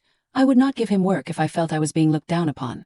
Just at this moment, a blood-curdling scream suddenly rang out, cutting off Salonia's train of thought. "Emily, wake up." Maxwell immediately approached to ask what was wrong. "Hey, what is the problem?" The short-haired nun that Leaf had met earlier was kneeling and holding Emily, anxiously saying, "My sister," suddenly collapsed. Leonhardt looked down at the two children and analyzed in his heart, "Nuns' robes. These children should be inside. Why are they here?" Looking at Emily struggling to breathe, with sweat pouring down like a stream, he thought, "I am not sure what her symptoms are, but I think I can alleviate her pain with my healing power." Seeing this situation, Salonia then suggested, "Max, can you take us to a more private place?" Maxwell immediately agreed, "Of course, follow me." Inside a small old room, Leonhardt carried Emily into the room. Maxwell, seeing this, hurriedly said, "Put her down here." After putting Emily down on the bed, she unexpectedly painfully groaned, looking extremely distressed. Salonia, seeing this, frowned and asked, "What did she eat before fainting?" Emily's sister did not hide anything, lowered her head and stammered, "She ate a little bread. She collapsed right after taking a bite. I do not know anything else." Salonia confusingly muttered, "Bread." Emily's sister immediately offered a half-eaten loaf of bread, cautiously saying, "Yes, I have it here." Just opening the cloth wrapping the bread, besides the familiar shape exactly like the bread that Grace had made for Leaf, the strange and foul smell of it immediately rushed out, making Salonia unable to help but feel disgusted. Ugh. She immediately raised her hand to cover her nose. Leonhardt glanced at Salonia and said, "It smells terrible." Salonia then agreed, "Indeed it does." But Maxwell stuck his head out and asked curiously, "What are you two talking about? It is just the smell of delicious bread." Salonia, surprised, looked at him, again emphasizing, But it smells terrible." Maxwell confusingly said, "Well, I smell sugar and butter." Immediately after that, Emily's sister also curiously looked up at her and said exactly like Maxwell, "I also only smell the fragrance." This made Salonia startled, her face darkened, and she suspiciously thought, how could that terrible smell? She looked at the strange piece of bread before her, and pondered in her heart, only me and Tan can recognize it. Just at this moment, the hand of Emily, who was unconscious, suddenly moved. Emily unexpectedly sat up in surprise of her sister. Her sister, seeing this, immediately asked after her, "Sister Emily, are you okay?" But Emily's expression was very strange. She widened her dull eyes, her face cold, not saying a word. Salonia immediately knelt down near Emily, and concernedly asked after her, "Emily, can you hear me? Please speak if you feel pain." Just at this moment, Emily unexpectedly blurted out a meaningless sentence, "I will go," causing her sister to startle and call, "Emily," while Leonhardt had been silent from the start, carefully observing. Emily's cheeks suddenly flushed red. She excitedly shouted, "Miss Grace, I have to go see Miss Grace." As soon as she heard those two words, Miss Grace, Salonia was stunned. Her face darkened as if shocked, speechless. Emily's sister, hearing this, blankly asked, "Sister Emily, what are you talking about? Who is she?" Even her sister did not know who Grace was, but Emily passionately affirmed, "She is the person I like the most." Salonia unexpectedly grabbed Emily's hand and called, "Emily." She gently guided, "Focus on my voice and remember," causing Emily to be dazed. Looking at the piece of bread, Salonia said in a low voice as if she already knew what was happening, "Who gave you this bread?" Emily blankly followed Salonia's words, remembering and dazedly replying, "A holy knight gave it to me right before I left the temple." Salonia, hearing this, narrowed her eyes, pensively thinking, "There is no guarantee that this holy knight is the person I suspect," but to confirm the suspicion in her heart, Salonia continued to question, "Then is it possible that that holy knight has blue hair?" She remembered the man with the sea blue hair. Just as Salonia had predicted, Emily exclaimed in surprise, "Ah, yes, that is right. How did you?" Although she had predicted this situation, Salonia was still stunned, trying to calm down to analyze the situation in her head. Leif certainly did not eat anything because of the holy ritual. A child seeks out Grace immediately after eating the bread that she received from Leif. If Grace is involved in this again. At the same time, the person who caused all this trouble, Grace, was nervously biting her nails. A person in black suddenly appeared, kneeling in front of her and respectfully saying, "My lady." Grace glanced at him, coldly asking, "Gale, what is the result?" Gale respectfully reported, "I did not find any nuns with abnormal symptoms," but Grace still did not believe it, again confirming, "Have you checked carefully?" Gale affirmed firmly, "I checked everyone in the temple multiple times, but did not find the box or any children with symptoms." Just hearing this, Grace immediately flew into a rage. She angrily knocked over the vase on the table, and growled, "Then where did they disappear to?" She glared, gnashing her teeth and cursing. Why did Leif have to give it to a child like an idiot? Grace stepped on the broken pieces of the vase, and coldly ordered, "Check again until you find them." She disdainfully rolled her eyes, and ruthlessly emphasized, "If that thing finds its way here, destroy it." Gale stood up, pulled the hood down low, and briefly replied, "Yes, my lady." Immediately after that, in a place Grace could not see, that person unexpectedly tore in half the paper, drawing a strange 5-pointed star formation. Grace bowed her head, her long hair scattered, making her no different from a vicious witch. Grace said to herself, "Calm down, nothing will happen." Her expression was distracted, crazily repeating in her head, "Nothing will happen." At the same time, those familiar words suddenly rushed back into Salonia's mind. "I will swear eternal allegiance to Miss Grace Bennet. About the heart that I gave to her before, I want to take it back," causing her to be stuck in unsolvable struggles, because people cannot force anyone to be with them forever. "I only thought that. I want you to end our engagement as soon as possible. They have changed their minds, but what if they were manipulated by someone?" Salonia touched her chin. A horrific thought suddenly appeared in her head. What if all of this is not their intention? Salonia suddenly asked Sister Emily, "Have you ever met Miss Grace?" Emily, although her mind did not seem very clear, still honestly answered Salonia's question. "No, I have to go see Grace." Having said that, Emily unexpectedly stood up and shouted, "I am going, I want to quickly see Grace," causing Salonia to startle. Salonia gently grabbed Emily's hand, gently calming her excited mood. "Wait a minute, please listen to me, Emily." She looked at Emily with worried and uneasy eyes. However, Emily, who had just been clamoring to go find Grace, was now standing still as if turned to stone, her face distracted, causing Salonia to confusingly call Emily. This appearance and reaction of Emily made Salonia realize, "Now that I think about it, just now, Emily looked very strange when I touched her." She immediately remembered her touch with Emily just now, vaguely figuring out the reason perhaps. Salonia was both surprised and delighted to realize that my healing power will have an effect on her. At this moment, Emily lowered her eyes again, dazedly blurting out, "Oh." Salonia immediately grasped Emily's hand tightly, gently guiding Sister Emily. "Please take a deep breath." Emily obediently followed Salonia's words, tiredly exclaiming, "I feel so dizzy." Brilliant light radiated out. Salonia frowned tightly, struggling to release her power. Even though sweat flowed continuously on her forehead, Salonia still gritted her teeth and chanted, "Please stay with me." In her head she thought, "It has been a long time since I have used so much power. During the expedition, I healed 3 men without any problems. But this." Immediately after that, Emily widened her eyes and looked at her hand, dazedly blurting out, "Ah, is it over?" Salonia then replied, "You look alright, how do you feel?" She hesitated for a moment and then asked directly, "Do you still want to go see Grace?" Emily, who had just been excited to go see Grace, now tilted her head, confusedly asking, Who is that?" Hearing this, Salonia clasped her hands together, not answering in detail but hiding the matter. "Ah, it is nothing." She aimlessly looked forward. Then Salonia bowed her head, her face serious, and thought, what did she do? After that, she said goodbye to the 2 girls and Maxwell, and asked them to keep secret what had happened between them. She also did not forget to replace the bread that she had taken with other delicious snacks. In the carriage on the way back, Salonia looked out the window, pensively thinking, "It is hard to believe that something like this would happen to a young nun. Perhaps I should also investigate this temple." Thinking of this, she raised her eyes to the sky, her hair messy, helplessly complaining in her heart, "Why am I so busy?" even though Salonia was actually unemployed in her current situation. Chapter 9. Looking at her expression, Leonhardt concernedly asked, "Why do you look so exhausted?" Emily did not explain why, not telling him about Grace's matter, only tiredly admitting, "Is that so? I feel more tired than usual." Leonhardt did not reply, looking deeply at her as if contemplating something, or wanting to seek some question in Salonia. However, unexpectedly, Leonhardt suddenly reached out and pulled Salonia into his arms to her surprise. She looked up at him, dazedly calling Tan. Leonhardt looked down at Salonia, softly saying, "You can lean on me if you want." Salonia, hearing this, blushed, secretly smiling happily. Soon they returned to the mansion. Unexpectedly, Leonhardt again carried Salonia, who had fallen asleep inside. The maid hurriedly came to greet them. Seeing this scene, she worriedly exclaimed, "Oh my, young lady Sir Tan, what happened?" Leonhardt slowly replied, "Nothing, I think she just fainted from exhaustion."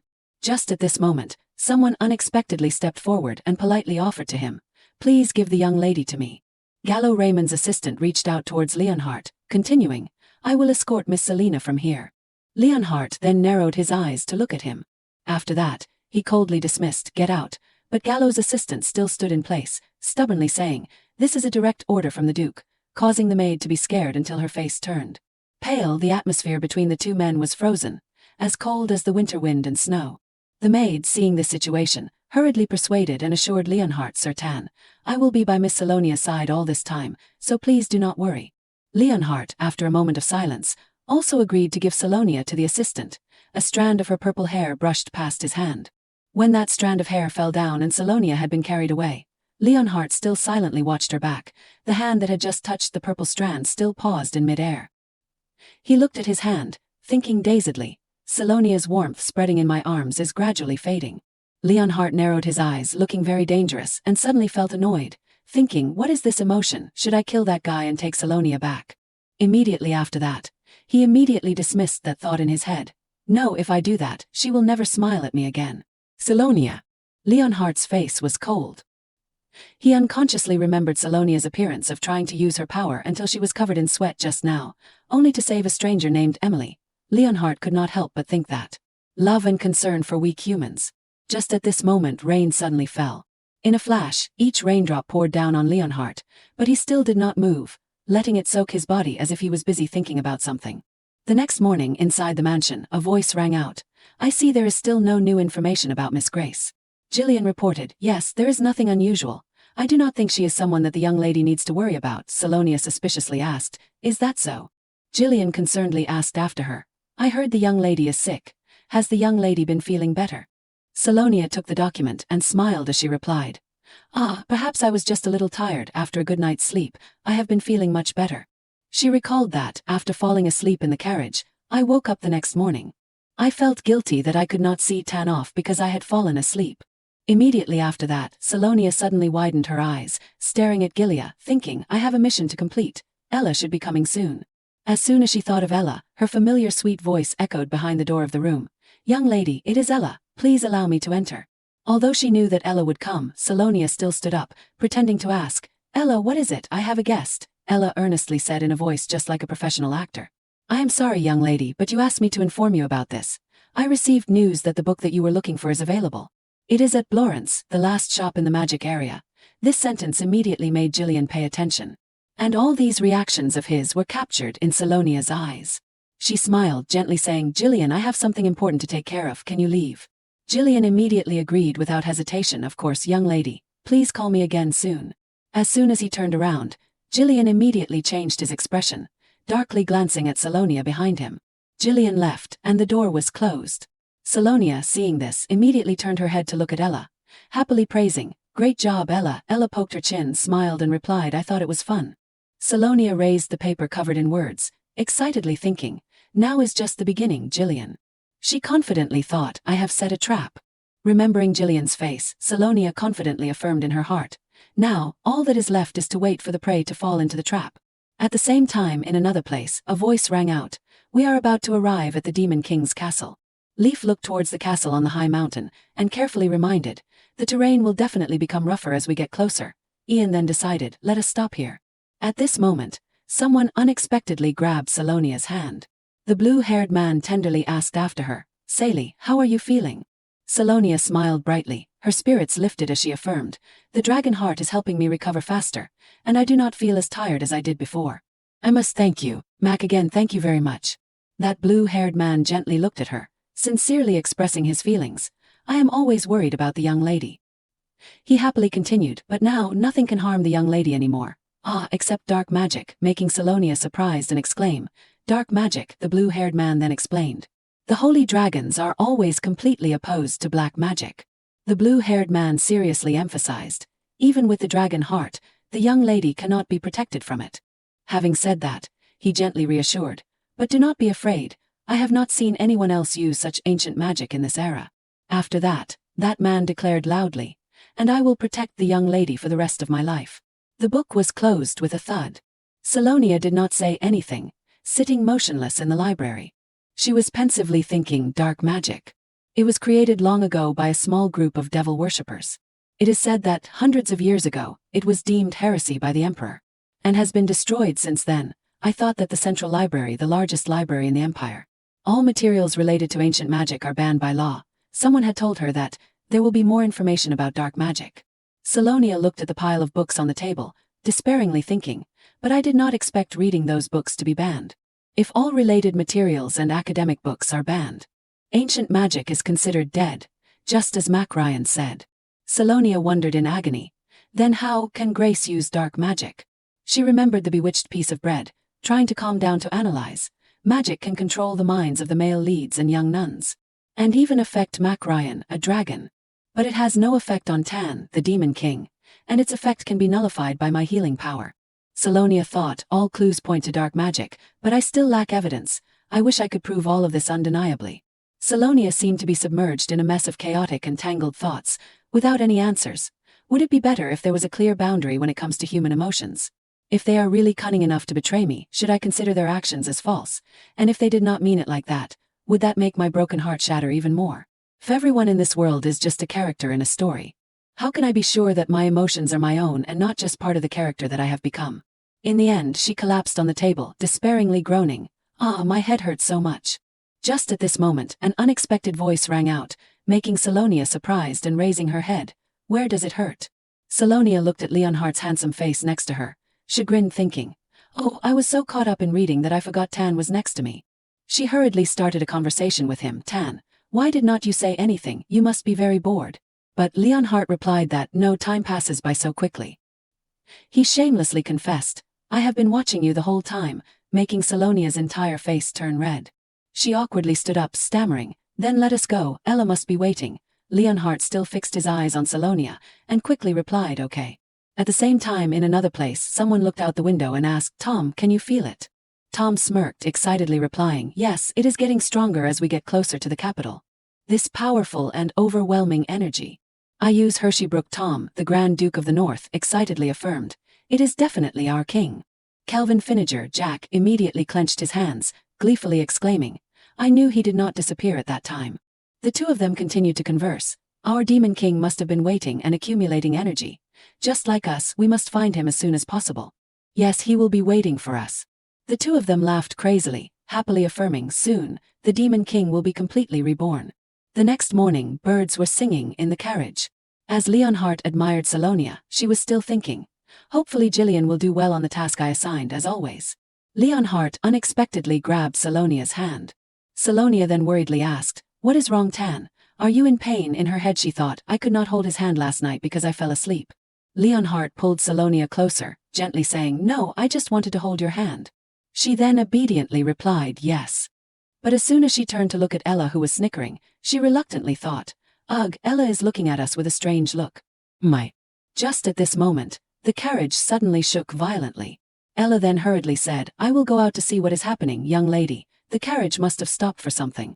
She stepped out and asked Mr. Jackson, what is wrong? Salonia worriedly watched her. After that, she raised her hand that was being held tightly, helplessly saying, you can't just hold my hand like this in public. Leonhardt discontentedly asked, why not? Is it because of my status? That sentence startled Salonia, dazedly exclaiming, what? Leonhardt unexpectedly seriously asked that. Do I have the standing like other people? Can I hold your hand even if it is in public? Then he looked straight at her, making Salonia unable to help but exclaim in her heart, oh, I have seen this look in his eyes before. When he asked me who he was. This look seems to be saying that this person is craving for something intensely. Salonia immediately turned her head away, avoiding his intense eyes, shyly saying, sorry, I should go out to see what is happening. The sound of the door opening rang out. Leonhardt did not follow her immediately, but silently gazed at his hand. The luxurious carriage suddenly stopped. Salonia stood awkwardly next to the carriage, covering her face. In her head, she was constantly thinking, how can he say such words without batting an eye? Who did he learn that from? Her face turned redder, unconsciously raising her hand to cover her mouth, as if only she was embarrassed. Ella ran over with a hurried look, urging, young lady, you should stay inside, it might be dangerous outside. Salonia worriedly asked, Ella, are you okay, what is wrong? The maid quickly described the incident that was happening. There is a tree that fell right in the middle of the road, I do not think we can get through soon. This tricky tree separated the two black and white cars in the group. The man behind also poked his head up to ask her opinion. Should we turn back, young lady? Salonia paused for a moment and then quickly agreed, maybe we should. And we should inform the Capitol guards along the way. Tan also got out of the car from the moment he came over to ask about the matter. What is wrong? She turned her head to look at him and explained, oh Tan, the road is blocked. So I think we should turn back. In the meantime, Ella transformed herself into a strong girl, diligently using her strength to move the tree trunk. Salonia frantically shouted, Ella, stop, you will hurt yourself. Tan was a little speechless and turned to confirm this is the problem. She looked confused. But... He did not wait for her to finish speaking, and with one hand lifted the tree trunk up. Ella clapped her little hands and exclaimed, oh Sir Tan, you are so strong. While Salonia really felt embarrassed. It is lucky that there is no one around. The weather today was beautiful with blue sky, white clouds and golden sunshine. The caravan continued to rumble forward. Ella, sitting in the car, continued her fangirl mode with Tan. I think we will arrive on time thanks to Sir Tan. Salonia nodded and chimed in. That is right, thank you Tan. She sincerely thanked him. His help was very valuable. As the two got out of the car, standing side by side, someone approached. It turned out to be the Grand Duke and his Knight Commander coming to thank them. We have traveled a long way, and thanks to you, we do not need to turn back. Salonia looked straight at them with a slight suspicion. I have never seen these nobles before. Then she looked up at the pattern on their car. And I do not think I have seen that crest around the capital. She smiled and raised her hand to her chest to greet them. I am Salonia Besson, we were just passing by, so it is no trouble, I am very happy to help. Grand Duke Louis Hersheybrooke also smiled and replied, it is truly an honor to meet one of the saviors as soon as we arrive in the capital. She bowed her head slightly, showing humility. The honor is mine, sir.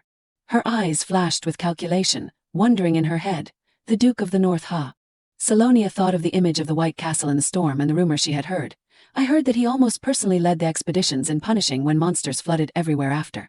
The Demon King revived. In the middle of the trees, 4 people faced each other without saying anything, making the atmosphere somewhat awkward.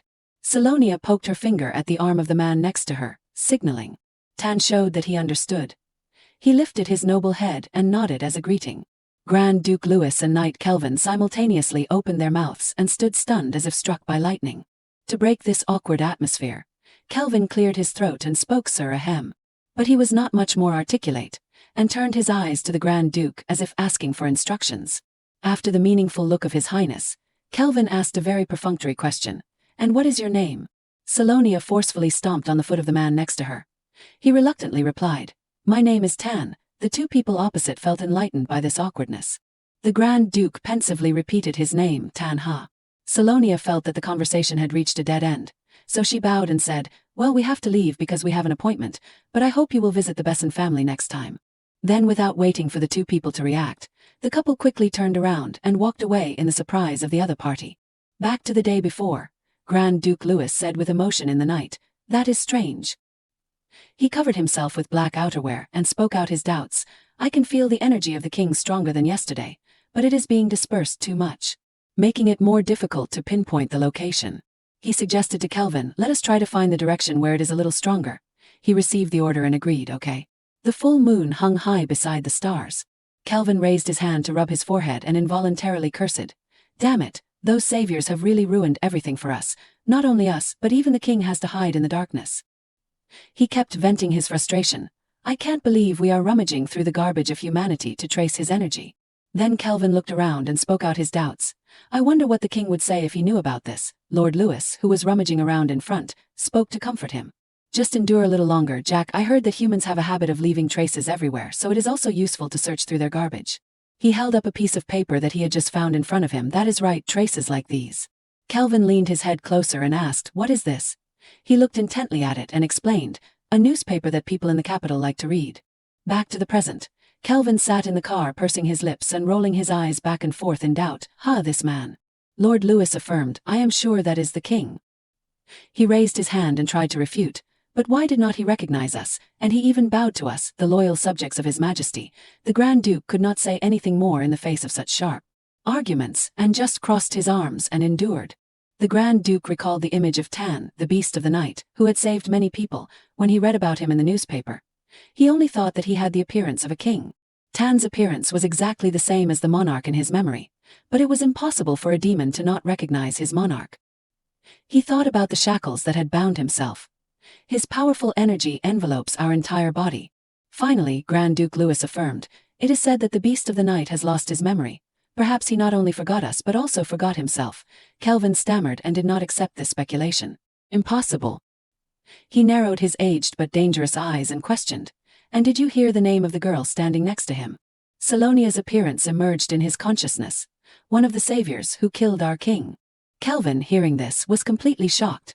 His face beaded with cold sweat. The Grand Duke continued to speak. "Not only that." He looked straight at Kelvin, his tone unanswerable. "I can feel it. The energy of the king is from her." The night continued to drag on. The moon was still hanging high, but the stars had run away. In a small tavern, the voice of the waiter rang out, "Thank you, I hope you come back soon." The door was suddenly opened from the outside. A pair of slender legs walked in, rubbing against the floor and making a tapping sound. The waiter slightly raised his head and said words of refusal. "Oh, I am sorry, but we are about to close." Salonia took off her hat and cloak, and smiling brightly asked back, "Oh, is that so?" She raised her index finger to her lips, winking playfully. "Then I came just in time." The candles in the tavern crackled and brightly lit a corner. At the edge of the magic district there was a shop specializing in magic items and ancient texts. This tavern was that shop. The leader was none other than Salonia. Before they revealed information about this place to lure Jillian, they actually operated it as a legitimate store. The waiter, who looked foolish, was actually Maxwell playing the role of the shop owner. Salonia looked around the tavern and was secretly satisfied. "And it looks even more convincing than I had planned. This will definitely." She thought of that man's cold face and continued the line of thinking, caused Jillian to react. The fire of anger burned fiercely on the top of Salonia's head. "I do not care what Grace wants anymore. I will catch them red-handed." Maxwell watched her and was confused. He tried to confirm with her, "But are you sure the two of you will be okay? It is not too late to call the Knights of the Besson family now." Salonia smiled with squinted eyes. "It is okay. You know how good Tan is, Maxwell." In her heart she was even more sure. He is stronger than the Knights, and he knows how to keep secrets too. She reached out and pushed a book on the shelf. The space changed to a desolate, fire-ravaged ruin. "The one who set fire to Weeklander's shop will definitely appear here tonight. She took every step forward. They are the ones who want to stop me." Salonia's eyes widened with an unblinking gaze. Her face serious without a trace of a smile. A golden hair figure fluttered in the wind. His face unclear, further urging her to find the truth. That face came closer, the familiar green eyes of Grace. Darkness had covered the space with a dark curtain. The tavern door was slightly ajar, revealing a gap. Maxwell looked around and said, "All the shops around are probably closed by now." He updated the situation very carefully. "All the buildings will be empty." Salonia showed satisfaction. "Good." She spoke up and asked him, "It might be dangerous. Why do not you go home, Maxwell? Thank you very much for helping." He was surprised by this offer and turned around to reassure her. "Please do not worry, young lady." Maxwell suddenly walked to one side, speaking mysteriously. "That is right, I have this for you." He brought a bright white orb to Salonia. "This is a recording orb." He thoughtfully introduced the function of the orb in his hand to her professionally. "I heard the shops in the Magic District use it to protect security. I got one because I thought it might help." The young lady, Salonia, widened her eyes to look at this toy and opened her mouth in agreement. "You are right, I am sure it will be useful." Maxwell felt happy that she was satisfied. "Haha, I thought so too." As soon as Maxwell left, the Magic District fell into silence. Ella was walking and preparing for the next step. She clenched her fists and cheered on the young lady of her house. She grabbed Tan towards the liquor cabinet, while Tan and herself decided to wait, hiding inside the shop. Salonia hid behind the liquor cabinet, bowing her head worriedly. "I have tried my best to lure them out, but I am also scared." Her mind was filled with thoughts about her bold plan. Will they really come, and if I catch them, what then? Tan reached out and gently grabbed Salonia's hand. While she was startled and confused, he spoke up to announce, "I feel someone here." As soon as Tan finished speaking, a sound rang out not far away. The two quickly squatted down and silently hid. Outside the door, the moonlight cast the shadow of a person wearing a cloak. Tan watched with thoughtful eyes. Salonia also glanced over calculatingly. That dark shadow quickly moved into the tavern. That person knocked all the books off the shelf, annoyed, swearing, "Damn it, where did they put it?" Suddenly the candles on the shelf burst into flames, brightly illuminating an area. Salonia stood behind him and darkly asked, "Looking for something?" She slowly stepped closer. "Today is just like a gamble.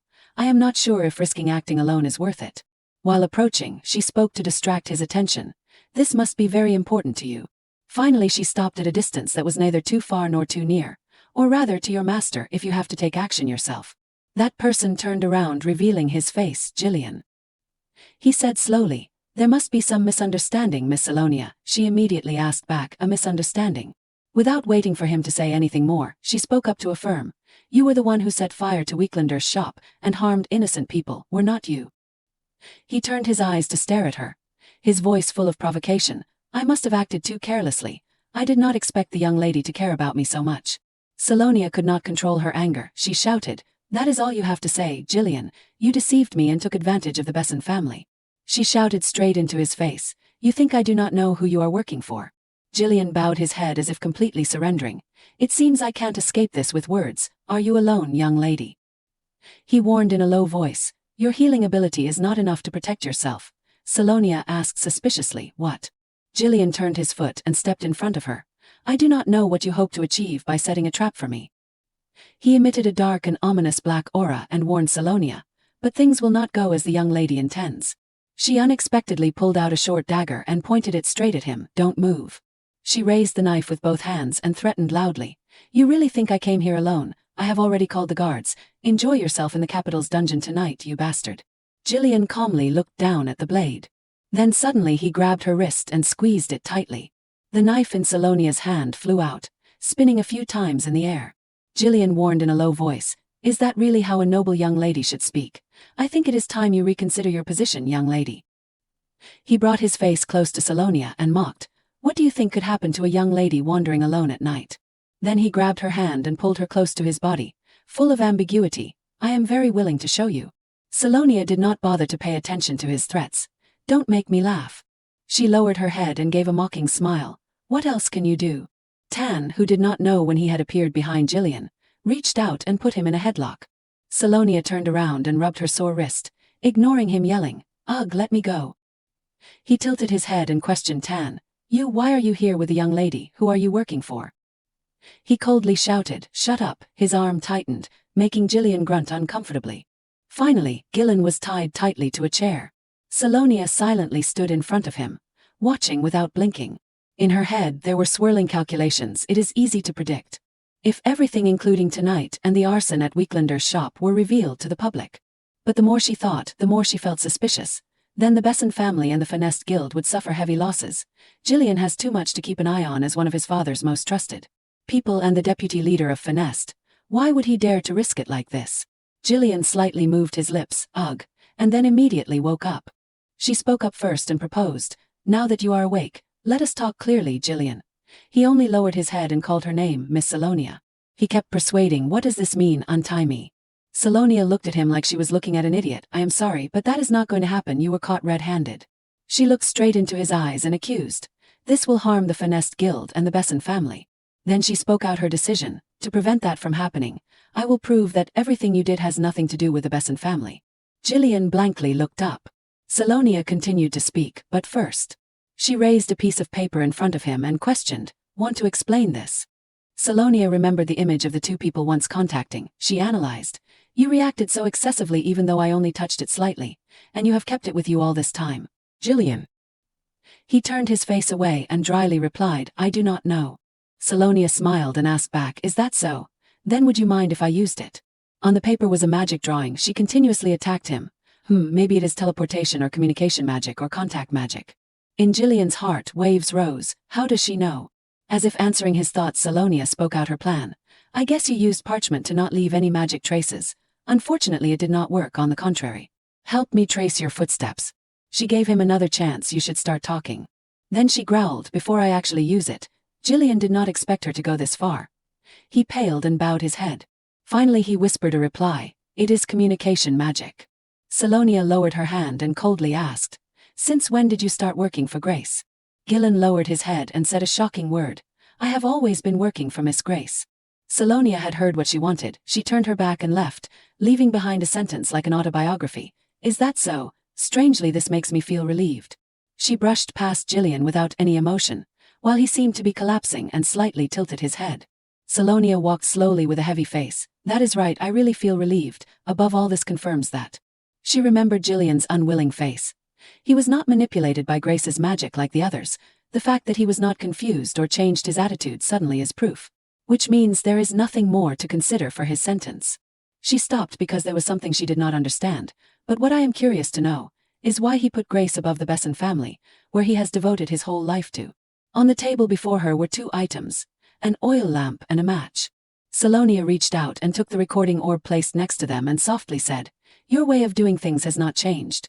She stared at the shining orb and asked, "You plan to find the item, hide it, light the fire and run away?" She again remembered the devastated scene of the shop in the past. Exactly like how you set fire to Weeklander's shop. Fire burned in her heart. Why would you do that? She turned around sharply and questioned him. Do you know how many innocent people died because of that? Jillian looked indifferent, strangely. I thought the young lady also agreed that small sacrifices are necessary for the greater good. She approached and continuously used words to push him. Isn't that also why you agreed to become one of those ridiculous saviors? Do not beat around the bush. Jillian, I asked you why you killed Mr. Weeklander. She felt confused. You could have just taken the book and left. So why do such a cruel thing? Jillian's answer was surprisingly simple. Because that old man saw my face. Does not everyone know that witnesses must be eliminated? Salonia widened her eyes in shock. What? That is why he killed an innocent person. Jillian chuckled smugly. I really do not know if the young lady is too naive or pretending to be stupid. Do you need me to spell it out for you to understand? She felt that this interrogation could not go anywhere else. Never mind, I do not think I can get anything more from him. His confession has been recorded in the orb, so my goal has been achieved. Salonia decided to leave him and the recording orb in the room. The guard should be coming soon. Ella has already informed them. Now all that is left is to leave him here with the evidence of his crimes. Salonia reached out to adjust her collar and asked, "One last thing, does my father know you work for Grace?" Jillian tightly closed his eyes and answered straightforwardly, "If he knew, I would have died a long time ago." She looked deeply at him as if wanting to confirm the truth or falsehood. Then she grabbed Tan and leaned her head down to whisper, "Tan, is there a way to keep him in place until the guards arrive, so he can't do anything else?" He nodded to show that he understood. Tan stepped forward and swung his hand in a decisive punch. Looking at Jillian lying flat on the floor without groaning, Tan looked confused. Is he okay? I controlled my punch. The next day, at the Besson castle bathed in brilliant golden sunlight. Duke Besson read the TKB in his hand and spoke in surprise. The suspect who set fire and murdered has been arrested. He looked straight at his daughter in front of him and asked again, "This was really done by you?" The Duke called the name of his beautiful daughter, Sally. Salonia quickly pushed the teacup in front of her father. The Duke sat cross-legged and said in a low voice of blame, "After you recovered, I was determined to support you with all my ability, but this is too dangerous." He looked at his daughter who was bowing her head in silence, and gently asked again, "Why did not you tell me in advance?" Salonia quickly spoke up and apologized. "I am sorry, father, but I could not act rashly, after I found out that Jillian was keeping an eye on me." The Duke brought the teacup to his lips and took a sip, committing to her, "I will take care of that." Salonia widened her eyes in surprise. She suspiciously asked back, "What are you implying?" She did not hesitate to ask him directly. Is it the fact that Jillian was watching my every move and committing crimes, or perhaps that he betrayed the family? The Duke put the teacup down on the table with a clatter and made a promise. "Anyway, we can't let him escape punishment. From now on, I will also find another reliable messenger to help you." Silly. Salonia immediately smiled with squinted eyes and refused. "It is okay. I am sure father is very busy, so please do not worry about me." He also did not force her. "Okay, if you have decided." The two father and daughter set Jillian aside, and the Duke changed the direction of the conversation to another matter. "Now that I think about it, your celebration is coming soon." He put his hand on his knee and gently suggested, "His Majesty personally guarantees everything goes smoothly, so I advise you to rest and prepare to enjoy the event." She immediately agreed, "Yes, father, then I won't disturb you anymore." Salonia returned to the room and turned around, standing with her back against the door. She looked down as if thinking about something. Something is strange. Suddenly Ella came from afar and spoke to attract her attention. "Young lady, Sir Tan has returned. He is waiting in the dining room," Salonia replied briefly. "Oh, okay." She walked to the window and looked outside. "It is past noon. Did he go out at this hour?" She remembered the moment when the carriage had just stopped yesterday when I and everyone returned to the mansion. Tan suddenly rushed out and disappeared. Tan's figure coldly entered the night. I waited until midnight, but he still did not come back. Salonia wondered in her heart, what was so urgent? The sun hid behind the clouds, dyeing a corner of the sky golden. Tan, with his hands in his pockets, calmly walked into the mansion. Salonia observed his back standing in front of the window and softly spoke Tan. She reached out to gently smooth her hair, and tilted her head charmingly asking, "You just got back?" Salonia, while walking next to Tan, continued to speak. "I was startled when you suddenly left the carriage like that. Did something happen?" Tan did not reply, but suddenly called her name, Salonia. Then he broke out his momentum, slowly spitting out each word questioning, "What do you know about the Demon King?" Back to last night, Tan sat in the carriage and looked outside suspiciously. "Someone is following us." He jumped out of the car, leaving behind a sentence, "Go home first, Salonia," while she frantically called after him, "What, Tan, wait." Tan hid himself in the deserted forest, silently speculating about the other party. Two people, huh? Oh well, it does not matter how many there are. Recognizing that the people following him were the Grand Duke and Kelvin, Tan confidently calculated, "I can easily eliminate them." He stepped out from behind the tree, and directly opened his mouth to question, "Aren't you two nobles?" Tan's voice was colder than the current night. "Why are you secretly following her?" Grand Duke Louis hesitantly spoke, "We did not mean to do that. Do not you remember anything about us?" Tan raised his eyes suspiciously at what he asked. "What?" Kelvin reached out and stepped closer, emphasizing, "You really lost your memory." Tan stared blankly at the two people in front of him. He was completely confused. Louis completely believed the hypothesis that the monarch had lost his memory. He exclaimed, "Of course you are our master." The more Tan heard, the more confused he became. His mind was now stuck like glue. He spoke out with a head full of question marks to confirm, "Master." Kevil, moved to touch, immediately hugged Tan. With emotion, "My king, I have missed you so much." He fearfully dodged to the side. Tan angrily shouted, "What are you doing? Do you want to die?" Kelvin felt that the foul-mouthed monarch had returned. He choked with tears. "Ah, how I have missed how vividly you use your words." After the touching moment of recognition, both of them immediately knelt down to salute. "Please allow us to bow in a proper manner. Greetings to our master, the king of all monsters." Tan's identity was completely revealed. The embodiment of the deepest darkness covering all evil dimensions, Demon King Leonhardt Kielrenus. Tan stood frozen, digesting this information that had fallen from the sky. Currently he was also standing frozen in front of Salonia, the atmosphere between the two people distant and awkward. Salonia found her voice and spoke slowly. "Demon King, why are you suddenly asking this?" Tan frankly said what he knew. "I heard you destroyed the Demon King, and that is why people call you the savior." Tan fell into a distant memory. "Back then you..." At that time she was slumped on the ground, softly saying, "I swore you were dead." Louis's questioning voice still echoed in his ears. "Your Majesty, why are you by the side of that human girl?" He immediately strung together every segment of memory and information he had heard. That is why she reacted as if she had just seen someone return from the dead. That also coincides with the story that those who call themselves my subordinates had told. But what is important to me is... Tan spoke up and asked what he cared about most. "Salonia, do you hate the Demon King?" She, slightly startled, and hesitantly replied that. In Tan's head, he tried to warn himself, "I can't immediately believe what they said." But the goodwill of Louis and Kelvin made him hesitate. "But their energy is not unfamiliar to me." He remembered the death energy that escaped from his finger, those strange powers that only I possess. Next, those unfamiliar faces and places that appeared in his head from time to time, those fragments of memory that occasionally rise up. Finally Tan remembered the pain that tormented him every night. He affirmed, "Perhaps I am not an ordinary person." Tan thought that he was probably the person that Louis was referring to, but they called him the Demon King. Last night, both Louis and Kelvin knelt down and begged. They proposed to return to the Demon King's castle, saying that his unstable memories and power would return if he did so. Tan was like he was immersing himself in a vast ocean, those memories that I had always been searching for. Salonia spoke up and interrupted his train of thought. "Things are not that simple, Tan." Tan immediately raised his head to look straight at her. Salonia gently reached out and grabbed his hand. He suddenly felt confused with the name she called and his own name, Tan Leonhardt Kielrenus. In the dark night, in a distant place, a stern voice rang out. "You look so pathetic." Jillian knelt before two mysterious figures, silently enduring. That person called his name Jillian. He immediately admitted all his mistakes. "I have no excuses, Lord." That person exuded killing intent. "This only proves..." He darkly said each word, that you are useless. Jillian, hearing this, tried to explain. Lord, please believe me, the man next to Salonia Besson is not an ordinary person. We need to find out his identity. That person impatiently shouted, shut up. He questioned in a low voice, if you had risked and acted on your own, you should have brought back results for me. How dare you ruin everything? Jillian bowed his head lower and begged in a flurry. I am sorry, but please give me another chance. I am already dead. I guarantee I will serve you until the end. That person looked at the candle burning brightly, and softly questioned, is that so? He slowly made a proposal. Then at least I can expect you to find someone to replace your life, right? Jillian did not hesitate and immediately agreed, of course, I won't let you down. The mysterious person immediately pulled out his sword. You must prove yourself. Jillian was covered in sweat, slightly panicking. A piercing scream rang out, accompanied by drops of blood falling to the floor.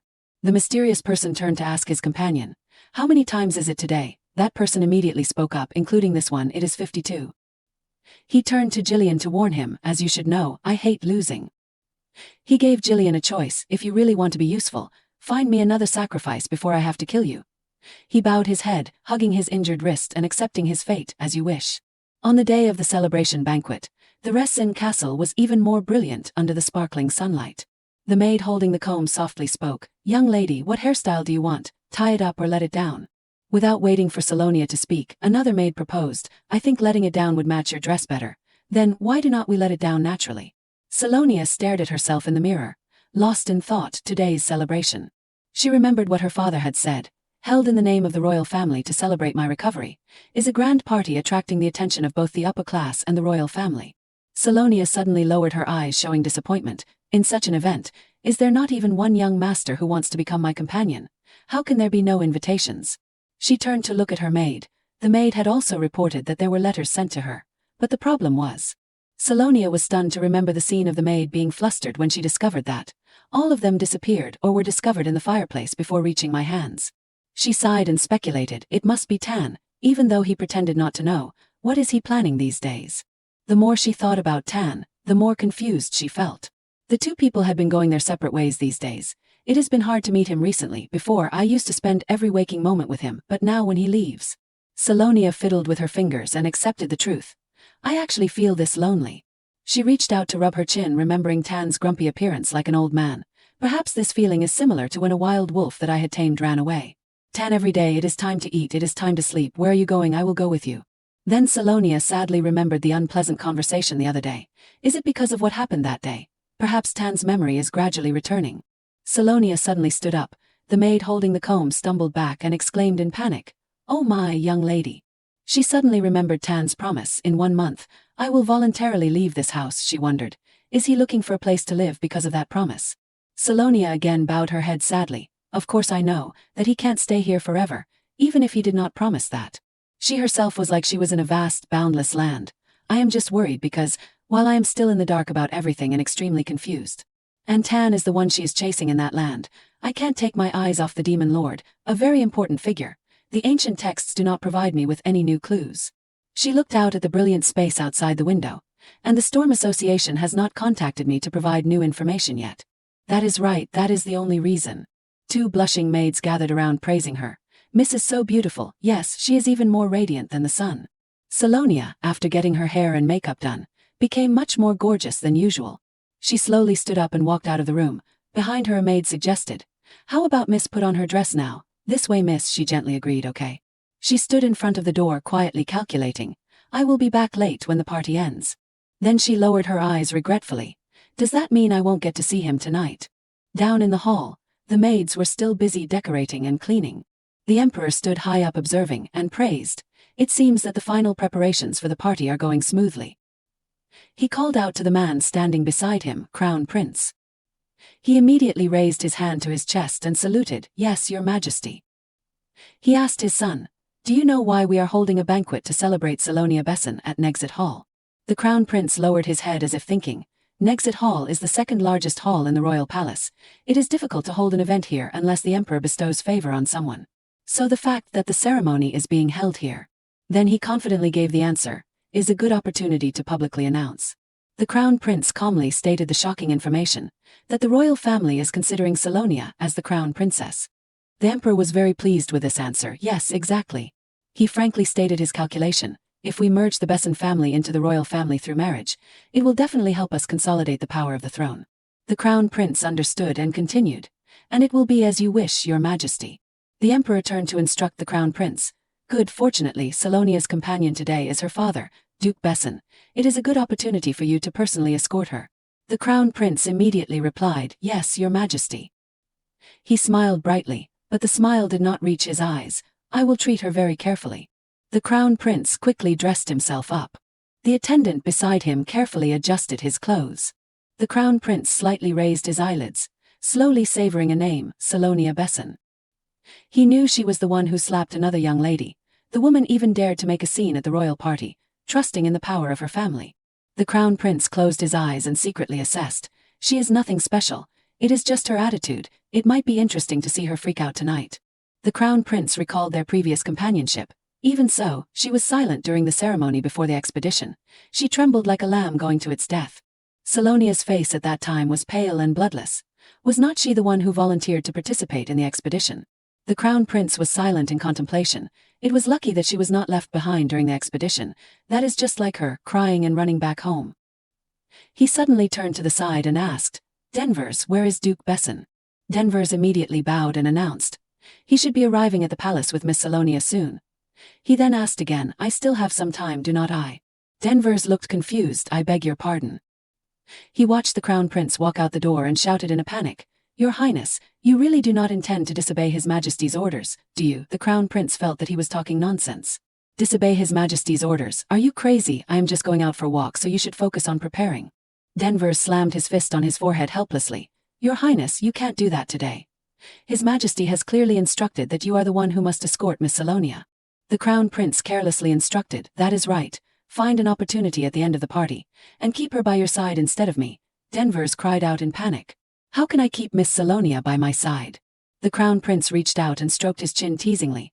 Why are you always so serious? No matter how noble she is still just a woman after all. After saying that, he turned and walked out like a gust of wind. The Crown Prince did not forget to smile confidently.